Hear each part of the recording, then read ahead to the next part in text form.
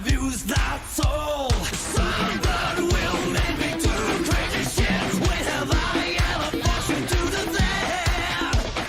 Give me my place back, hey, I won't take your special place. Still, the world is not so tight right.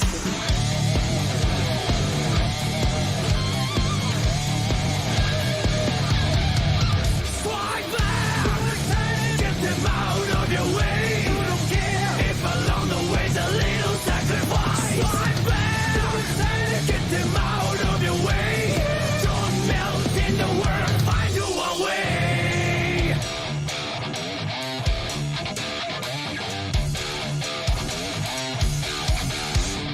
Hear that back, nobody will miss it. I'm just saying the step that body do it out of turn. I say hear back, that girl, nobody denies it. You and I both just have our views, that's all. You are not me, you're not alone. You are not my downfall either. If your voices will fill the sky, I'll take their wasteland, but I won't be alone, never.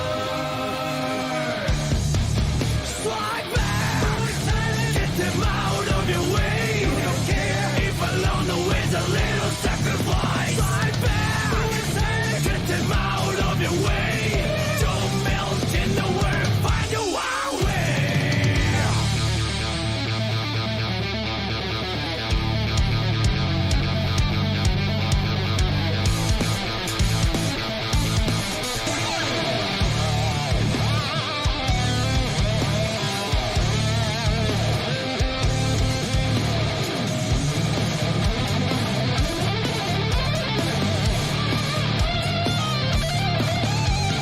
Let's go and step it body, let's go and step it body, let's go and step it body, step it body, step it body.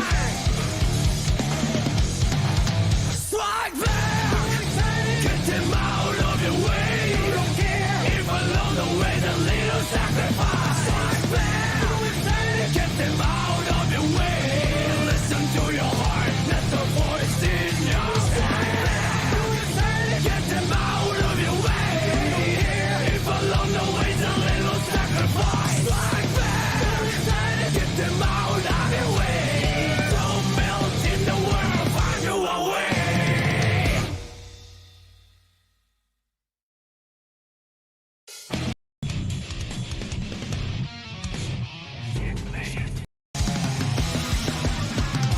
Over time, most things fade away.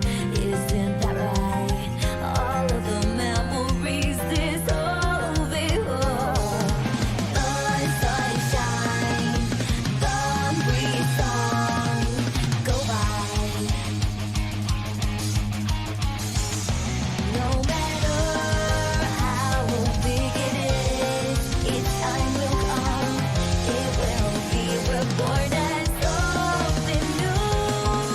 The full moon, bright balloons.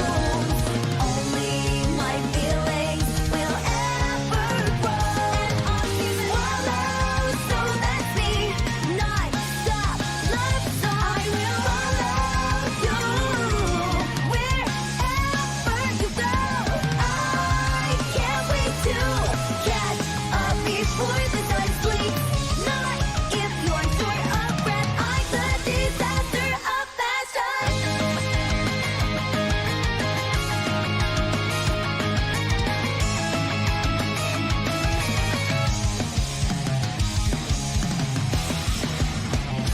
All you need to know is one or two things or a few. I'm alone, but I'm not alone. You know that, right? Trees and rain, now and then. I can't live without that precious one. On season follow, so that's me. Springtime, Cinderella. I will follow you wherever you go.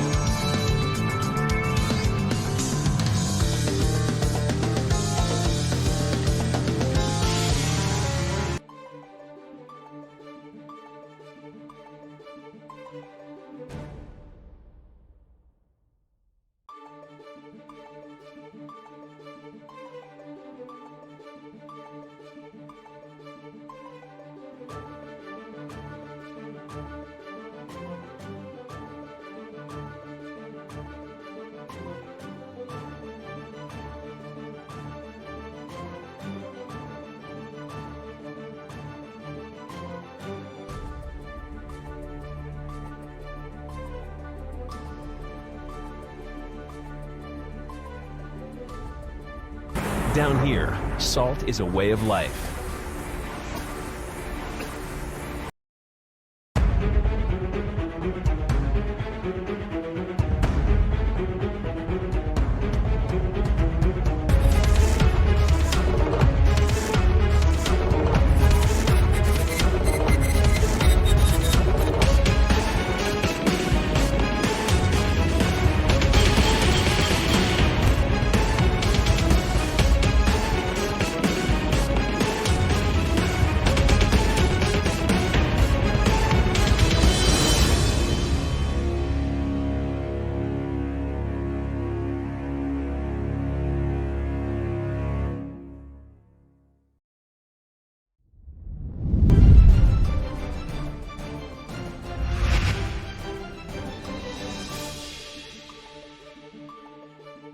Hello everyone, Stry fans, not Stry fans.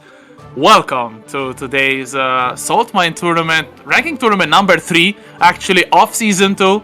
My name is Rektu, and joining me today is Jasper, and we are looking at an insanely stacked card. The names on this card are actually frightening. But welcome, Jasper. What do you think of today's card?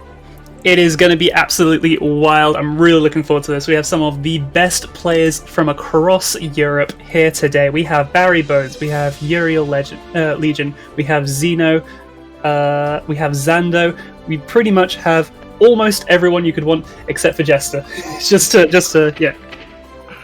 Yeah, we have Kurokich, we have Mysticsmash, we have Zando on his new Ram, and I'm really excited to see the Ramen tournament. I've seen him play on Monday, I think it was his first outing with the Ram, and he got second place, losing only to Uriel Legion, and wow, I'm really excited to see it. I'm so excited. We also have some newcomers from PlayStation. I feel Timesup is from PlayStation and they are making the switch, so I'm really excited to see some good Kai action and some Italian action. Axel Gang. Okay, never mind.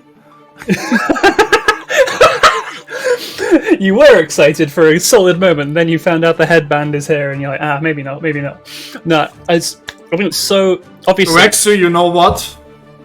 Stream is running for like 5 minutes, and you're fired now. Congratulations. Ritus, share screen, Ritus, please. Oh, true. Mankind knew that they As we are heading immediately into the first game. reflecting on themselves. Clutch screen share. And we have Kai, still Kai, okay. Kanza with the Kai against Gagayoux with the Chipp. So UK against France, the eternal rivalry. And it's here in Guilty Gear Strive as well. Let's go. Well over 100 years at this point. And this is interesting, obviously, because Kanza, before they were playing Kai, obviously they're die-hard Kai these days, but beforehand they were known for their Chipp, so it's always going to be interesting to see people play against their old characters. And right now, that's a really rough way to start things with that burst getting completely whiffed. Yeah, absolutely. Kanza, though, I think he's feeling really comfortable on that Kai. Not really comfortable in this match, however, because a good Gagayoux into the cross-up. We've seen that time and time again. The new latest deck from Chipp into this.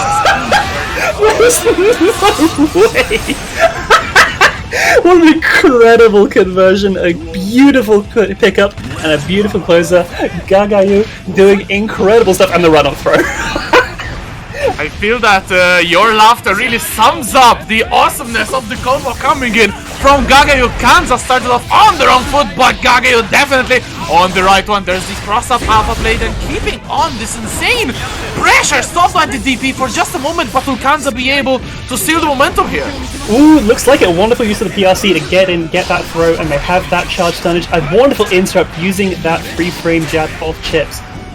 Ooh, I think he got caught by the backdash trying to go in. Nice use of FD, but still Gagayoux with the commanding foot in this set. Oh, the sweep, catching another backdash. That's just the power of Chipp, being able to run that fast and just find a low at that kind of distance. It's almost like a slide, but like when you're without any of the risks involved with just like flinging yourself forwards in a middle action like that. It's such a strong option, but that is going to be a huge opportunity. The quick RC to clean up nicely. Kanza going to get on the board for the second round. Good composure from Kanza, actually doing faster C and not dropping the combo as you normally see in these hectic bout situations. But Kanza very composed, although now he has to retain this composure. Good use of MD, but look at that, the tension is running out. And Gagayoux will keep on chipping with that chip, pun intended.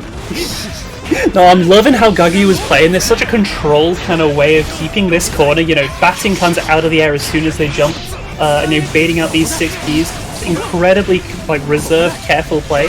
Once they get on it is very unchip-like, but he absolutely has the tools to do that. The whiff DP, that's going to be a huge, not if you drop the punish, though. That's so unfortunate for Gagayoux.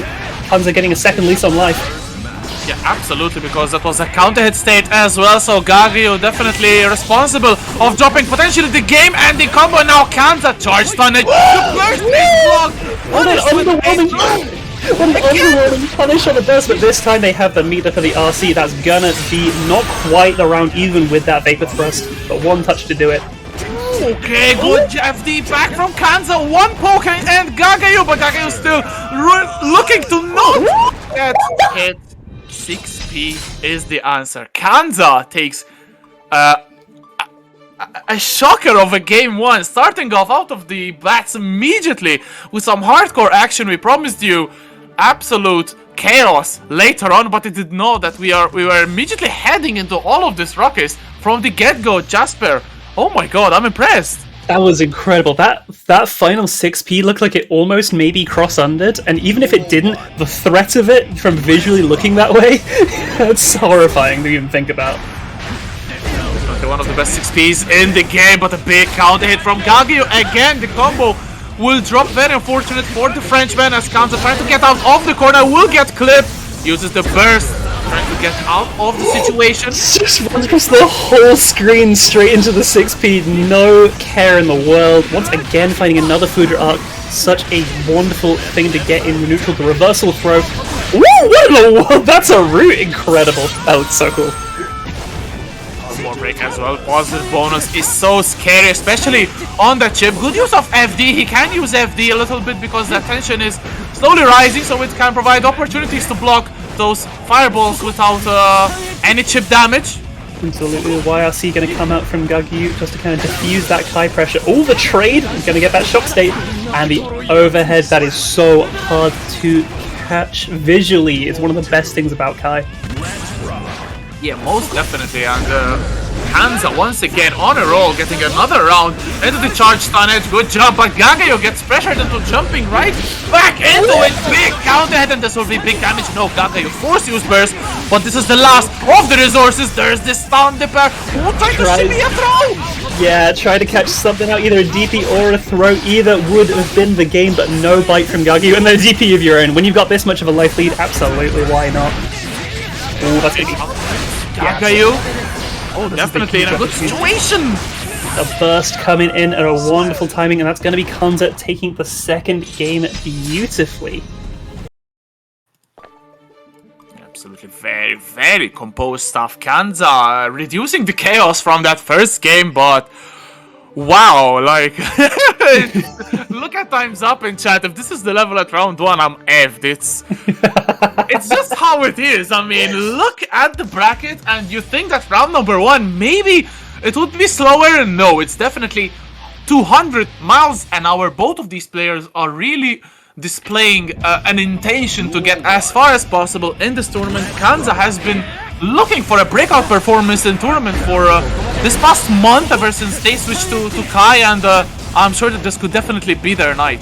Definitely. You know, they've been putting in so much grind. They're streaming like every day, so many hours, putting in that hard work, and it is paying off. But right now, this combo is some huge damage, and the reset. What in the world? The double reset? Why? No way!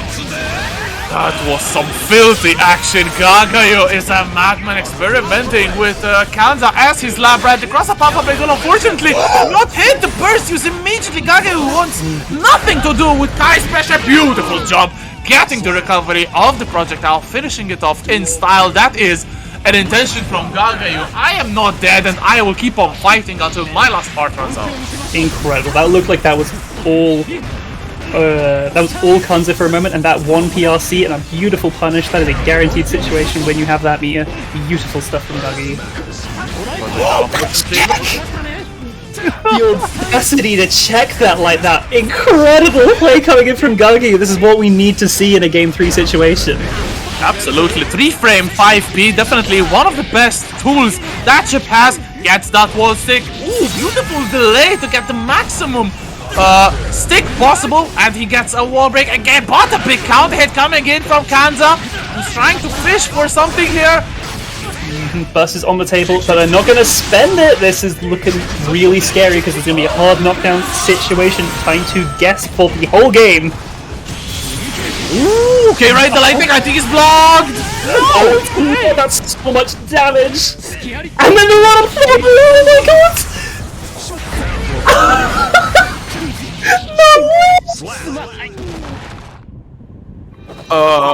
Okay, that was really something. I don't know why, but you see this happen time and time again. You see throw, but with meter, but no conversion into the RC, and that cost Kanza the round. And Gagayoux taking the whole round and the game as well, so it's 2-1. The doors are open for a comeback from Gagayoux, but Kanza still, I think, sitting a little bit comfortable, so count no one out, absolutely. I think we're definitely starting to see a couple more like kind of panicky, strange options from Kanza, but they still are really good at getting recomposed and figuring that stuff out. I'm loving how good Gagayoux is at navigating around that dire cut. Okay, one of Guy's best tools again. Oh my god, what is this combo? You're joking! You're joking! You're just gonna become the human Beyblade, let's go! The side switch combo coming in from Kanza, aside getting a screen transition of their own. Good lord, what is happening? I mean, you're scared of Uriel Leagion, or excuse me, you're scared of Nago's Beyblade. What about Chipp Beyblade? The man just let it rip. Kanza trying to end around. There's the charge stun edge. Run up, trying to maybe fake a throw into the PRC. This could kill. It does. 2K. Actually, I let slide this one because Nago and Uriel Legion are pretty much the same person. They are actually identical. I love that really long delay going into that 2K from Kanza, just to make it feel like it was going to be that overhead, but that's the exact sort of thing you need to do to keep those that frame data situation ambiguous. Exactly, and now Gagayoux gets a good wall break. This is a good situation, but now it's set point, remember, for Kanza. A couple of mistakes. Oh, beautiful range on that stun dipper into the charge stun edge. YRC not blocked. Gagayoux has a lot of meter, but a beautiful block on the cross that Kanza is definitely knowledgeable in this matchup. That's the power of being your former character. This is a huge opportunity for Gagayoux, though. There's going to be an easy wall splat, and we have 1 bar to spend in this hard knockdown mix-up. They literally could do anything in the universe right now. And they go for the command grab. Beautiful stuff. Good leaf throw. Gagayoux still in this one, but it is still set point. Kanza, if he loses this one, however, it will be tied. Oh, the beast bad burst! That's such an awful situation to put yourself in right at the start of this round. There is no way you're getting that back for the rest of this game, potentially this set, if things don't go your way. A wonderful check with that 2K. Baits that DP with the safe jump and blocks the burst. Incredible stuff coming in from Gagayoux.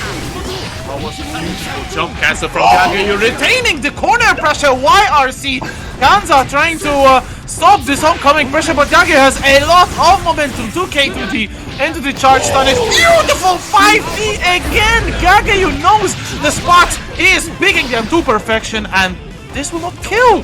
There's been so many combo drops from Gagayoux. They're so good at finding the right hit, but then conversion's a little bit suspect. But if you hit if you win every single interaction, you are still gonna win. It doesn't matter how many times you drop the combo. Some sick stuff. Gagayoux on the verge of a tremendous comeback from 2 games down, and now Kanza has to feel a little bit the pressure. It's still okay. The situation is, I feel, good enough for Kanza, but Gagayoux has a tremendous amount of momentum coming from 2 games down to 2 games apiece.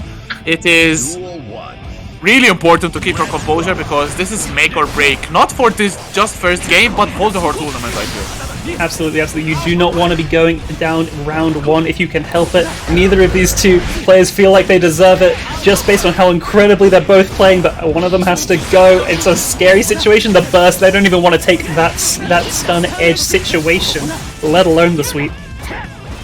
And Gagayoux cannot afford to get hit by big chunky attacks. The counter hit into the jump 2K. Gagayoux gets some sort of a life lead, which will be expanded with this beautiful counter hit. Kanza holding on to that burst, double bait from Gagayoux, trying to steal it. Beautiful PRC back though into the throw. Nice special.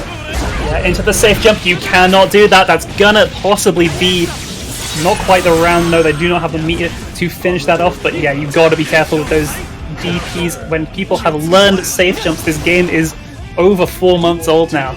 And if there's one thing that people learn quickly in Guilty Gear, it is safe jumps. Absolutely, and now it is again set point. Kanza looking to be able to close this one out. Gagayoux says no, run into my counter hit. Again with the cross up. Kanza wants nothing of it. Uses that burst, but Gagayoux still on the action. The overhead. Banzai coming in. That's such a huge opening. Not quite gonna kill. Kanza needs to find something right here, right now. No, we're going to a final game, final round. These two are right down to the wire. Perfectly matched players. I love this. We are starting with this. This is the first set of the day? It is, and we are heading for a barn burner of a round. Look at this. Kanza getting a good OTG. There's that slash again. Going in. PRC trying to collect as much pressure as possible. Gagayoux using that burst, but it got blocked. The stunnage will not be enough to kill. Oh, the air throw. Kanza! Of all of the ways that set would end, I would not have predicted a perfect to close this. Just incredible, clean, calculated play. Kanza just going for the shins. I don't know how many lows they managed to find. The threat of that overhead that took one of the earlier rounds in a really memorable way, I think stuck really, really, really powerfully in the minds and just let so much pressure go through when it really needed it at the last possible second. Incredible play coming in from Kanza there. Yeah, for sure. That was some insane first game to start off. You know what? Of insane. Speaking about power and insane, we need actually to sing Happy Birthday today. Ooh. Talking about an insane, credible working person behind always. Why they are play? I mean, they are just playing right now. It doesn't. They started without even my goal, so it doesn't count anyway. Yeah, thank you very much to Shin Yaiba. Happy birthday, bro. Always, even working right now on the bracket. You know, that's how dedicated he is. I am proud to say that I converted Shin Yaiba to a near believer. So happy birthday! Let's just sing it. Yeah, let's just sing, right? Oh god. Let's go. You give us the cue, Ritus. I will not sing alone. Me? Okay. Yes. Happy birthday to you. Happy birthday to you. Happy birthday, Shin Yaiba. Happy birthday to you. I don't even know who to try and sync up with. That was canon, man. We don't need to be synced. It's incredible. It's the thought that counts at the end of the day. Huge shout outs to one of the wonderful, wonderful people behind the scenes. One of the best of the best. Again, as you say, putting in work even today. Happy birthday. No off days in the business. Shin Yaiba, one of the TOs in Europe to know and love and respect. Just like Ritus, just like Ace, just like the whole community in Europe from Guilty Gear Strive. It's such a wholesome community. And I would not have sung Happy Birthday, I think, to a lot of people I know. No, joking. I would sing every time of day. Although I hope you don't have glasses nearby because I would smash them. But I think we should be getting our first game. Although I think they finished and they went to another one. Also, chat, make sure to claim these codes up on the match arena. Push the press boost. Yes, please consider contributing to the match arena. It costs absolutely nothing for you to put in your code. All you need to do is log in using either your Twitter, your Twitch, or one of the myriad other things. You can even use like Battlenet and all that nonsense. help support players. It puts 30 cents into the prize pot at no expense to yourself. We also, I believe, have sponsor quests that you can do, including like following people, following certain orgs on Twitter. Does a lot, puts in a little bit extra money, makes it worth the player's while to be here, putting on the show. Because let's be honest, if that's what the first set of the day looks like, top 8's going to be ridiculous. Yeah, ridiculous is honestly an understatement. But as we were saying, do the matcherino, give a birthday present to Shin Yaiba, who is working behind the scenes, as you can see on the screen as well. Happy birthday to our team member Shin Yaiba. Show him your appreciation by doing the matcherino. That's basically the best way to give thanks to this great member of the community. And yeah, time's up. Unfortunately, the game was played off stream. There was no go ahead from Rize, so it has to be replayed. The score is basically that match doesn't count. 0-0. So yeah, but it looks like we're heading into a check Anji Discord, bro. against Check Discord. Anji against Axel. It's been dubbed as one of the few matches that Axel loses, both by Mysticsmash and BarryBones and the other Axel players throughout Europe. Let's see if it's only a myth or if Theda can actually take it against Timesup here. For sure. And I guess it makes sense. Anji has some really, really unique tools specifically for dealing with like high commitment long range buttons. And then his offense, I could very much understand Axel kind of struggling a little bit with kind of once Anji actually finds their way in, kind of keeping that pressure going. It'll be really interesting to see how this pans out, because I don't think I've seen this matchup before. It was a pretty common matchup in the beginning because one of the best players in Europe, Maka, used to run an incredible Anji, but fortunately dropped him for Leo. Let's see how Theda will actually fare against Timesup. Two players who are relatively new to the PC scene, at least. Theda from Italy and Timesup from Italy as well. Okay, very interesting stuff. Ooh, Italy there, very interesting. Yeah, and we already saw one spin through that 2H is going to be a definite indicator of things to come. Going to be see a super coming out. That Sickle Storm going to get that reset back to the mid screen. Oh wow! I don't think Sickle Storm used that often, so very good stuff from Timesup. Theda putting on the pressure. Big counter hit, the first immediately used from Theda. Jump H from Timesup. This is looking like good situation. The call is stopped. One more poke. Either player can take it. Run up throw. Why the hell not? Theda getting Theda is grappling right now. We've seen, I think, 3 throws already in that first round. Yeah, it's definitely an Anji game plan, but looks like Timesup is getting that Axel game plan, trying to space out his opponent. Good 2K into the snail. He tries to get that long range 5D, not going to quite find its mark. Gets the unblock. Here's the projectile for the plus frames, going to have to burst to try and reset the situation.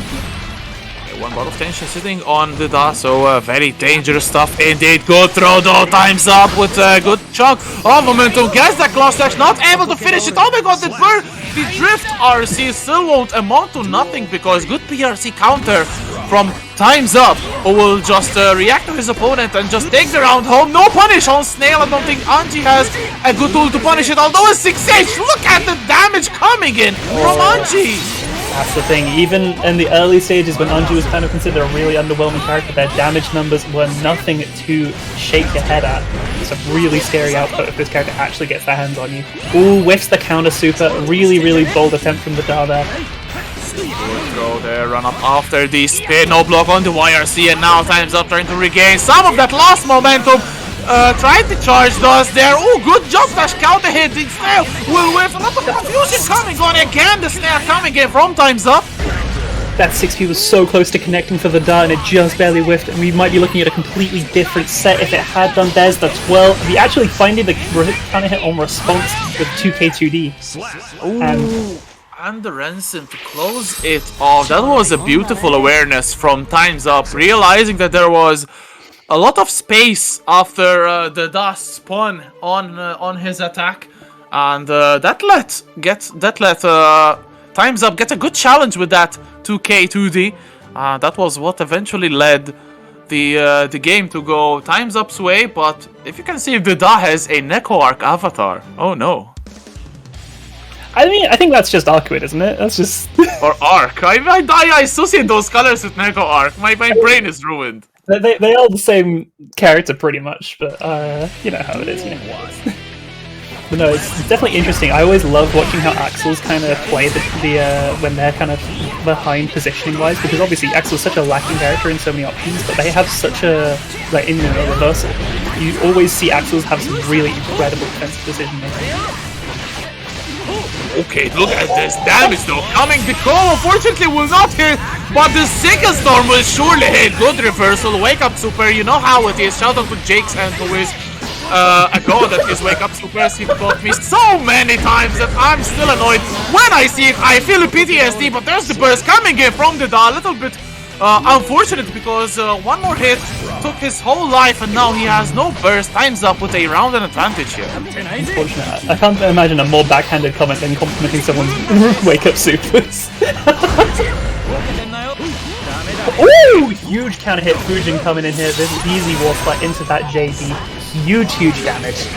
And huge is the life lead that the Da has built for himself, but Timesup will get some distance, trying to get that Axel game plan into action, trying to a little bit of spins. The Da, beautiful 6P hitting from downtown, going forward. There's the blast spins into the 5H. The Da definitely not a slouch, not bowing down to his Italian compatriot, and the Da definitely bringing the game to his opponent. It's crazy that you have time to block there after that KO there. It's such an incredible anti-air tool. It's so hard to contest sometimes. Blocking that overhead so consistently is the Da. I'm loving what I'm seeing there. Me too. Look at this pressure coming in again from the Da. PRC from Timesup, recognizing the situation was a little bit averse. Jump H. Oh, there's the Fujin BRC. Good stuff. The Da wanting to keep himself safe. He cannot afford to lose any chance at pressuring this Anji. Oof. Huge opportunity, doesn't find that pickup on the Fujin hop, unfortunately, and we're going back to that mid-screen where the Rensen is going to be really effective, but the spin, closing that distance, wonderful adjustment from Timesup, immediately go for that grab as soon as they see that spin. This is going to be huge damage, one touch for meter, there's the YRC from the Da, and a YRC in return! No, wait, I've got to see the burst there, absolutely. And there's the explosion follow-up on the Rensengeki. Gonna be closing out another game. 2-0 up to Timesup right now. Definitely a very good round coming in from both players, actually. The Da was a little bit antsy to go for that spin. It was not even in time for Axel. He just was even getting knocked down by the burst that Rensen hit at the recovery frames of that spin, and that was the doom for the Da. And we are heading to the potential final game. Is it Timesup for the Da, or will the Anji player actually make a comeback? We've seen a comeback in the first game. Let's see if we'll have another one in the second. For sure, Renai upon reverse sweep in the previous set, but right now Timesup is looking even better than they have done previously. There's the burst. That dust is just never connecting, I'm sorry. Even if you connect it, you're not connecting it. Ooh, but good to H again. Timesup has a lot of momentum on his side, trying for that jump H. 2K to the snail. One more poke. There's the spin from Anji coming in. The Da is not going to concede. Trying to beat on the burst. Finds the throw, reset the situation. Gets another counter hit. They're going to block the burst easily. There was no way they were ever going to not burst there, right? Yeah, absolutely, and now the Da reading the situation to perfection. One poke and both of these players, there's the go attempt! Oh no, the 5P clipping, probably a jump attempt from the Da, and it is now set point. Timesup, getting hit by that claw slash. Good Nakeha from the Da, ending the combo, getting some Oki here, but the jump H from Timesup, getting that life lead back. And the full screen presence as well, plus the plus frames after that Rensen follow-up. Huge stuff. Gets a nice Axel bomb at For Your Troubles. The 5D finally finds its mark. They've been fishing for it all set so far. There it is, finally getting the burst off of the dot. Again, what are you doing? Axel Bomber in neutral! Again, Axel Bomber in neutral! Time's up, trying to fish for something perhaps. There's the snail again, into the Rize, and this is looking like a very good situation. No confirm, there's the 5P! I meant jump H, another jump H, and time's up. The audacity, the sheer rudeness. Who the hell does Axel Bomber twice in neutral, you madman! Just pretend it's an uppercut. Pretend it's an uppercut. It still doesn't make it any better, but just pretend it's an uppercut.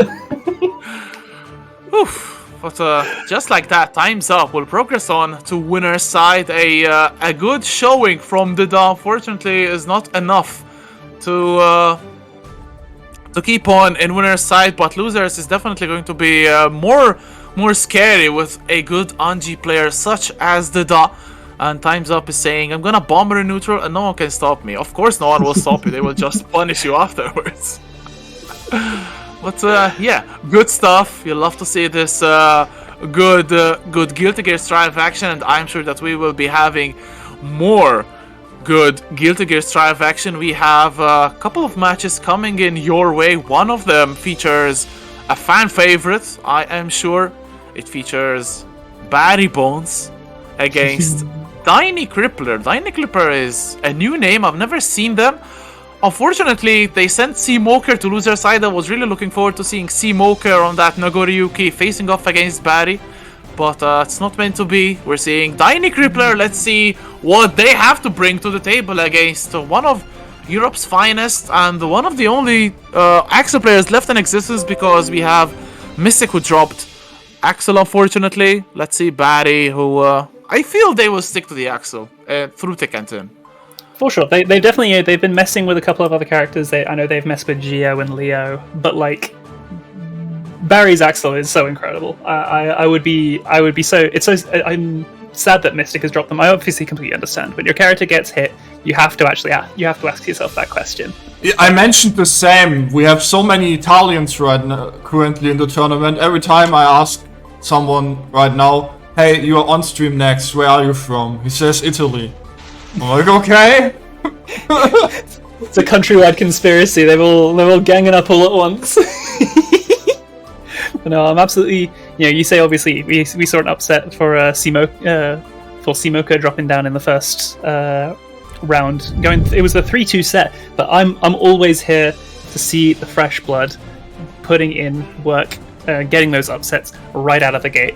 So if we see 2 in a row from Dyni Crippler here, that'll be horrifyingly scary stuff. I'm here for it though. I'm here for it. Yeah, that is what the fighting game community is all about, honestly. Getting those upsets, which then provide us the new stars, the new amazing player to beat. We saw it time and time again in Strive in these early stages. It's been 4 months now that Strive has been out, and we've seen our fair share of godlike players. And we're in fact talking about the what the. Okay, so it looks like we are seeing the Leo coming in just to spite you, Barry. Okay, I am rooting for Dyni Crippler. Let's go, Forza Italia! Oh no, he plays Sol. I'm not gonna root for anyone. No, this is an interesting matchup. It's Eidenstorm time. This is one of those few matchups where it's like, oh, Sol doesn't get to just do whatever they want in the neutral. Even back in the day when Sol was even stronger than he is right now, there was the neutral was a kind of interesting thing to negotiate.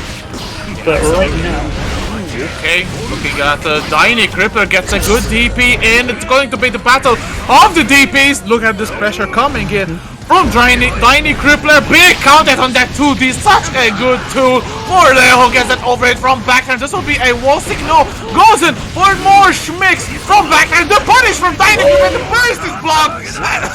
keep it simple. Wonderful punish on that burst. That was definitely a winnable situation for Barry.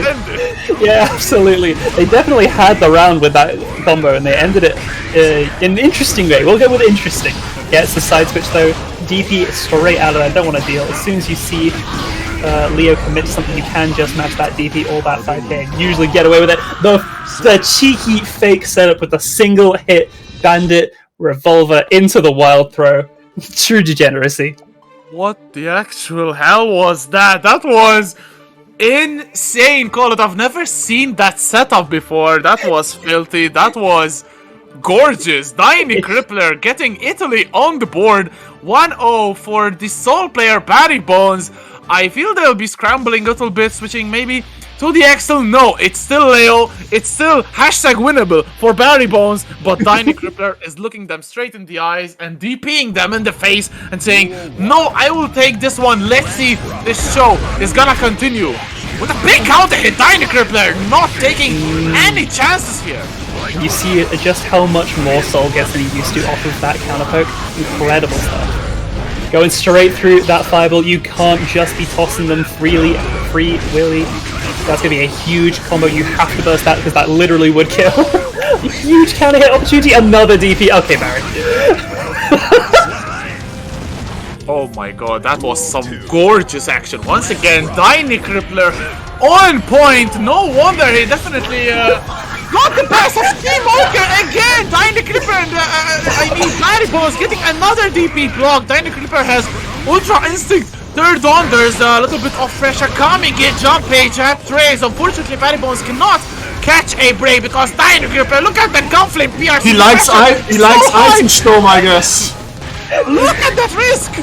Absolutely incredible pressure coming out. Barry has not had a chance to respond in a damn minute.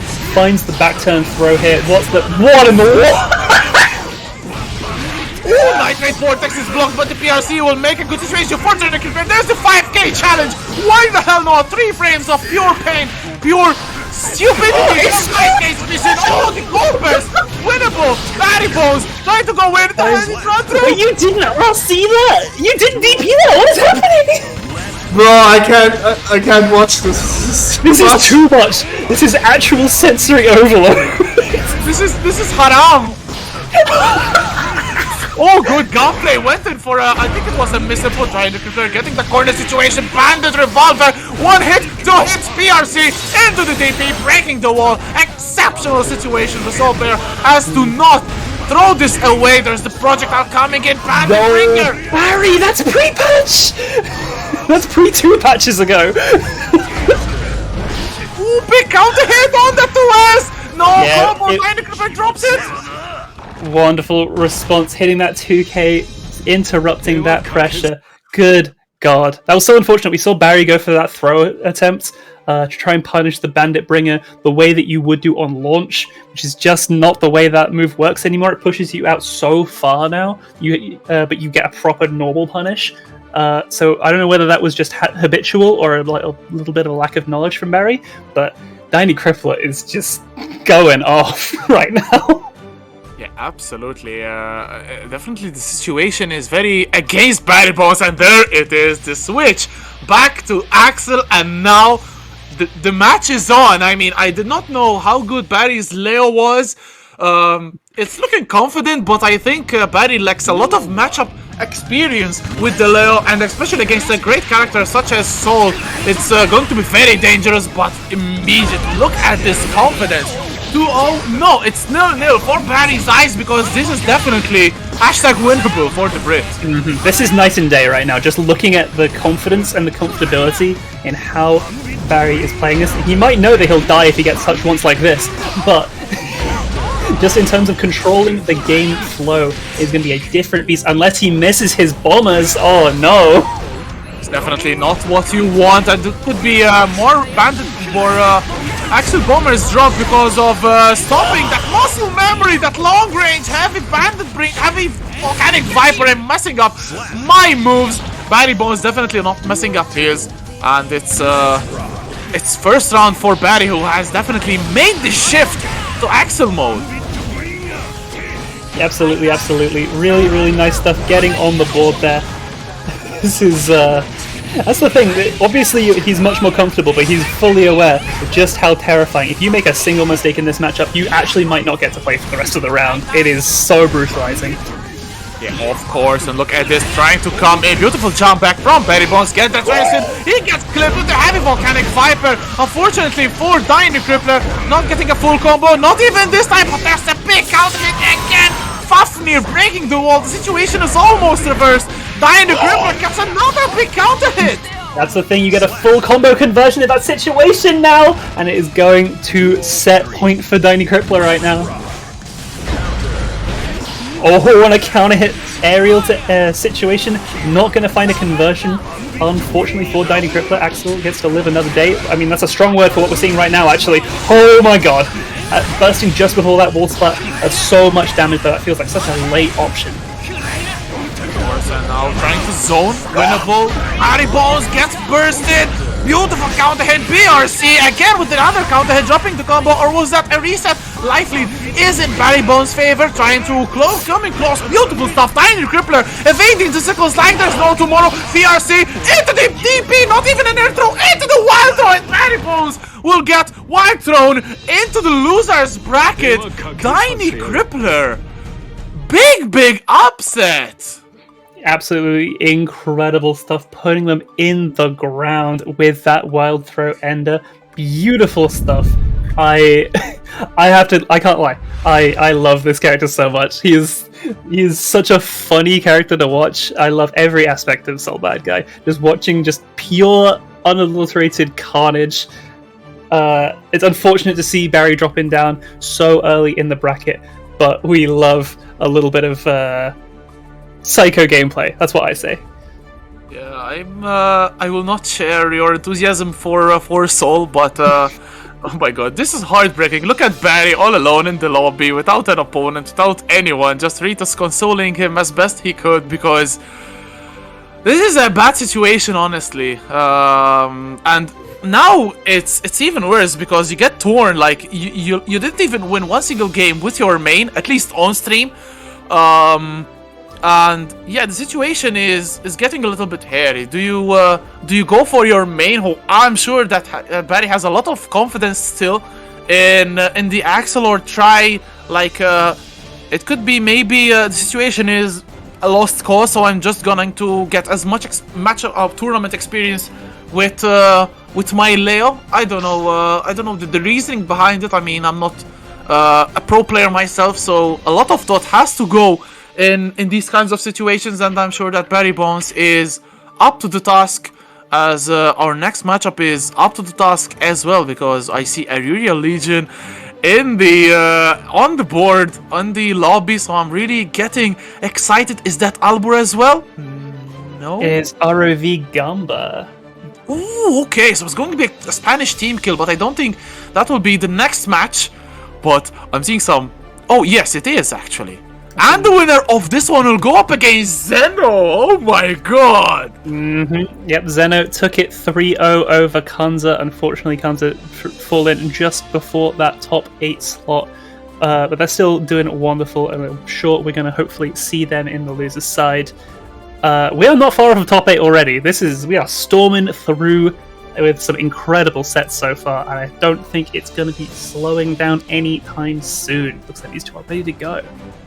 Yeah, surely that is an absolute certification that we're going to see more and more insane action. We have a lot of excellent stream matches lined up. We have Zando against Trykeazer coming up next, and Kurolich against Mysticsmash. That is truly going to be a highlight of the bracket, but no time to talk about other ones. This is a Spanish knockdown. Let's see Uriel Leagion against Gamba. 2 of Space Best, and Uriel Leagion going in! You see how much damage that command grab did to Chipp? Just roll, that's incredible. Oh my god, just put him in the Nago's damage output is so scary on everyone. So you put him versus Chipp and they actually melt. It's incredible.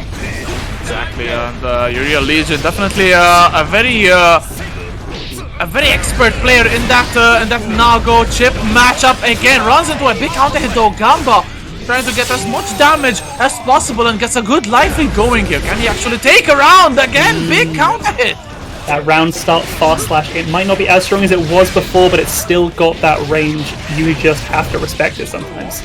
That's going to be so much damage on the board. That's going to be a lot of blood as well for Uriel Leagion. They're going to have to chill out a little bit. Oh, no, but we're getting straight to the spinning top. Uriel has to chill out. Gamba definitely did not. Gets a good super, and that is wall break and the kill. Yes, it is. Gamba gets around straight away, and this is looking like a very close set. Let's see who will be able to get that first game. The Beyblade hitting from 7 yards out. Definitely huge range on the Beyblade. He needs it. It's incredible. It's an incredible tool. Wonderful stuff from Gamba, backdashing out of that Oki pressure from Uriel Leagion and getting a situation of their own here. It's a neutral reset here. Let's see who will be able to want to take it. There's the best coming in. Gamba not letting Uriel steal it with a bait. Very smart. Gets that RC, trying to carry to the wall. Uriel is holding on to that burst, knowing that this combo does not kill. Oh, this XP will whiff. The burst does not. Overhead situation, beautiful pickup with that QRC. Gonna close that out really incredibly from Gamba after that first round was a complete blowout. Just taking it straight back.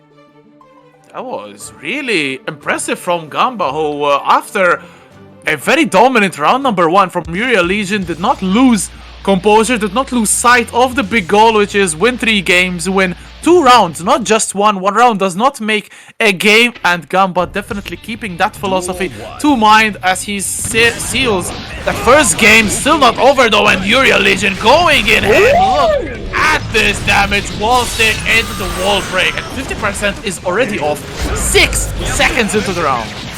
No way, huge punish, beautiful pickup from Uriel, calling him out, going straight into the super. This could deadass kill.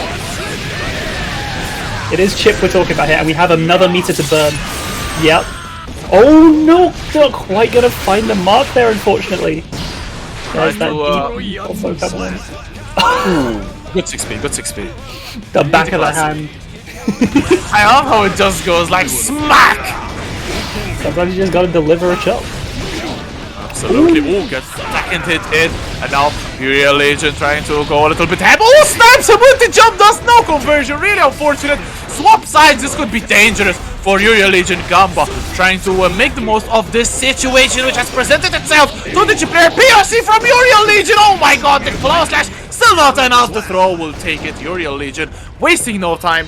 1-1 is the score. And we got a game on our hands. That was such a ludicrously short game. Like, after a real nail-biter of a game 1, game 2 just blew by with such haste. I didn't even get a chance to, get my bearings, good lord. Yeah, it's so critical to get your bearings in a matchup like this, especially if you're the Chipp, because one poke with that giant ass sword from Uriel Legion or even his hands is certified death. Gamba getting that burst really early, not wanting to do anything with Uriel Legion's damage as he still goes on. He's still hammering on that life bar.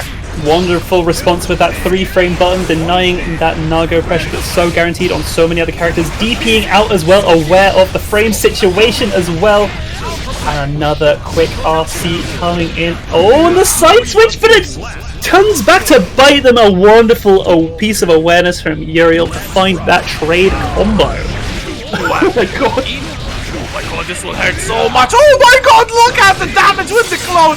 One of the most stylish combos we've ever seen Uriel Legion pull off. At least for today, because I'm sure that he will pull off 6 or 7 more on stream. But look at this, Gamba trying to get somewhere with those triple jumps. Shuriken actually hits its mark. Absolutely, sometimes it's got it, right? Surely. It's crazy just how good Uriel's also management is, because they didn't even pop blood and they did so much in that combo. And it barely even came close. That should be everything, right? Absolutely. Oh, upwards jump. Ending it with the jump dust. Uriel Legion is a showman, and I love him for it. One of my, if not my, favorite player in all of Europe. A little bit of fanboying, I know, but he is an absolute monster with that Nago. And it's looking a little bit ugly for Gamba, who has to make a comeback. Uriel Legion, not a very easy customer, shall we say, on that Nagoryuki. It's an uphill road for the Chipp player. No, for sure. They made such a wonderful comeback in that first game. They have not had a chance to breathe just yet in this set since then. They're not finding anything off of these counter hits. It's really unfortunately going to burst to try and keep the positioning the best of their ability. Nago is on really high blood here, so it's getting very hard for them to convert into much damage here. Ooh, again with the Beyblade going in. There's that pop. As you said, you jinxed him. And trying to go for the jump dust. That 5H will reach from the other side. Optimal Shuriken will hit. And the jump in from Gamba, getting 1 round back. 1 more round, and it's perfectly timed. But Uriel Leagion will say no thank you. And will just proceed to take away 50%. They don't find the opportunity to break it. And then it's still... Incredible stuff. And that kills? It's Chipp, he's made of paper. It's Chipp and it's Nago. Like, these two are a match made in heaven, and so if you want to see big red bars on screen at all times. Absolutely. Again though, Gamba running in, getting clipped once, using that burst immediately, and ooh, big counter from Uriel Leagion going forward. Oh my god, that's It's gonna be another explosion, absolutely. Oh, a punish situation. Yeah, gotta burst out or you do just die on the spot there. Okay, a little bit of air shenanigans. There's a cross up, and now pressure. Uriel Leagion has to defend for his life. Gets the backdash, and that will be the end of the round. Gamba bringing it back, and it's 2 games apiece. Can Gamba pull off one of the biggest upsets in recent tournament history and send Uriel Leagion in loser side when we are at just round 3? Incredible stuff. That catch on that backdash was so meticulous, and I love how well we're seeing the capitalization on the blood explosions coming in from Uriel in that last game. Because, like, I feel like Gamba is just structuring their situations in the offense so that they're getting in when Uriel is on that high blood, and he wants to deal that damage, but you know the risk is just way too great. Absolutely, Uriel has to be more careful. The blood has been hindering his opportunities, and they cannot let it afford him to send it to loser side. As now Uriel Leagion trying to pressure as best he can. There's a big count it, and this is a dead chip. It is a dead chip. Yeah, there is literally less than zero. There's no way that it could possibly have lived. Even on like 3 hits earlier in that combo, that was already dead. Okay, perfect. Uriel Leagion meaning business. He has put his mask on. Beautiful challenge with that 5p Gamba, picking his spots. Beautiful backdash into the cross up, and now the situation is reversed. Oh my god, the jump off the Beyblade! Just barely not in blood. That fast slash is going to be saving Uriel's life right now. They were so close to the detonation. Okay, but now Chipp is definitely in danger of detonation. Oh, no way! The reactions of gods. How are you gonna challenge the dash up 5k with super? Why not? Uriel Leagion is a madman confirmed. That was one hell of a set once again. Holy moly. What an incredible set. Good lord. We haven't... Oh, how do you even... That was really impressive stuff from Gamba, though, I want to say. They really did play their heart out, and they really gave Uriel a run for their money. Took some really fantastic games. I loved how they picked their spots in their offense and navigated their way. I don't think Uriel even caught like a single real solid anti-air, just because of how well Gamba was kind of maneuvering. It was really, really impressive stuff, but at the end of the day... But what else is incredible is all of the people here in this chat. I see 185 of you, and I'm going to check the match arena right now and see how many of you have actually put in the codes. Because I'm seeing that there are 33 of the 50 remaining. That is simply not enough, my friends. I'm going to have to ask you to !match arena, click the link, sign in through whatever social media or otherwise platform you so desire. Put that code in, do those sponsor quests, help support these players. We are only at a small, unfortunate $15.70 right now, and I know we can get so much more. Big shout outs to the people I'm seeing trickling through right now as I speak. I want to see more of that. That's what we love to see. It is absolutely no cost of your own and all it does is help support these players and make it worth their while to be in here putting in the work. Mankind Yeah, knew just that have to say one comment. Shin Yaiba, who is TOing this tournament, and that's his birthday, did the code. You have absolutely no excuse to not do this, as we're heading into this matchup between Albur and DFoppi, another Italian player. This is really interesting to see a lot of Italian representation. As Rito said earlier, Albur, this is an arguably 6-4, 7-3 matchup for the Axel pre-patch. I don't know the situation after the patch, but Albur will definitely be experienced in this one, having done a lot of battles with BarryBones. DFoppi though looking like he is experienced as well, keeping that keep out in check. Right, the command throw. Command throw is so reactable these days. It is really, really hard to catch people out in those situations. People are just ready for it at this point. It is tough. Not too impressive. FD coming in from Albur, there's the counter hit, and DFoppi will take a good round number 1. Definitely stuffed the majority, if not all, of Albur's attempt to approach, and that will be the make or break in this matchup. Honestly, Albur has to keep the patience to go in slowly. Big Beyblade though, that was definitely not slow, but efficient. Oh, again, another Beyblade into the wall break. This is what Albur wants. Yeah, absolutely. Could not have taken a more different route from what you were suggesting. That's incredible. Gold These dust people coming are out. living to prove me wrong. By the way, seeing Armix in chat, can we play him real quick? He signed out of Strive and then wanted to back up, sign again, but signed up for Street Fighter instead of Strive. So he completely failed. Incredible stuff. You simply love to see it. It happens to the best of us, presumably. That is a lot of risk right now.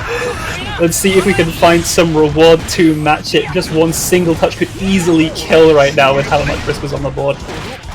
Throw again though, a throw from Albur into the blood-sucking universe. Some much needed pressure coming in from Albur into the BRC 6H into the super. That found its mark.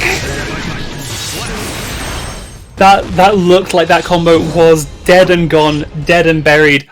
Far too far away to ever get that wall splat, and all of a sudden Axel's arms are splayed on the wall.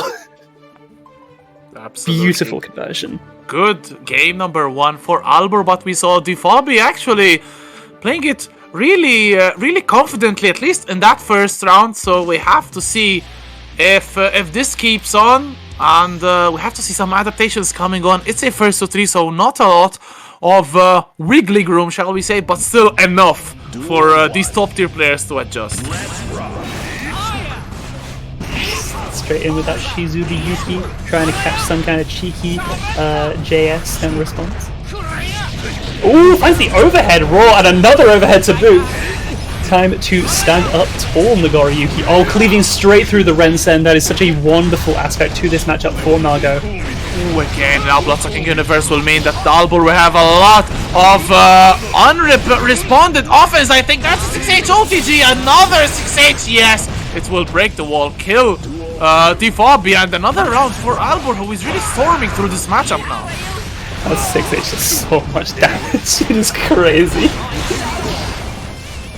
Oh, yep, tries to go for the plus frames with that projectile. Gonna get bursted out. You just do not want to deal with that. But level 3 H's you cannot underestimate. They will always hit you. It doesn't matter where you are. Good use of FD from DFoppi. That's it. Beyblade, oh my goodness. Unfortunately, you considered pressing a button at any point in this game. Which, honestly, a massive folly when you're in the corner versus Nago. Honestly, it's your own fault. I mean, it's block simulator. You cannot afford to press any buttons. This is single player against the CPU. Because Albur definitely not letting his opponent pressing any buttons. Zando, calm down. Damn. I don't know if you sniped what he said in the lobby. But I should disqualify him from the tournament for this, man. That's rude. Don't be like that. Be like these players instead. It will be a highlight for sure. DFoppi, I'm sure that they will try their damnedest to not let this Nago walk all over them. Although Albur is one of the best in Europe. There's that Nago going in, and now it's really block simulator again for Foppi. Absolutely, absolutely. Getting put in that bend, but the snail is massively punishable once you're in that level 3 situation with Nago. This is gonna be the kill again. No. Yeah, that is getting out of hand. Unfortunately, the pressure getting to the Axel player, and it's looking very good for Albur, especially if he gets one more of those big hits in. That combo just doesn't even look real. It doesn't make any sense in my brain when I see that 2k into the close slash, and here we are. Indeed, on the other side of this map, 2H gets some distance from DFoppi. He needs everything that he needs. He needs his counter hit as well. There's that transition into the one vision. Oh, we got them combos. Axel bomber, you got it again. Another bomber. Some good burst of damage. Incredible stuff. This is the exact stuff you on the board for Albur. It is going to be so hard to keep away. The clone and DFoppi getting a very good comeback. Can he actually complete it? Trying to go for that snipe the entire. There's so much blood on the board. The chip damage coming in. Just a little bit too frightening of a situation when all of those sword buttons are going to start doing massive amounts of chip. You just want to try and get your way out of there. And unfortunately, that is going to be the end of the road. Yeah, the end of the road for DFoppi. The Axel will unfortunately be blown out of winner's side. Albur cruising to a comfortable 3-0, and we are heading to our next match, which will feature. Oh, I think it's going to be Zando on his shiny new round. Nah, it's Mysticsmash versus Kurokich. Bro, you're fired, man. It's higher in the bracket. It doesn't make any sense. Look at the stream channel. Like, come on. Okay. You're Sorry, fired. my bad. Yeah. No. Alright, so yeah, we're heading into Kurokich against Mysticmash. It was one of the most polarizing matches, I feel, in the early goings of European Guilty Gear. That Kurokich on Potemkin against Mystic on the Axel. Mystic is now playing Nago, and Kuro teased a secondary. And will we see a secondary from Kurokich? Yeah, looks like it. We've got the Kai Kisk coming in. It makes sense, you know. Pot is definitely, it's pretty widely accepted this time. Pot really struggles versus Nago. Just the sheer inability to kind of get in on this man with the huge sword. Kai has a very different story, has a very similar game plan from Nago and a similar effective range. Mysticsmash definitely starting in strong, trying to get that to S5H. Beautiful challenge with that stun dipper. Mysticsmash unfortunately cannot get a punish. Beautiful block with that 5P, but the DP coming in into a pop very early. Very fortunate for Mystic, who gets clipped by the projectile to interrupt Blood Rage activation. Yeah, that could have been entirely the round right then and there if that fireball hadn't been there to take them out of that animation. But it's still going to be going to Kurokich in that first round, baiting that burst, but no punish. Unfortunate stuff for Mystic, but it is still overall a good situation for them to be in. Not a good situation, at least for Kurokich. The 5H will whiff, recovered a little bit too quickly. There's the Beyblade coming in, beautiful jump back. And now Kurokich trying to revert the situation that Beyblade will say no. And Mystic, that's SVRC into the wall break. Who've been in this place before, gets that round start slide. Incredible stuff when you have the meter to burn. Oh, and the 6P just chop them out the sky. Beautiful stuff from Mystic, evening this out one round apiece. This is really interesting set, definitely at the get-go. Big DP in the face. Kurokich not afraid to use that. Definitely going to go ham with that DP. Going in again, does the stunnage into the corner. Trying something. Oh, the throw is sweet. No burst coming in from Mysticsmash. Underwhelming punish, but what a beautiful opener. That's never something you want to get hit by. Never. Just like that 6H breaking the wall, massive damage, and now Mystic in reverting the life situation, although Kurokich still in the lead. Not for long. There's the combo damage, and Mystic will have full bar. 1 bar will be used to use that super. This will not kill, but will leave Kurokich in a very precarious situation. They both have a bar, they both have burst. This is not over just yet, but it is a scary, hard knockdown situation. Baits that command grab, or reads it more accurately, I should say. But a backdash of their own, catching another grab. Taste of your own medicine. Mysticsmash is going to take that first game. Yeah, definitely showing proof that Mystic is one of the best defensive players in all of Europe. In my opinion, in all of the world, some of the best defense you've ever seen. Nago has a good backdash, using it to the best use possible. You know what Mystic also is really good at? Oversleeping and not signing up for tournaments. I was so sure that was a Matcherino tie-in, I'm not gonna lie to you.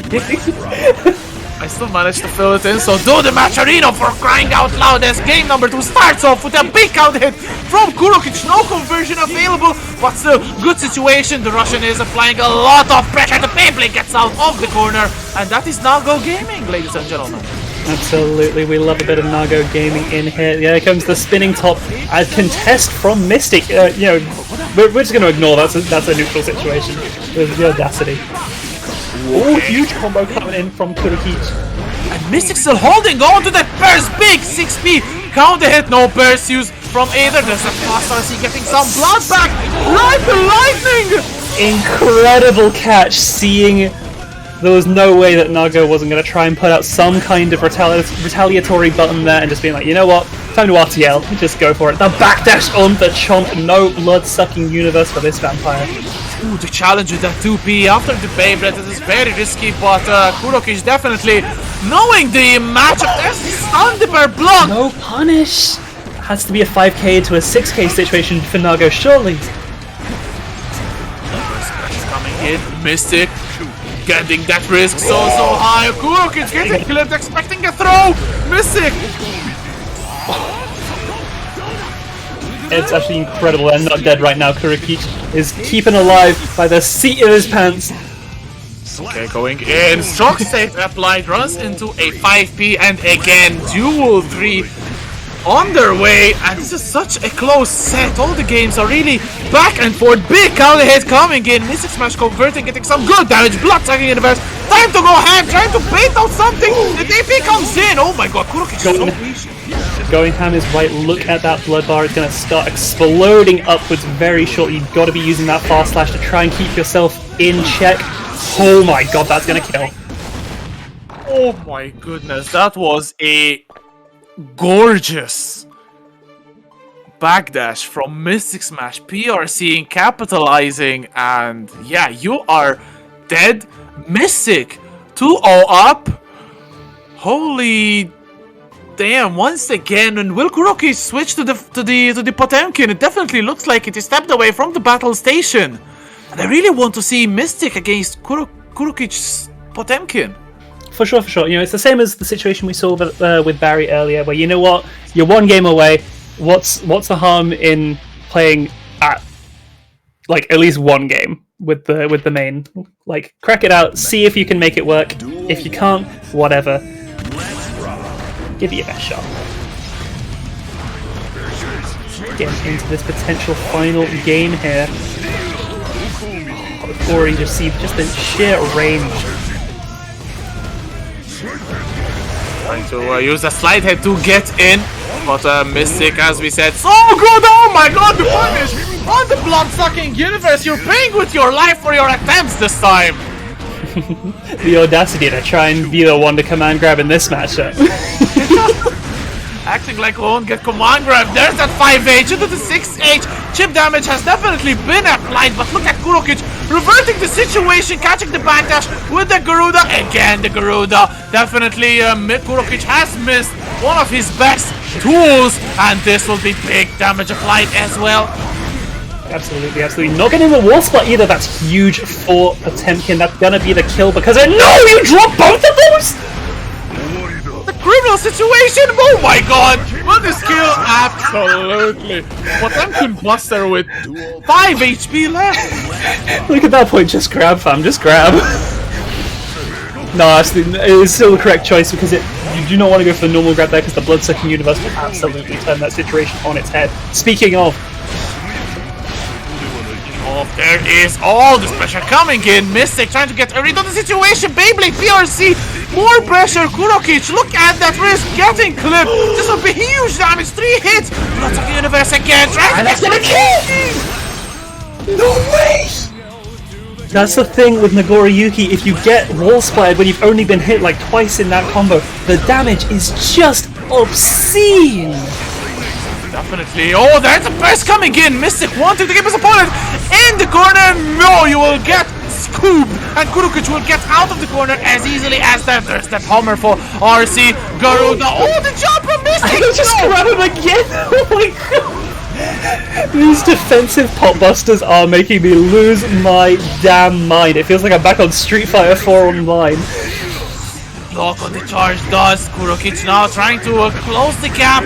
Mystic getting a hit in. There's the 5H again. So much range on that 2 bars of blood. But still, Mystic trying to get in. Kuro trying to withstand all this offense. Burst is still waiting. 5H teleport.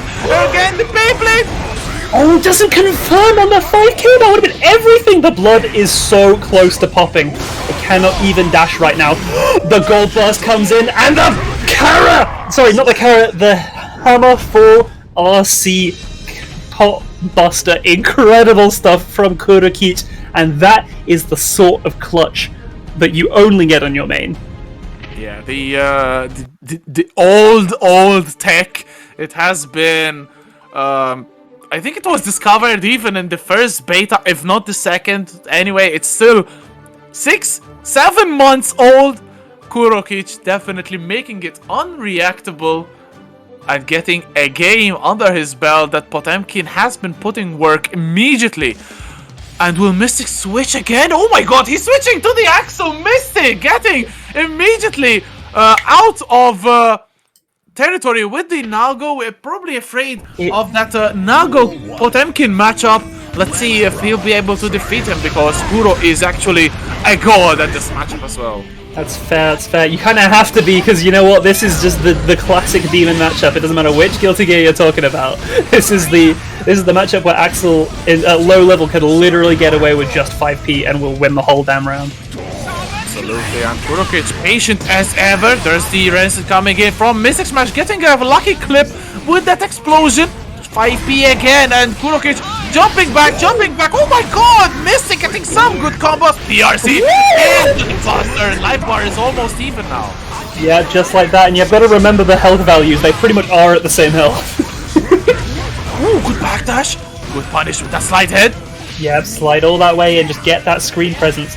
Oh, every single bit of damage from that 5p is so huge once you get to these life situations. Okay, good 5p again. Kurokich trying to get something, but the slide head is countered with the jump slash, and Mystic set point starting off really well in this round as well. You've seen them hitting those combos that only work on tall characters as well, just for added measure, you know, you might as well. Right, good defense coming in from Kuro once again, but look at that chip is definitely being applied, and the chip damage, the delayed explosion, another resin. Kurokich is panicking a little bit, the timing was off. Mystic has turned him the timing off. There's the one vision. Oh, a little bit too late. Yeah, whiffs unfortunately. You know what, you can put a lot of time into another character, it makes sense. You're not going to have everything down perfect, but it looks pretty damn close to it with that air throw. Gotta be closing this out really beautifully by Mysticsmash, returning to the roots at the end of the day. Axel vs Potemkin. You can be the best damn player in that matchup in the world and it can still feel impossible. Yeah, definitely some excellent stuff from Mysticsmash, jumping in the sky, plucking a giant-ass robot and slamming him to the ground, getting himself a passport to proceed to the next stage where they will be facing off against Frazer, who is a great May player, so it's definitely getting more and more stacked. But speaking of stacked, it's time, it should be time at least, for our next match, which will feature Zando on It's that round. time to go to Matcherino, claim the codes up, because we are all over 200 people in here. It should be very easy, guys. Push this prize pool up for the players and their amazing show and performance they are delivering to you guys. Absolutely, absolutely. There are still so many codes left to claim. Only half of them have gone. That means there's 25 left. So if you want to get in our good graces and you want to be one of the 25 coolest people in here, you better put that damn code in right now, or I'm going to be really angry and I might cry. Please then don't make Jasper cry. Definitely you do not want to get her angry, or she'll haunt your dreams just as I will. But someone who definitely does not haunt my dreams is Zando, because I have been dying to see his Ram in action. Hey, shut up. I'm just trying to pass it, just trying to pass what's happening right now. No, absolutely, this is going to be an incredible set. You haven't seen either of these characters on stream up until this point, and Zando has been waiting in the wings with this Ramlethal. Oh, there's the combo coming in. Unfortunately, I think he dropped the claw slash, but still, there's the Rekka again. The most criminal change many are feeling in this patch, but there's the more to butter again. No 2-1-4H, a little bit afraid probably of the timing, but still excellent situation. Zando with the Ram trying for that jump slash, but Trykeazer onto Giovanna even. Another character switch. I thought Trykeazer got Anji, but there's a good wall break. Good situation for Trykeazer here. That's the thing, we got a new patch, it's a new era, the whole game has changed so much. We're seeing people trying out things they've never tried before. You love to see it, mixing these things up, something fierce. And yeah, going in once again. Turkish bread, does Zando still play Chipp? You're seeing with your own eyes. No, he's playing Ram, and I love him for it. And there's the Rekka again. No punish from Trykeazer, maybe a little bit too far. Good flow, there's the burst coming in from Zando, does not have anything to do with that Giovanna back. A beautiful 6 speed from Trykeazer. That's going to be a huge combo conversion. No RC, that's a little surprising, I've got to say. Straight into that overdrive coming in from Trykeazer. Gets the throw as well, not quite going to kill. Actually, yes it is, because I forget the OTG is guaranteed in that situation. Let's go. Yeah, good stuff, Trykeazer reverting or equaling the situation, and now it's more and more tense for both of these players to get this first game. Big counter hit coming in from Trykeazer into the super conversion. This will hurt like hell. Absolutely, absolutely. Every bone in your body's hurting right now when that dog starts swinging on you. Slash pressure, big counter hit. Oh my god! So, yeah, you have to burst there. You have so much risk on the table. You are about to explode. The reversal super, not gonna find its mark. This actually could straight up nigh upon kill. Not if you don't spend any meter. Again, you got to make the most of those risk combos, surely. Oh, good RC. Oh, the burst will whiff, and Trykeazer will capitalize with the easiest token of his life. Game 1 to the Frenchman. Absolutely wonderful clutch from Trykeazer. It definitely felt like there was some unfamiliarity from Zando. There were just like certain decision-making choices I didn't quite follow in terms of how they were like choosing to spend their resources, or when to spend it all, when to hold back. It feels like Trykeazer is very much more than happy to leap at every one of those opportunities that Zando leaves on the table. Oh, absolutely, and every dropped opportunity from Zando is a perfect chance for Giovanna to capitalize. She can output so much damage, and Ram does not have the biggest health bar in the game, so definitely plenty of chances to capitalize. Oh my god, 5k down or start of the round. Burst immediate from Trykeazer, who does not want the damage to come in, but still, oh, try to go for the Rekka, the double Rekkas. Oh, there's the big combo of that new 2-1-4K, more to battle, and this is an extremely good situation for Zando. Yeah, the hard knockdown situation into the low. There's so many ways you might have to block in any one situation there. It is a really hard one to survive. Zando doing some wonderful stuff. Catch it, gets caught in the backdash though by Trykeazer. Not going to get too much of a conversion because it is a rounded hit. Now the pressure coming in, big counter with that jumping dropsy combo, but still good throw. Giovanna is the best grappler in the game, confirmed again with the throw. Look at that life lead that Trykeazer now has. That FD sent Trykeazer flailing though. There's an 8 sword. Time to apply some pressure. No! Oh my god. The reversal of super again. I love that we're seeing these Trykeazer just seeing what you can get away with, right? Just go for it. Wonderful anti-air 6P. Taking advantage of that weakened JH Ramfall has. Gets an air throw as well. You don't usually see Ram get challenged in the air this handily.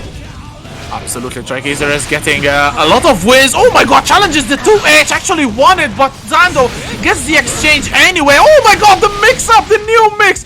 Jump back, IAD slash 214H breaking the wall, and this is a massive situation for Zando, who will have positive bonus as well. Absolutely, absolutely. Oh my god, using the anti-projectile spiral attack to go through that sword. Incredible decision making. No, but they drop it! Just kidding. They find it just as quickly. Cat-like reflexes, dog-like reflexes, pup-like reflexes. Definitely some sick stuff, and now the pressure is on Zando big time. 0-2 against Trykeazer. Will you go back to the Chipp? Or will you stick with the Ram? I honestly don't think it's an opportunity to switch, because he's playing really well on the Ram, and in fact sticking to it. Zando Valentine on his last life in winner side with the Ram. Plenty of opportunity, I feel, to make this comeback, but Trykeazer is playing out of his mind. For sure, for sure. You know what? The story of today has been, are people going to swap to their pre-patch mains? Zando trying to break the curse. See if it pans out for the counter hit. Gonna get bursted. Do not want to get that wall splat situation if you can avoid it. Giving Ram that positive bonus is such a nightmare scenario. Tries to toss a sword you don't have. That's not what you need. Finds the grab though. Situation 2 as 5H again. There's a sword toss. Gets crit by the explosion. Trykeazer, you do not want to try getting out of the corner against Ram like that. There's the wall stick into the mortal battle, and that is a dead Giovanna. Zando making signs at a comeback. For sure, for sure. This is definitely a new lease on life, but a good start for Trykeazer. Currently going in. It's a good situation for Trykeazer again with that pressure, and Zando does not have any answer to his opponent into the super. This will not. It would kill! It will absolutely kill. Never underestimate just how much damage that final hit of that super does. It doesn't feel like it makes any sense, but it will absolutely melt you. And especially when you do a short combo like what we saw there from Trykeazer. This would be a short match as well if Zando does not win this round in particular. The burst will be back from Trykeazer, but look at this pressure. Zando in the corner, red RC trying to keep his opponent in the corner. There's that burst, and now no resources left to 1-4K or plus. There's the RC, and that is potentially a touchdown. Absolutely some wonderful pressure going in there. Trykeazer just didn't seem to be able to find any of the responses that they needed to kind of mount any kind of counterattack. And when you have meter with Ram, you really gotta just kind of keep people in the corner for a million years. They're barely even frame traps. It's just a bullying. It's honestly dumb pressure. I'm a Ram main myself, but I really feel so dumb when you're just sending in swords, PRCing, run up throw, and all that shenanigans that Ram has at the corner. Definitely her strongest point, but now she's even scary in mid-screen with that Rekka cancels as we head into game number 4. Zando still in the deficit, 2-1 for Trykeazer, and look at this, trying to get out of the corner. Big counter and that 6P into the conversion also. Very, very, very nice stuff. This is a really comfortable start again for Trykeazer. No conversion into a sword toss there. I definitely think it would have connected with a wall. Just gonna keep that RC ready to go, keep that block screen going, goes for the overhead approach. Trying to come out of the corner, but Zando so expert and already getting that burst out. Does not confirm the combo, but one. Change the reversal throw. That's huge, that's huge. And then they find the low as well. One touch to do it. Doesn't even need to spend that damn super. Incredible. And yeah, it's potentially set point for Trykeazer. Zando will not take it. Look at all this damage. We're already on the wall. We're already on the wall. That's the power of Ram. Oh, beautiful 6p into Rekka. That is one of the most cursed things in this patch as well. Getting that sword after the second hit cancel. Look at this BRC jump slash, and that is a dead Giovanna. Zando making a big statement. I will not die right here, right now, and I'm going to take this round as well. Absolutely. These are some wild rounds right now. I cannot keep up anymore. So much action going on screen. It's so hectic and it's so pressure as well for Trykeazer and both for Zando as well. Getting this Rekka in, stopping, keeping the corner situation. Once again, RC is waiting. He is using it. There's a sword explosion. So much stuff. Trykeazer is in a bit of a pickle. Beautiful use of that FD. They protect flow. Incredible stuff from Zando. Trykeazer was fighting for their damn life. And unfortunately, they lost that battle. And we are heading to game number 5 for the 4th or 5th time in today. I lost count. And I definitely have not... No, Mystic, we cannot ban Ram. And we'll ban Nago, will not ban Ram. Alright, let's not get crazy. We can get rid of both of them, you know? We can get rid of both of them. I've lost count of the 3 2s, but I've not lost count of the Macherino codes available for you. 22 still left. Please do them, but after the 6 I can't believe only 3 of you did it when I said I'd cry if you didn't. That's messed up. Now it's a risky situation for Trykeazer, who is risking to get reverse sweep. There's the Rekka again. 2S. There's that 8 sword sniping it out of the air. Mortal Pato, I don't want you to burst. Get on the floor immediately. Good situation for Zando. Oh, the counter hit, that needs to be blocked. Absolutely, the burst was coming. Oh, but they drop the combo and pick it up just as fast. The reversal on that situation earlier in this set. Trykeazer now 1 round away from falling into the loser's bracket after everything was up their way.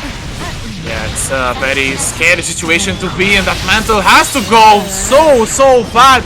Right now again, Mortal Battle, one of the best tools in the game, but beautiful throw tech. Trykeazer getting... Oh my god, the dash forwards to take the corner back. How in the world? This is the opportunity. This is the only chance Trykeazer is going to get this round before the onslaught of Ram comes back. There's the RC. Can they kill him? I don't think so. Not even with the scooper, exceptionally. If you do not get it. Left for Zando. There's the RC coming in. Drift RC trying to tease with that 2K. There's the Rekka getting a counter hit. Still not enough. Again, the counter hit. They confirm it to the full Rekka. RC. And that is a dead Giovanna. Zando will make a big comeback from 0-2 to 3-2. Ram is fair and honest, and he will progress on through the winner's side, where he will face Dyni Crippler, who is still on this bracket in winner's side. Doing incredible stuff, to say the least. Beautiful stuff. What a ridiculously wild set. That was... Zando just switched on that offense, and Trykeazer just did not have the responses. It was so clearly like a situation where I'm like, I just don't know when the hell it's my turn. When you just start like layering on this offense in the corner, like where the hell do I get to play again? Let's go.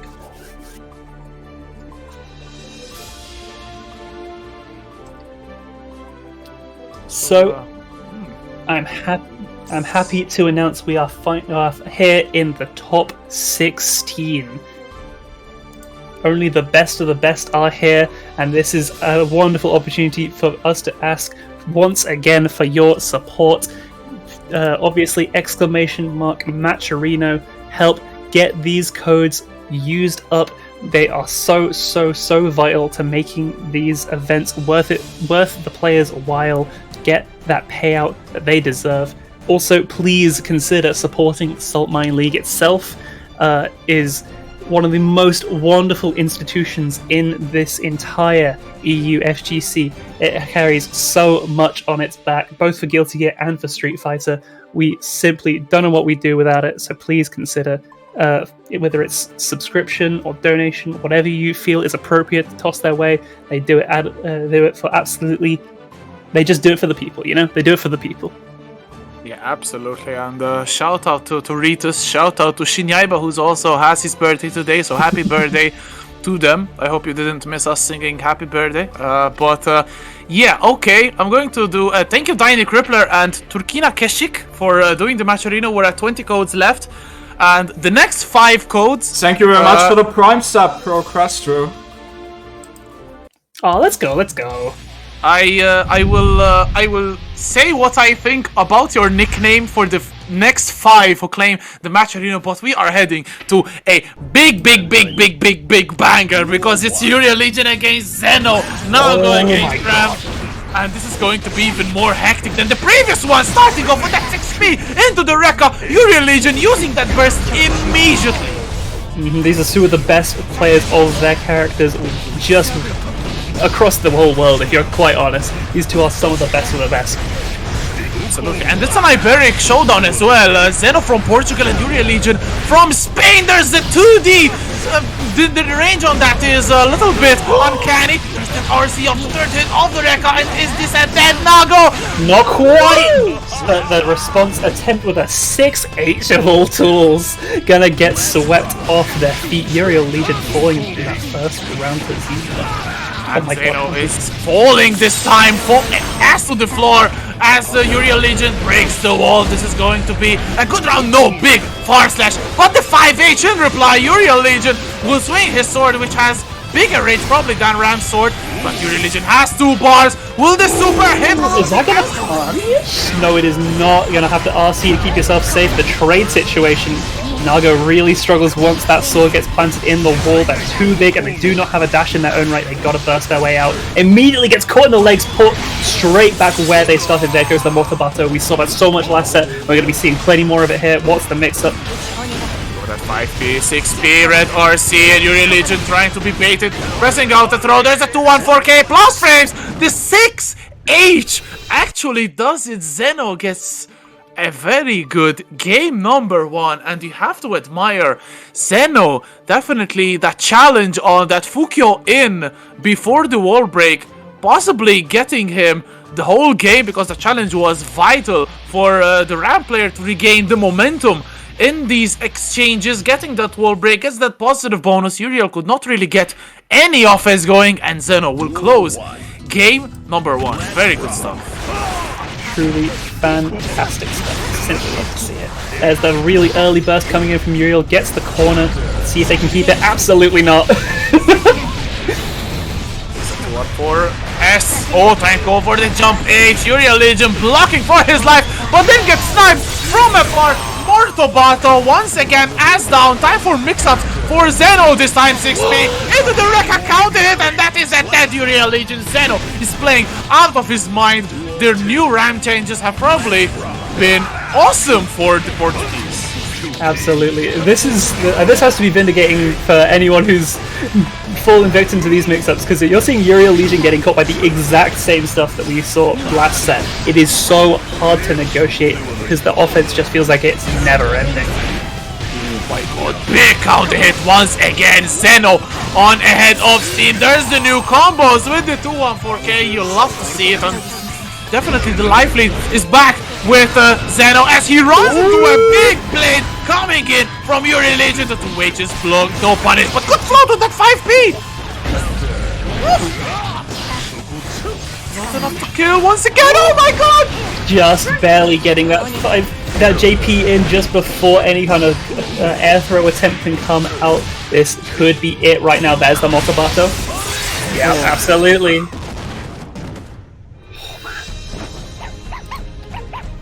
Zeno's pretty good, you know. Zeno's pretty good. You think? It seemed pretty alright. It seemed pretty... like they might know what they're doing. This is an incredible play coming in from the Red Among Us. I'm just saw their lobby icon.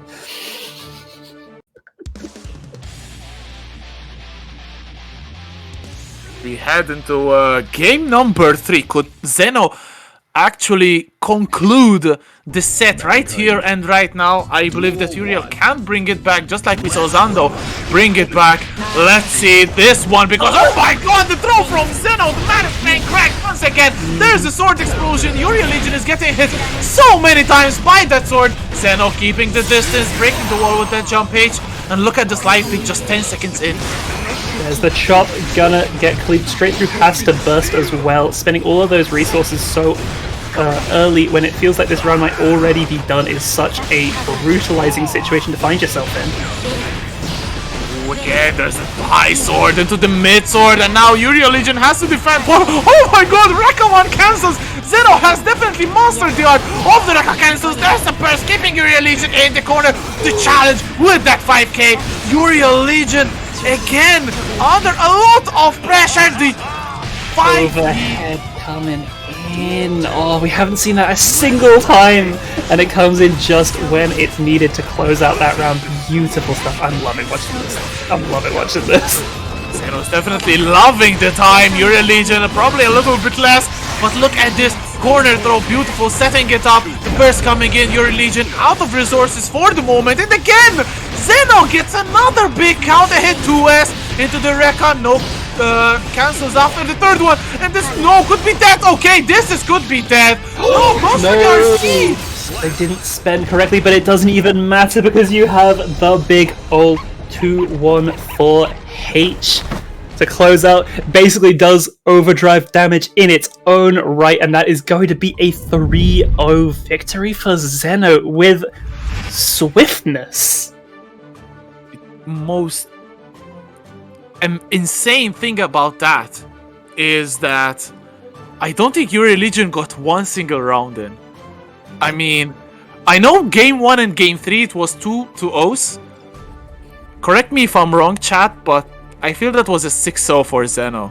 It definitely felt that way at the very minimum. If that is the case, anyone in his way has to start pissing themselves, I'll be honest. And it could be very well a round mirror in winner semifinals, because Zando is up against Dyni Crippler, the Italian soul player we've seen send BarryBones actually to loser side. So definitely not discounted for Zando, as we have Rize against Mysticsmash in winner side, and concluding this round of top 16 is Zato-Van against Albur. So Albur going from the frying pan into the fire, because from an Axel player to a Zato player, the two worst matchups for Nago. Yeah, that's some brutal stuff. Eddie really just has some of the most incredible ability to lock down Nago and make Nago feel like how Nago makes every other character in the game feel.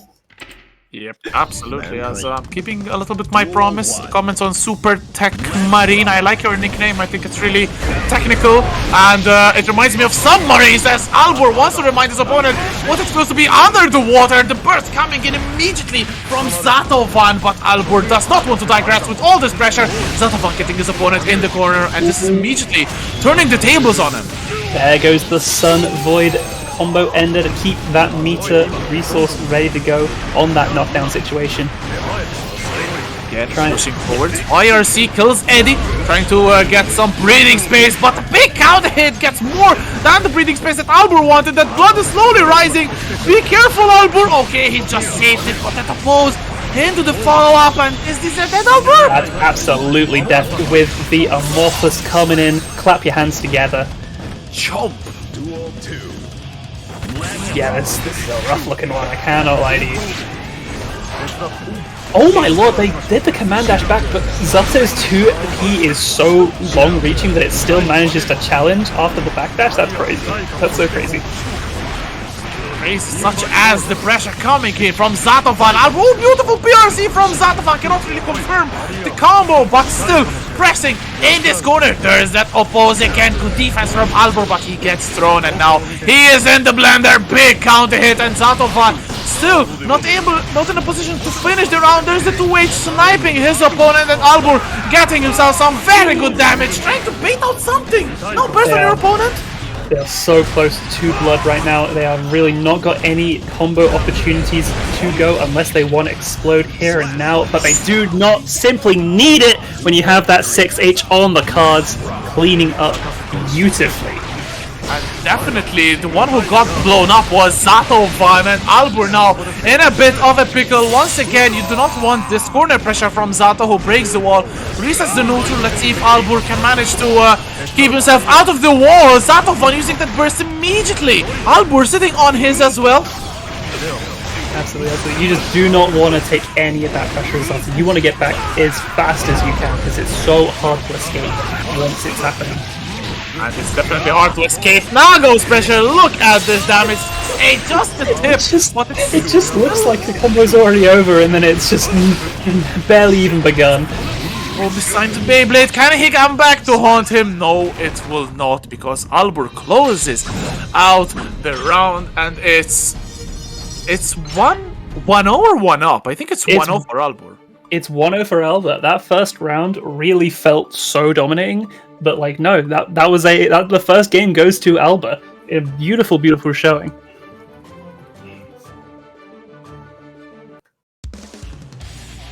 Absolutely incredible stuff. That was like 2 rounds in a row where we just got some absolutely mind-bending clutch coming in from Albur. Just a clean up when they were at such high blood. Finding these really, really awkward combo routes to manage to clean up when it felt like everything was going to burst out of that situation here.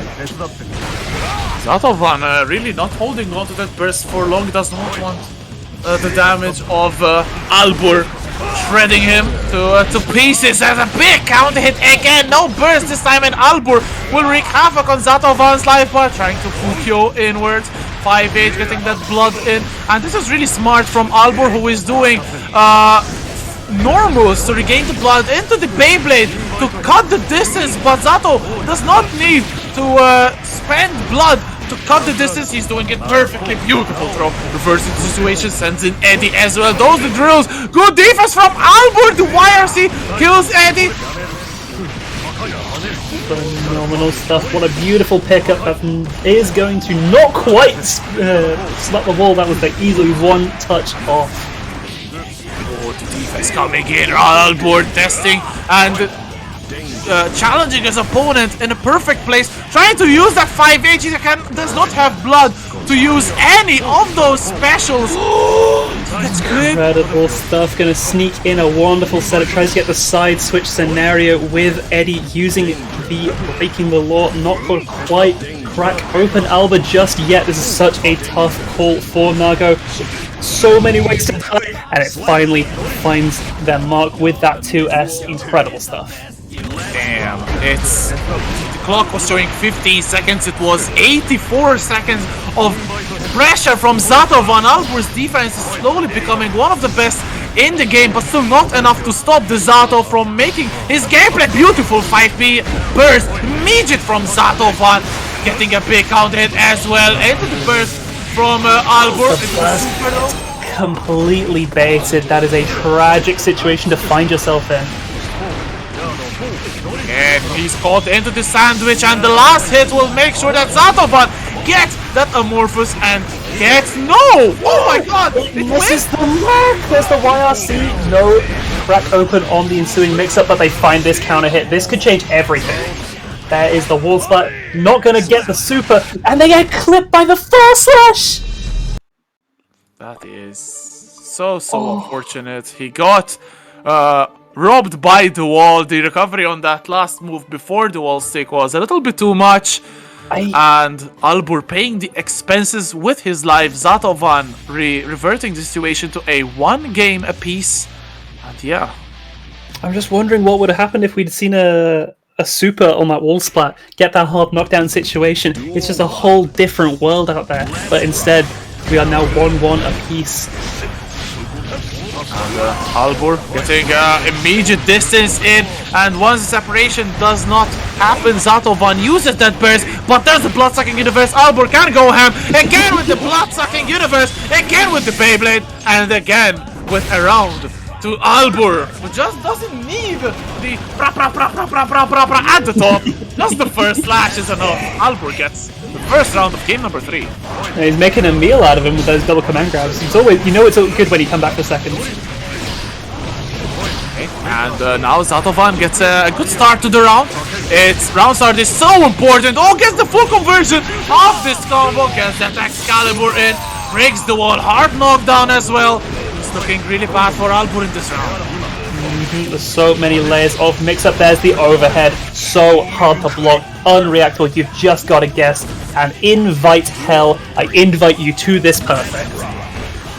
An invitation to this round number 3. This will decide who will break the deadlock and go in the lead. Albur gets caught in the sandwich, pressing at the wrong times. There's the Toad pushing towards the corner and the wall break. Tremendous situation for Zato-Van, who gets hit by the clone. Albur still not dying on this hill.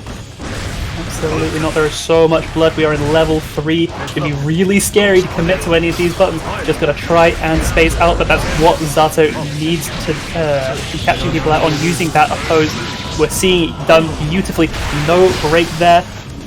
Oh my god, did they just kill Eddie with the explosion? That's so tragic for Zato. But it is maybe a little too late of a recompense, because that situation is dire straits. Absolutely. It was a good call out from Zato-Van, who dashed in, realized that Albur was gonna pop, but unfortunately, as you said, Eddie got clipped, so not able to finish his opponent off. It's only a delay of a couple of seconds because Zato-Van, as composed as ever, manages to get the finish, and this could be very well the last game between these two. Zato-Van sitting 2-1 up in the set. Albur will not die easily. I'm sure that he will fight tooth and nail just like a samurai. For sure, for sure. I feel like this is one matchup where you literally can never allow yourself to pop blood, even once, because if you block anything, you're just dead. You just cannot survive. Oh, but if you get an anti-air like that, it's a different story. Look at this, the Albur trying to change the course of action, and this will be a round for Nago. The damage definitely has been applied. 1 round away from Albur resetting, tying up the set. I think Albur literally hit them twice that round. That's Nago. And there's the Commandro coming in. Sharknado. Now watch for OK. Zato-Van keeping this corner. Oh, that 6k. You don't see it often, but it is an overhead. Breaking the wall with the super again, and Zato-Van risking to get the round as well. There's the hard knockdown. We're going to see a side switch. No, we're going to see the overhead. There's so many layers and directions this mix can go into the Amorphous. Going to close out. Clap your hands together if you know the tune. It's very dominant rounds both from Albur and even from Zato-Van. We are heading to possibly set point for the Zato player. Albur needs this round to not drown, to not be sent into loser side. There's the Beyblade coming in. Good jump back from Zato-Van, escaping the 6p, and now Albur has to be very careful. There's the Beyblade into the 6h. I think he's gained enough blood to not pop. Oh my god, look at that blood gauge. Just swinging that H, you've just literally got to, because you haven't got another way to win. YRC your way out of a mix-up, I 100% agree. No counter hit, doesn't need it, still gets a nice conversion. There's the explosion though, this could change everything. Oh, using the command grab. Look at that damage output, not quite gonna kill, but any chip will do. You can't even FD it! And yeah, it was looking a little bit evident about how Albur was being a little bit too frequent in using those specials, and it came to bite him in the rear, and Albur will be sent to loser side just like that. Very smart from Zato-Van, realizing his opponent once again was gonna pop, holding off from the offense, and that Sharknado throw I was going to mention. It has an insanely long animation, definitely one of the best tools in the whole game to deal with Bloodburst. So very well played. Zato-Van will progress on through the bracket, and he will be facing the winner of the match, I think, coming up next between Fraser and Mysticsmash. Yes, it is actually coming up next. Oh my lord, this is so stacked. You weren't lying at the start. There is just so much going on. There's nothing but killers left, right, and center. And there is nothing to do for people in chat except doing the Matcherino, which we have 13 codes left. As promised, I will read a couple of more users. It's Marsh940. Marsh reminds me of Marth from Smash, and I don't really play Smash anymore. Yeah, He's pretty. We like it. Okay. Rudy Otaku. Okay, Otaku. I like that because that actually means that you watch anime, and I'm a fan of anime. So good stuff. Progdroid, one of the most frequent people in Jester chat. So shout out to Jester and Progdroid as well, and Rick, who is Zeno's brother actually. So shout out to them as well. Rick supporting the adventures of the brother as he is waiting for his opponent. Thank you very much for the big raid, Uriel. We will do the other top 60 match first. Mystic has some issues with his controller. Fair play. These things happen, you know. So that means we're getting Dyni Crippler, right? Yeah. Yes. So, if there's any, yeah, go on. If there's anyone who's gonna be able to get their way through that Zando pressure, that wall of Ramathal, it's gonna be the man with that DP. That's all I'm thinking. It's going to be a Soul against Ram. So Dyni Crippler against Zando. But first, shout out to Uriel Leagion. Thank you so much for the raid. Welcome everyone. I hope you have a good Saturday evening. Unfortunately, I've seen that Uriel crossed paths with BarryBones, and 2-3 for BarryBones. Uriel will be sent out of today's bracket, so it's really unfortunate. I hope to see you in any other tournaments coming back with a vengeance. I love you, Uriel, and thank you once again for this raid. Barry, however, still remaining in the bracket on loser side. I love you too, Barry. Don't hate me for this. Can't believe you've done Barry like this. I can't believe this.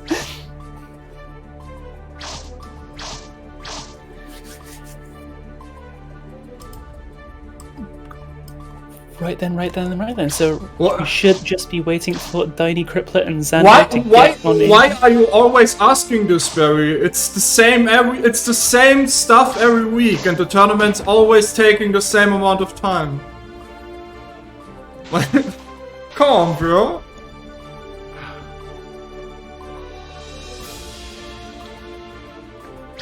Yeah, it's goofy to show the players, right? Yeah, that's goofy. Okay. I'm not discussing this. It's a good opportunity for players. I feel the more streamed matches we have, the more opportunities we have for players to showcase their skills. I feel. I mean, seeing I'm sure that a lot of Italian players are really hyped to see so many matches from Dyni Crippler. We've seen them, I think, a couple of times now, and they are heading against probably their toughest challenge to date against Zando with the Ram. So not just Zando with the Ram. Definitely one of the best characters in the game after the last patch, but we'll see what's gonna happen. It's definitely an underdog story. Can Dyni Crippler keep on navigating winner's bracket? For sure, that is the big question. Don't know how much experience they have versus a Ram of Zando's caliber either. But there's that DP we talked about.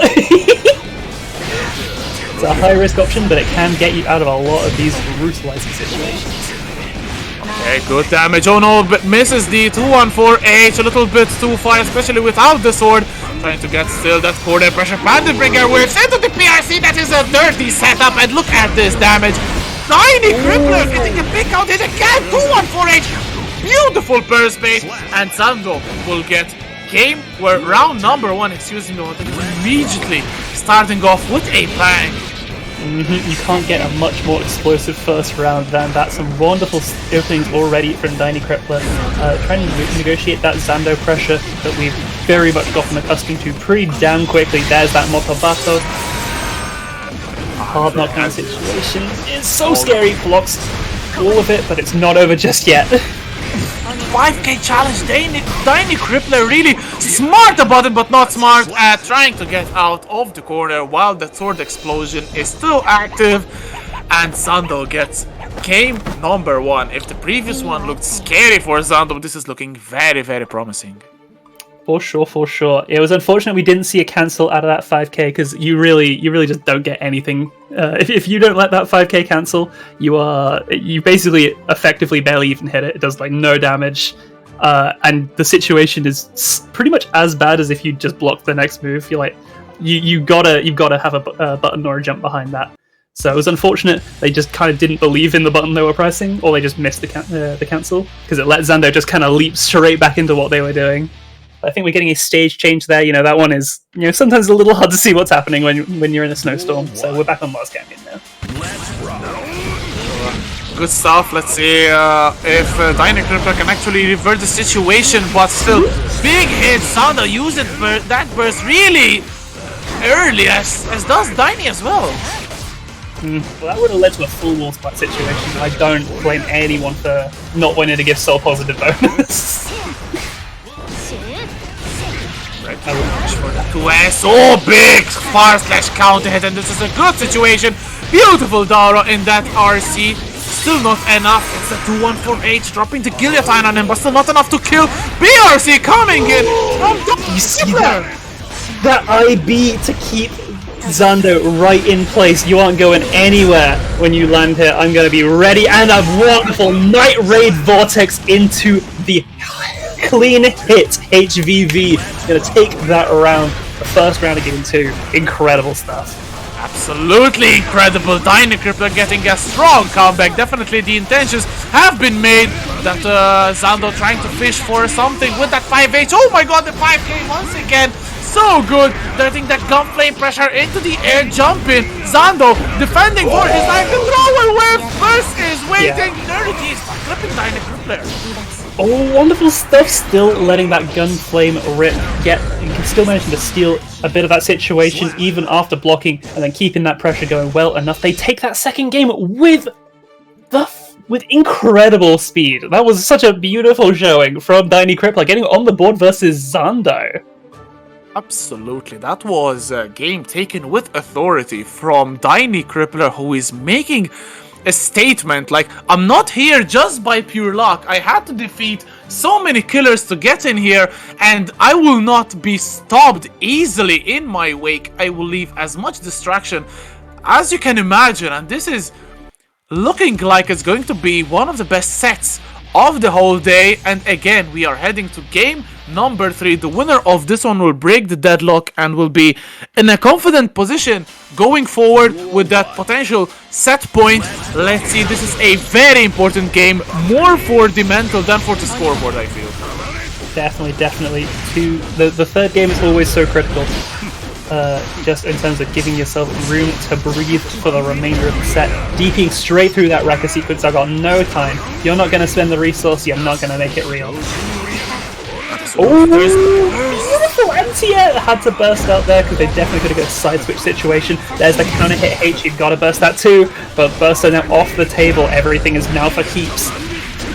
Exactly, and Zando will have to keep this damage that Crippler is inflicting on him. There's the 5k, catching the jump in. Zando trying with that 2-1-4k, who is always clipping Dyni Crippler. There's a big counter hit, still not enough to kill. The situation is very tense. What was that Fafner? Where did that even come from? Oh my lord, they're trying to play footsies with Fafner! I can't even wrap my brain around it. It was definitely the wrong choice there, as Zando coming in with a jump in, 1 round away from potentially going in the lead in this set. But look at this combo coming in and keeping the corner pressure as well. This is looking like a very good round, but there's that fast play. Zando trying to come out of the corner. No, you will be sent back. If they had managed to convert that with an easy route into a super, this should wall splat very easily. Oh no! It didn't go for a wall splat again, even though they had Tyrant Rave ready to go. Speaking of, there's the Tyrant Rave, and it's gonna find its mark! Zando ate it, and definitely that took a lot out of Zando's confidence, I feel. There's that block on that hard slash. Heavy slash? Same difference, same difference. He's catching, Okay, so I'm keeping a little bit the neutral here. They find the Fafner again, but you go. That 6S is not the tool that it used to be. You can very much 6P that quite well, and that's going to give Ram a lot of momentum to work with. Beautiful scoop with that PRC. Gonna have to PRC to keep yourself safe after that Night Raid Vortex escape. Okay, now the pressure is all for Zando, getting in that corner, getting that H-sword as well. Beautiful stuff. The 1-4K gets clipped again. The throw from Zando will take home the game. 2-1 for the man from Israel, and it looks like I don't know if it was maybe some attempt an interrupt or an anti-air or a 6P, but Dyni Crippler is always getting hit with that 2-1-4K from Zando. It's really awkward to see that happen, honestly. Yeah, I'm not sure. I was about to say, it looked like they got hit like it was still the overhead, because it wasn't a counter hit, but they were just crouching and it just got immediately smacked by it. I was very, very confused. Exactly, because it's not an overhead anymore. So yeah, it's really weird. As Juxtaposer TV, thank you so much for the raid. Welcome everyone. I hope you're having a good evening. I hope your tournament was fine, but definitely this tournament run for both of these players can be risking to be sent into loser side. Beautiful pressure coming in from Dyni Crippler. Big counter hit once again. No burst from Zando, and this will be huge damage. No bolt. We're seeing a couple of drops, and again, no cancel out of the 5K. But this time, that is going to be everything that you need. There was no need to Fafner there, but we'll take it either way. Oh, it's living life on the edge. All the Italis had a heart attack, thinking that the Fafner was actually gonna miss its mark. It definitely did not. And Dyni Crippler 1 round away from potentially evening up the set, but Zando will not take it. Big 5H. Immediate burst. Counter Fafner, that is so huge. That is such a ridiculously high damage output starter, even after the scaling nerf. For Dyni Crippler as he gets counter hit. There's that Dauro. Trying to bait out the burst. You will not be able to burst this time though. Gets that throw into the corner. Zando trying to bait that burst, trying to fish for something. The resources are there, but discipline from Dyni Crippler is the order of the day. Beautiful YRC. It was a little bit too far away to get any kind of meaningful mix-up, but it got a little bit of space to breathe, but too little, too late. Especially when Zando still had burst on the table. There was such an uphill battle. And it is set point for Zando once again. Oh my god, the 6B from Dyni Crippler. Oh, the clash actually favoring the Rekka coming in from Zando. The jump from Dyni, not able to capitalize, but still very smart. And now more footsies. Let's see who will get the edge. It is Zando coming in with that 2S. Good backdash into the Russian throw. This is a good situation. Jasper, will Dyni bring it back? It's really looking like it's possible here. There's the Motomato, it gets blocked. That's a huge punish opportunity. No, they try and bait the burst out, but they just don't find it. And that's going to be such a brutal situation. They spend their own burst. There's the gold burst from Zando, and there's the RC that's going to close it out. Absolutely. Dropping the guillotine 2-1-4H twice in a row. Hiyari would be proud. Zando will make it out of top 16 into top 8, where he will face Zeno. So it's going to be a mirror of Zeno and Zando and a mirror of Rams. The Z is staying winning right now. The Z is staying winning. Absolutely. We have Zato, Zando, Zeno. It's all kicking off. You know who also stays winning if a certain condition is done? Would it by any chance be the people who contribute to the Matcherino using !Matcherino? Exactly. Please, there are 13 codes left unclaimed, and we are 2 hours in. It's 200 plus viewers. We just urge you to do the Matcherino. It's the smallest, it's the freest thing you can actually do, and you will be helping these players so much. You will be adding 30 cents to the total prize pool, which currently stands at a total of $26. There was a $4 donation as well, so thank you so much for the generosity, the support. But these 13 codes are absolutely free to claim, so why the hell not? Absolutely. And don't forget also, there's also all the sponsor quests that you can do. There's stuff like survey, like a quick survey that you can fill in. or retweeting some corporate whatevers. Who cares? Everyone's going to see it anyway because everyone else is doing it. You might as well add that little bit of extra 15 cents into that pot at no expense to yourself. But right now we got Mysticsmash back in here again versus Rize for the first time on stream today. The May in here. Oh, look at this damage. May or not May, guts or no guts, Mystic will tear right through you on that. Nago, new main in the house. Good blocks on that jump to Wage though, and Mystic getting a big counter hit. The burst actually hits Mystic. Will try to bait it, I feel. Still good situation as he's gonna pop. Yeah, it's not what you need, all things being equal, especially when you then get clipped by the biggest low. That's going to be not quite enough to kill. That should be safe for Rize. Absolutely going to have to RC to keep themselves safe, keep themselves in the game, but they still are not out of it just yet. One touch will do it on both sides, and the Shizuri Yuki is going to close out this round. I have no idea how you survive.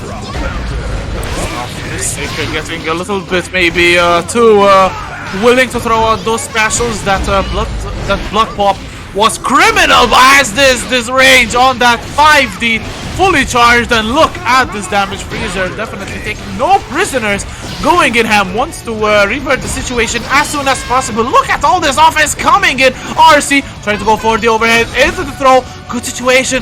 Rize with one couple of more pokes can do this. Oh, big Finds that counter hit, no meter to extend it any further, but the Totsugeki is going to close it out. Mr. Dolphin doing the work. There's that counter hit, JH. Like get things started, force that burst early from Mysticsmash. Good jump cancel from Rize going in and pushing Mystic towards the corner. Gets the snipe with the Dolphin, trying to get something.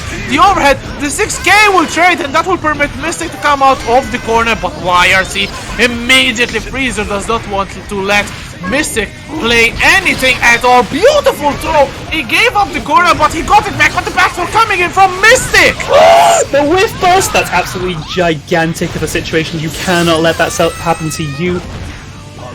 This is how Mystic gets back into this round right now.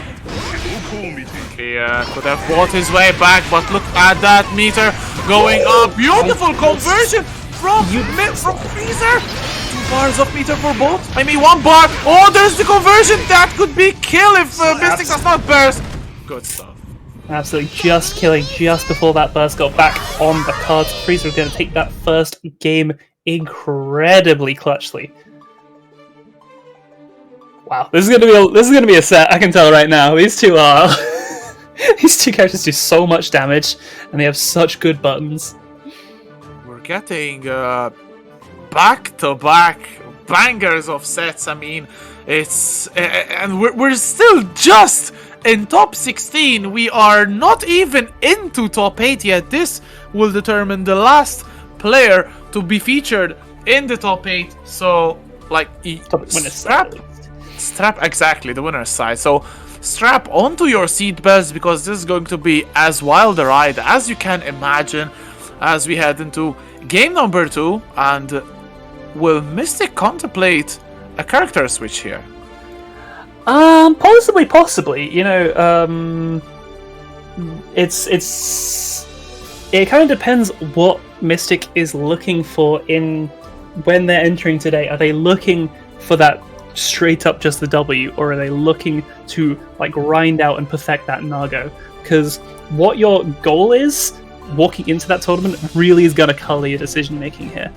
Looks like we're sticking with that Nago for now. Okay, so not sure if maybe it was some controller issues like Mystic has been having a little bit apparently today, but nonetheless it's good to take a break, a minute or two, get that composure back, get your mental flowing back again, and we'll see if the Nago will flow back up. As oh my god, it's level 586. Mystic has been grinding this Nago. It's so terrifying seeing some of the numbers people have. I'm like, I didn't know you could play a game that much. I thought I played this game like constantly on like opening month, and I'm like, oh god, you guys play even more.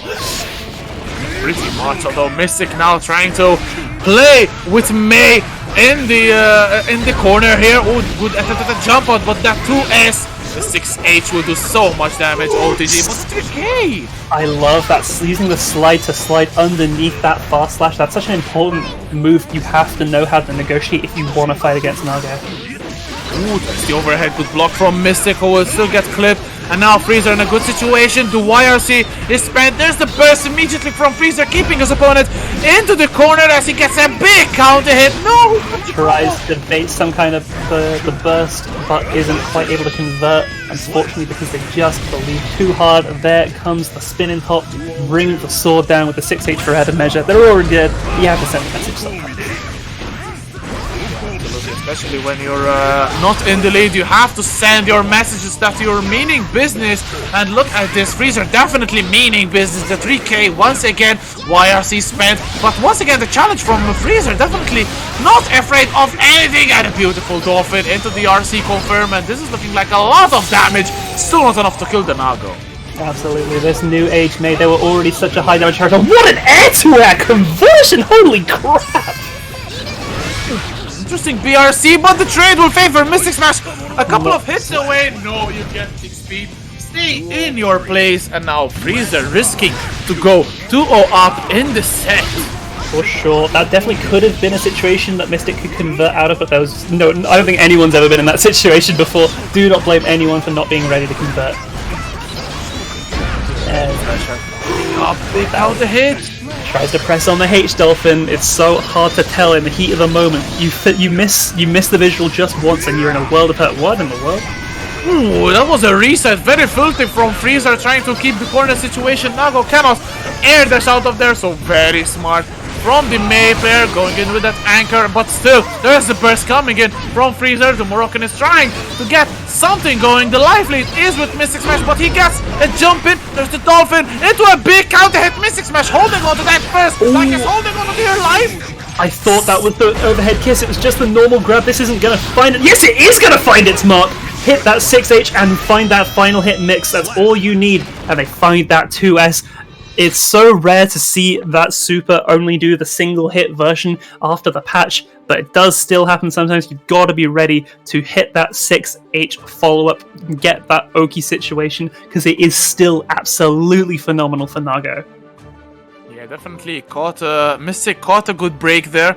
The super clipping May at max range. That 6H inflicting so much damage, not enough to kill, but Mystic kept on his composure, kept on marching on, and got the round at the end. That we're heading to game number 3, and again this is a very important game to win. So who will be the one to triumph in this third game?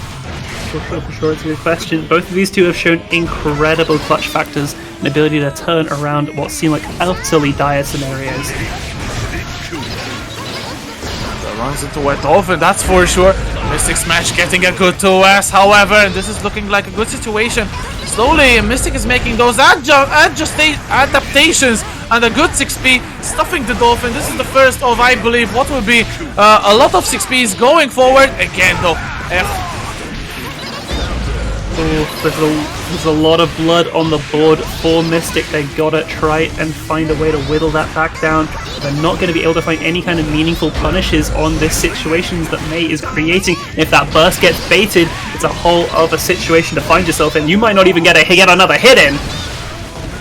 That's exactly what Mystic did not get to do. Freezer, one round up. Can he actually finish it off? Beautiful 6P. Where are you going? Mysticsmash definitely still getting the bearing on where your opponent is heading, but the Dolphin, very good stuff. Freezer getting the reverse situation, putting his opponent in the corner. Big count hit again. The Dolphin will break the wall. This is a very good situation. Oh, again with the Dolphin. Straight in with a round start Dolphin. This is actually potentially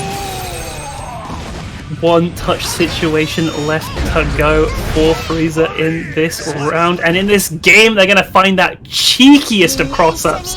Gonna take the third game, going up 2-1 over Mysticsmash right now. Yeah, that was very well played, and Freezer showing up to this one in style. Those 6Ps being brought to the table from Mystic, not enough to get victory in that game, but it's still up for grabs for both players. Freezer with a good advantage. So we'll see if that May will actually make it to top 8 winner side, or if Mystic will get a good comeback and get the whole game together. For sure. It's still absolutely possible. I've been commentating Mysticsmash for a solid year now, both between this game and Street Fighter V, and I've never seen a person more capable of getting the most ludicrous turnarounds and reversal scenarios in both games. I absolutely have all the faith in the world that this Axel can get it done. Oh, so Mystic losing a little bit faith in the Nago. So yeah, going back to the Axel once again, as was the story with Kurokich, and immediately starting off with a banger, big counter hit, but still Freezer getting one hit, and this time one hit from May will hurt like hell if you're Mysticsmash. Absolutely. It's really going to be very hard to get May off of you if you let them find their way towards you. You've got to fight so hard in this neutral. It is fully possible to keep May at bay for a long time. They don't have any kind of meaningful projectile game. Oh, but they do have that IAD and that JH. This is where things get real dicey. The Viper situation will almost be equalized by Freezer, who gets one hit in and so big damage. There's a big counter hit once again, drops the Dolphin. There's the RC. The burst comes in from Mysticsmash, too high, and Freezer getting one round closer and one round away from proceeding to winner side top 8 and starting off really well in this round as well. This will be a wall break. Tons of positive bonus about to hail. I think we might have to give up.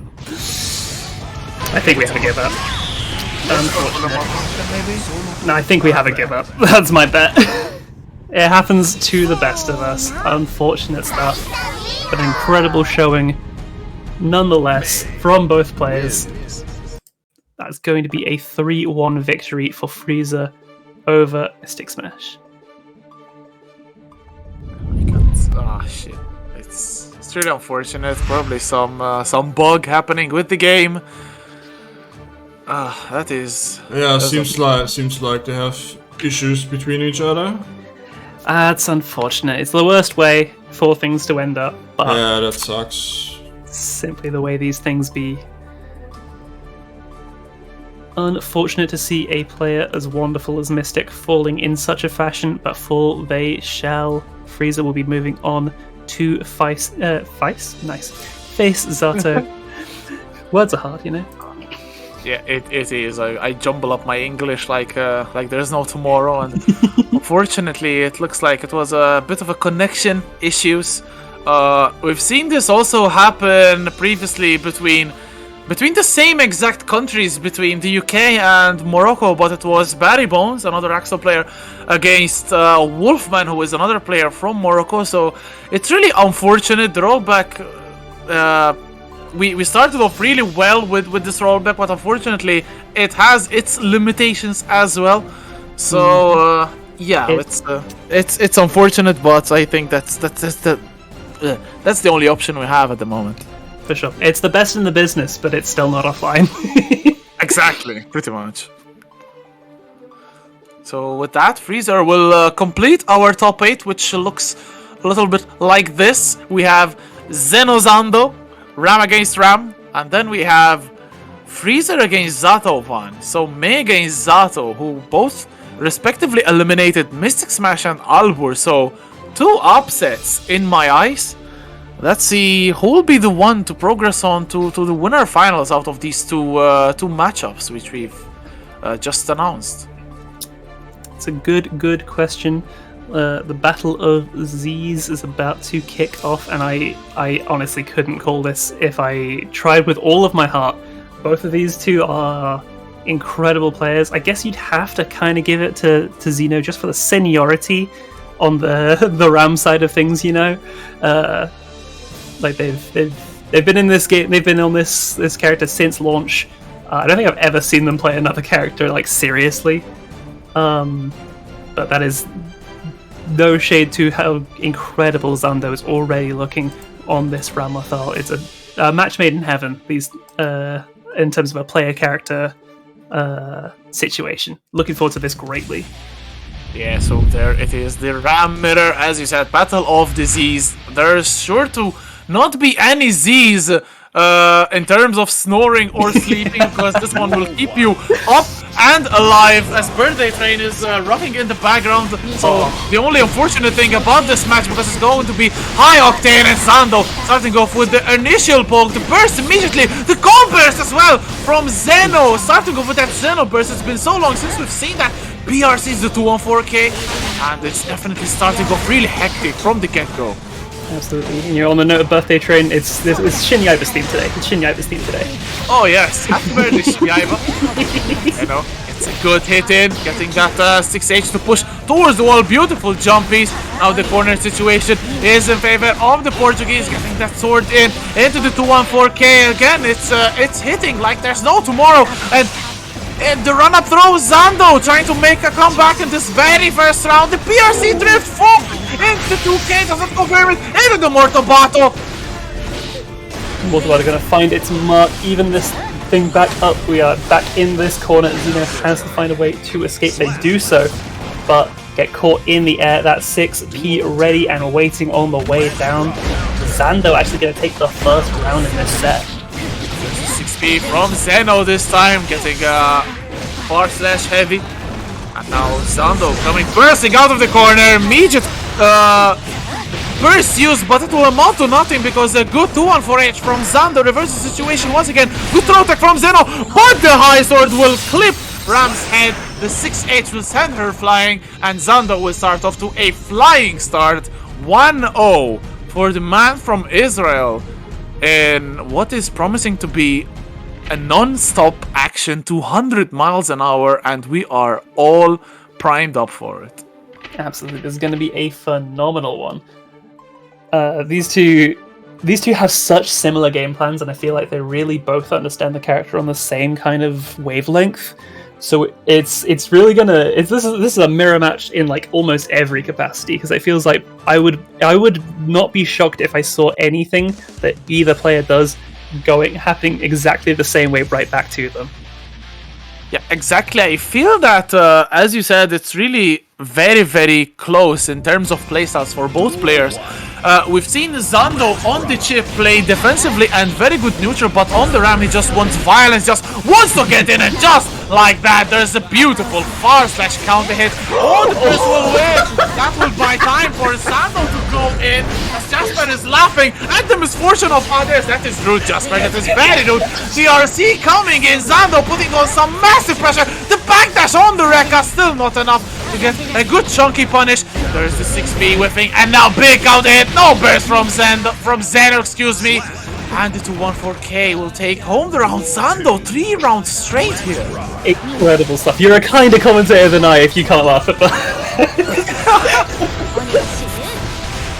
Okay, and this time Zeno trying to make a little bit, take the game to his opponent, the burst, getting Zando out of the situation, but this jump H will lose. The 6P coming in from Zeno. Good pressure, gets the Rekka into the wall stick Mortal Battle. That is a true block string if you didn't know it.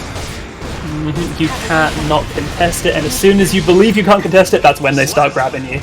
Incredible stuff. Getting on the board in this round, saying 3 is all you get.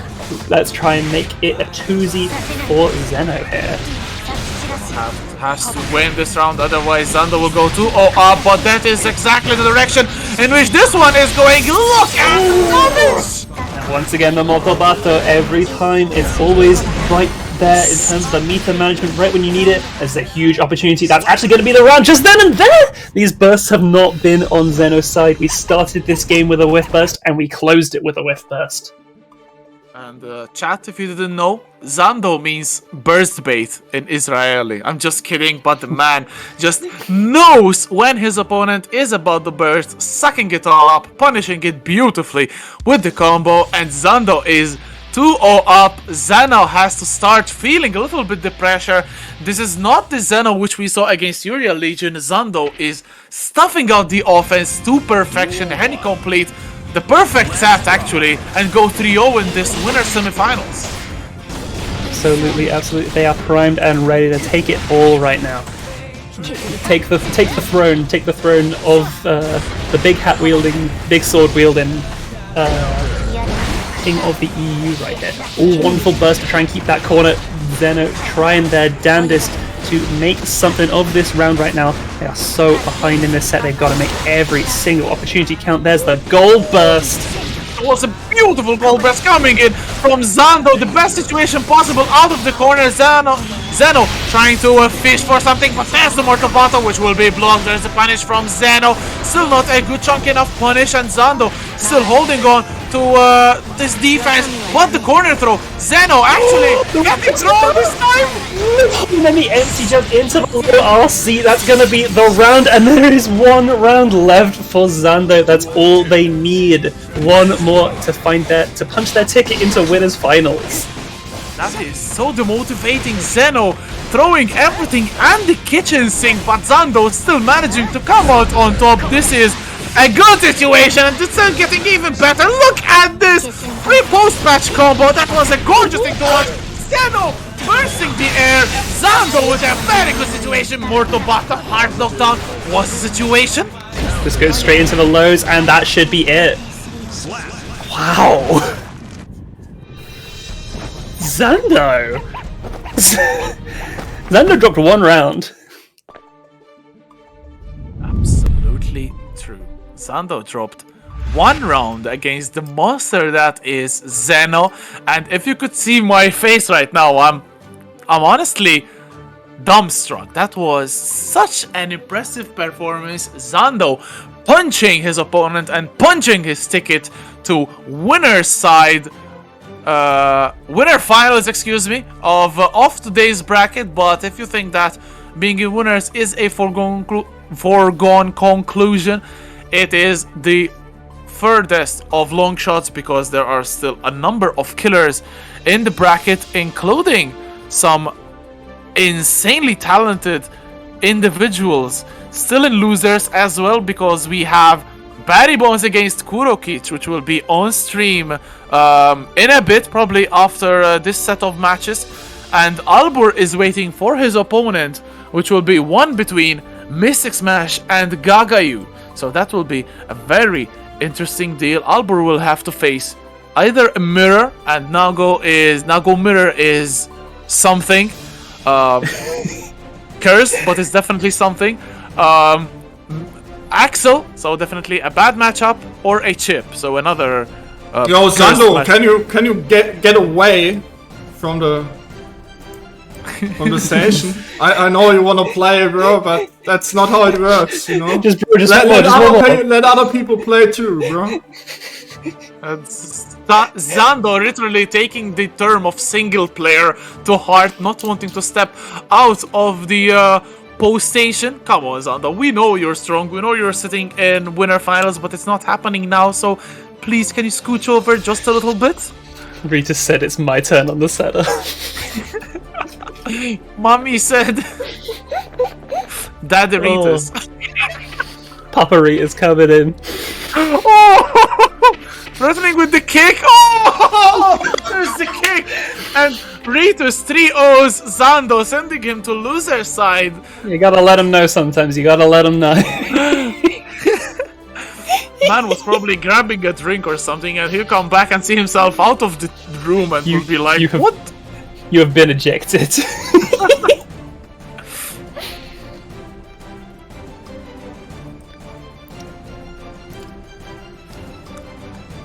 So it looks like we have both of our contestants back in here. We have Rize and Zato ready to go. Yeah, so Level okay.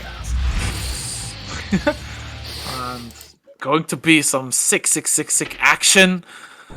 Once again, breathtaking set, although it was very one-sided. Let's see if this one will be a 3-0 or a very close one. Miji starting off with Zato-Van piling on the pressure. Beautiful throw in the corner, and this will be converted into a combo. No, it won't. Just a little bit extra damage from that oppose, and nothing extra beyond that. Gets that wonderful 6p to take the situation fully into their control. That's, oh my god, such a mauling. so many, like 2 or 3 hit little mini combos that just kept on leading into one another. No scaling involved, and the rawest of overheads just dash up and bring the guillotine down. And a perfect coming in from Zato-Van. Man is meaning business. He wants to get that meeting with Zando in winner finals, but Freezer stands in the way with that May, with that huge anchor, which is currently not doing any damage at all up so far. But there's the Dolphin, the tool of destruction that May loves to use. There's the burst, but try bursting May.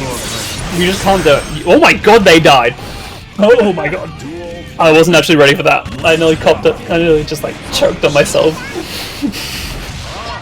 This is the story of this matchup as we've seen time and time again between Latif and Slash.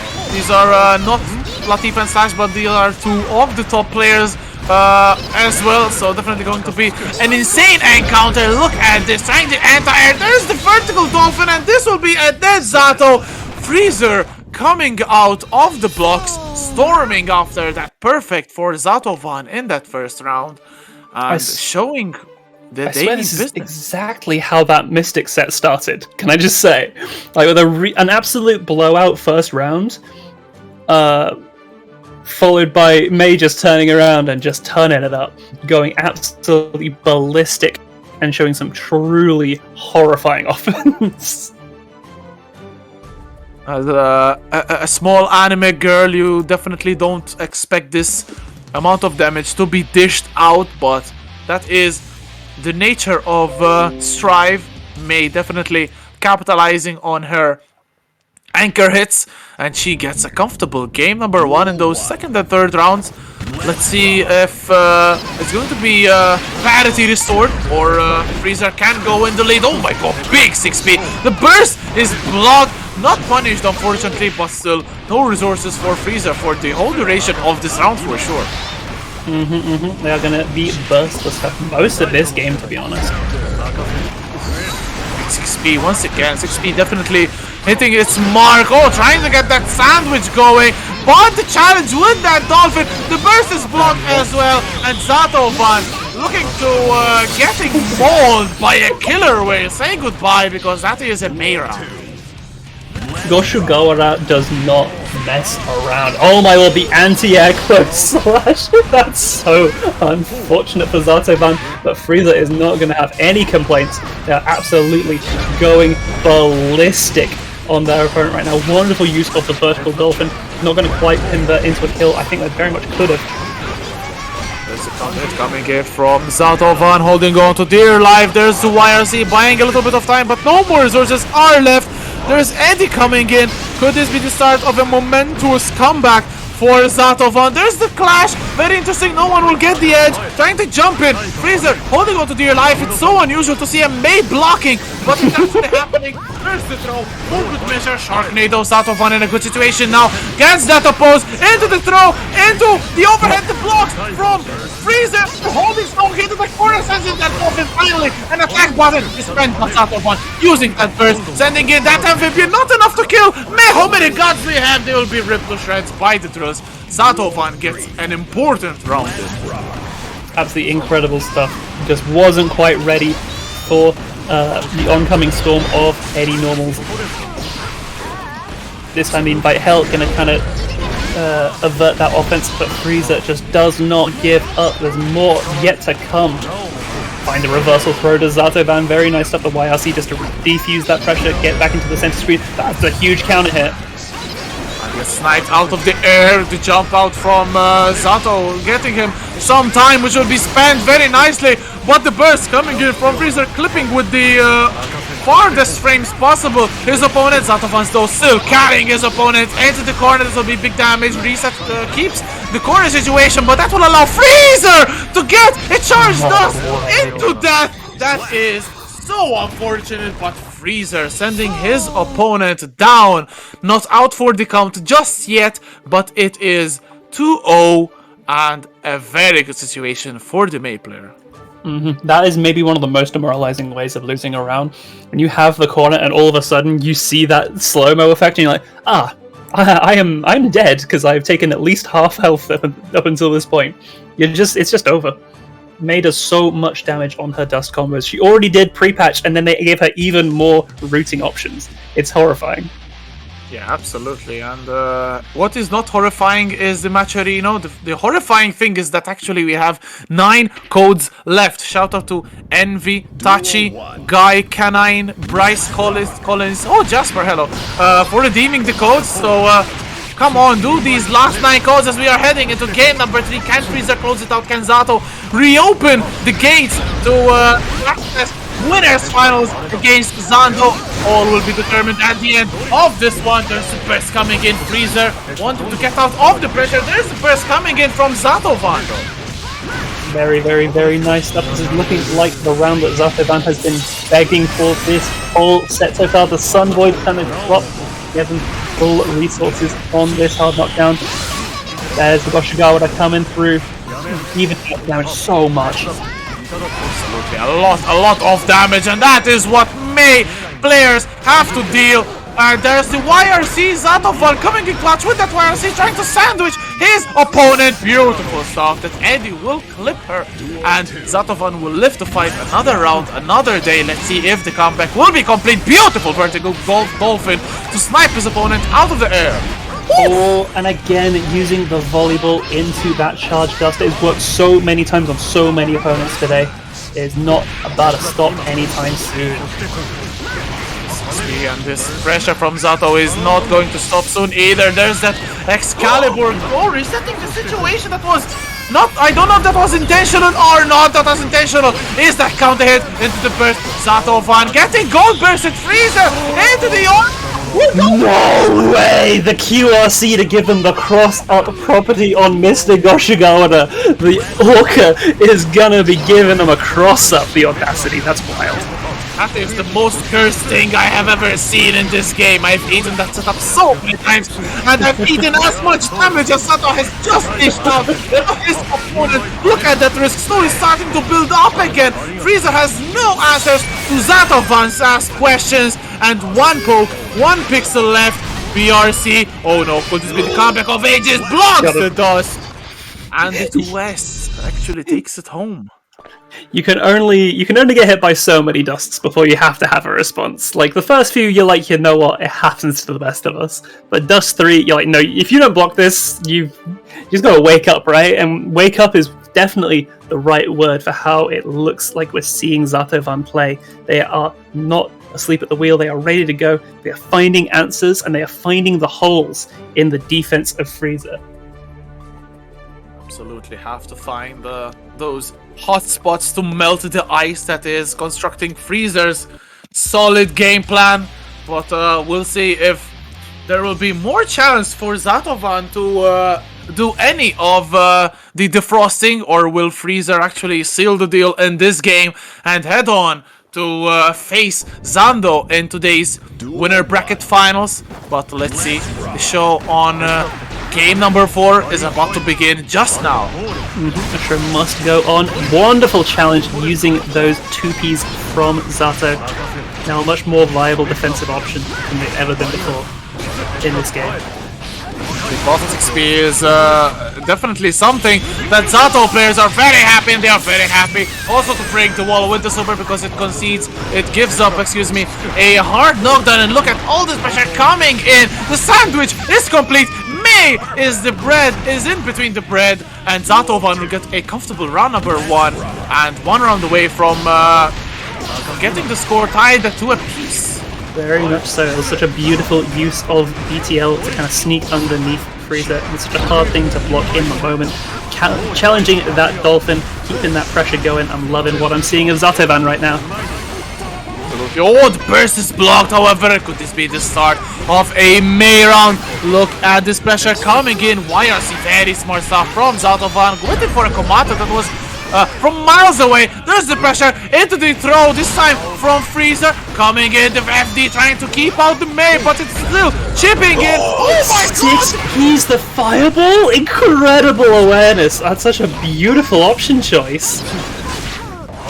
Out. Okay, Zato-Van still in this round, does not want to give up. Oh, this will be a full conversion. Beautiful stuff into the Excalibur. Does not choose to go for for Amorphous. Probably the more damaging option given the situation, but still, there's a sandwich once again. May, once again, the meat between the bread, and Zato-Van will get the situation to a piece. Pulls the game from the hair, and we're heading to set point now. Game number 5. For sure. And I really appreciate the use of Sun Void there over Amorphous, because obviously, as you say, Amorphous does do more damage, but in terms of the knockdown situation post wall break, Sun Void refreshes your Eddy gauge immediately back to full, so you have the full extent of your character's abilities to get that mix-up going. Whereas if you go for the Amorphous, it's just you. It's just this twinky little guy with a belt on his head.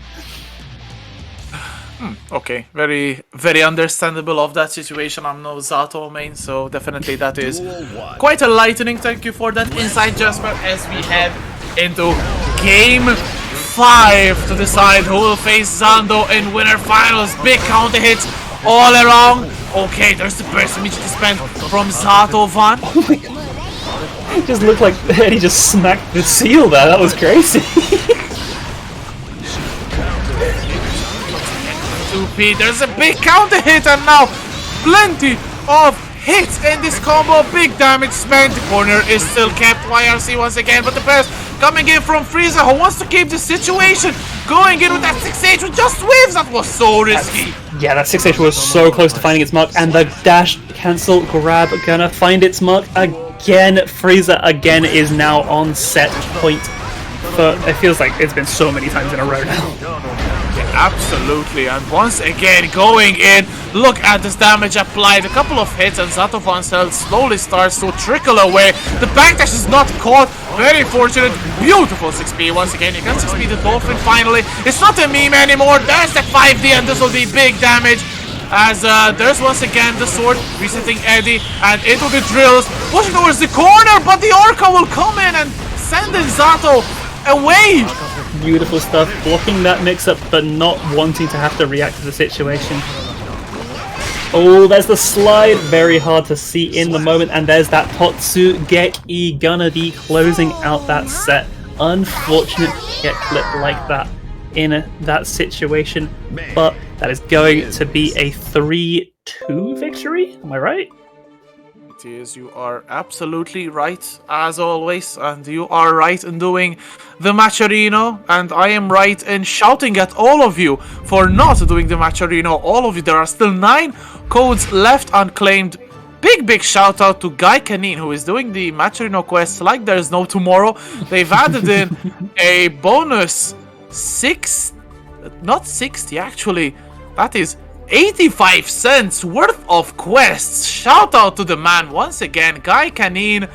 You are definitely a loyal soldier, and for that we like you. And we don't like anyone who does not do the Matcherino codes. That's the way it is. The thing, it's literally free. There is no negative impact in any capacity, no financial anything.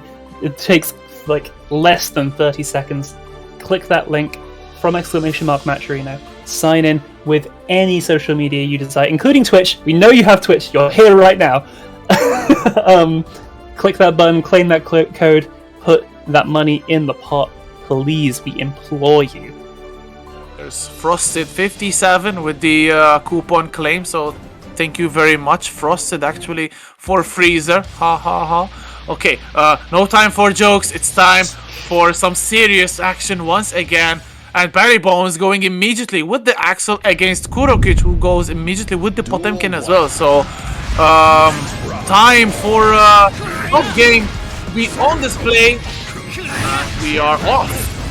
Yeah, you know, we saw this matchup earlier with Mystic versus Kurokich. And it's a rough draw. It's a very rough draw. There's the command grab going to find spot. No RC is minorly surprising. Oh no, not like this. No. Alright, Barry, let's calm down. Let's calm down. Really unusual to see Kurokich falling victim to that command throw twice in a row in the opening bout. So, oh my god, but once again, one hit is all Kurokich needs. And BarryBones is determined to not let him get it. There's the jump, small hop, 5P to death. BarryBones, very smart stuff to close out. A very good round number 1. Very, very nice stuff. Keeping it nice and clean as using the new 6-key cancel for Potemkin gives him so much more time to respond to those JS's, putting that full screen projectile on the ground with the slide head. That runs into good use though, however, there is a big counter hit on the Mega Fist. This will be big damage into the Garuda. Get put in the blender. Beautiful RC. 4 Garudas in a row, 5 of them into the counter hit. And then just a 5p to get that splat. You don't need anything more. Oh, and the air throw tech gonna happen, but they weren't ready for another throw as soon as they hit the ground and get dunked on Mr. Low. Excuse me, not Rose. Okay, but there's Potemkin Bossert that is definitely going to get Axel's health bar low, and he's still trying to fight out. Stuffs the slide head. Very good trade or exchange for BarryBones. Beautiful jump slash, trying to get the distance between him and the big boy, who is, oh my god, the actual Mega Fist just trickles and manages to get in. No, he is in. The first will live because of Garuda. The Mega Fist will punch Axel right in the dome. Game 1, Kurokich. It's the thing, it feels like you're going to be able to tag Potemkin in his fist when he's doing the Garuda, but it just isn't the case. That burst will not reach at that range, and it's an unfortunate decision by Barry, going to be dropping that first game. And Pot is not a character you want to have to play versus from behind, like ever. ever. As we head into game number 2. Oh, there are 3 codes now left unclaimed, so shout out to all the people who have done the codes. I'll shout you out after this one because it's such a hectic, action-packed game. And the second one is already underway, and Kurokich has to start hopping above those Rizes, but BarryBones expertly applying all this pressure to keep the range out of his opponent. Yeah, there's that Mega Fist. It closes the gap so fast, but a wonderful 2S. I love that niche anti-air. Gives you such a fantastic reward for Axel. Gotta be careful of that command grab though. It does give access to that full screen headbutt, and this is looking really scary. Jumps over that pot buster, but air throw from Kurokich gonna reset that situation just as fast. The explosion from the reflector coming in, flick that Rensen right back the way it came. Beautiful stuff from Kurokich. That was a godlike flick from Kurokich, bringing out of nothing and getting the round all together, and now BarryBones has to be panicking a little bit. He cannot afford to go 2-0 down, but there's the slide head. Kurokich buying himself a lot of space, and the distance is diminished. He is in his face, but good FD from BarryBones. Oh no, there's the charge dodge. That's gonna be so much damage. Look at their health just evaporate! Oh my god! That was 80%. That was easily 80%, if not 90%. That must have felt like a slap in the face to Barry, who is trying his best to do as much damage as possible, but there's this slide head once again, catches the counter hit, and you will be dead once again. Kurokich 2-0 down. Whoever said that this matchup is a 7-3 was lying, or it was a 7-3, but for Potemkin. The messed up thing is it really is that bad, but I think Kurokich is just that genuinely historied and so aware of what they need to be doing at all times in this matchup. They managed to make it back, because this is so difficult. Absolutely, and we've seen Kurokich take down the best players playing Axel in all of Europe. He's playing week in, week out against Snake Belmont, who is another one of the 3 or 4 Axels of the Apocalypse, as I like to call them. But oh my god, there's the overhead. Why are you blocking low, Barry? Look at all this damage. The corner situation is still with Potemkin. There's Garuda, there's the defense, but good challenge coming in. BarryBones still fighting in this one, and he will not let up until the last pixel has left his body. Oh my god! The bus gets baited, the RC comes, and the 5D to close the round. No words here, there's no words. In that 5D definitely stands for death, because that is definitely where BarryBones is heading. Although a good attempt at a comeback trying to fish with those Rizes, but again, look at these Mega Fist jumps. Kurokich has become a frog. He's just leaping towards this long-haired individual with not a care in the world. And every time, it's such a beautiful awareness of when to use that slide head, go through those single hit spacing buttons, and then as soon as you get that bar of meter, you're allowed to just hammerfall all the way in RC. First to keep the corner. This is how things fall apart for Axel. You get those double Garuda situations, and this corner is so hard to escape right now.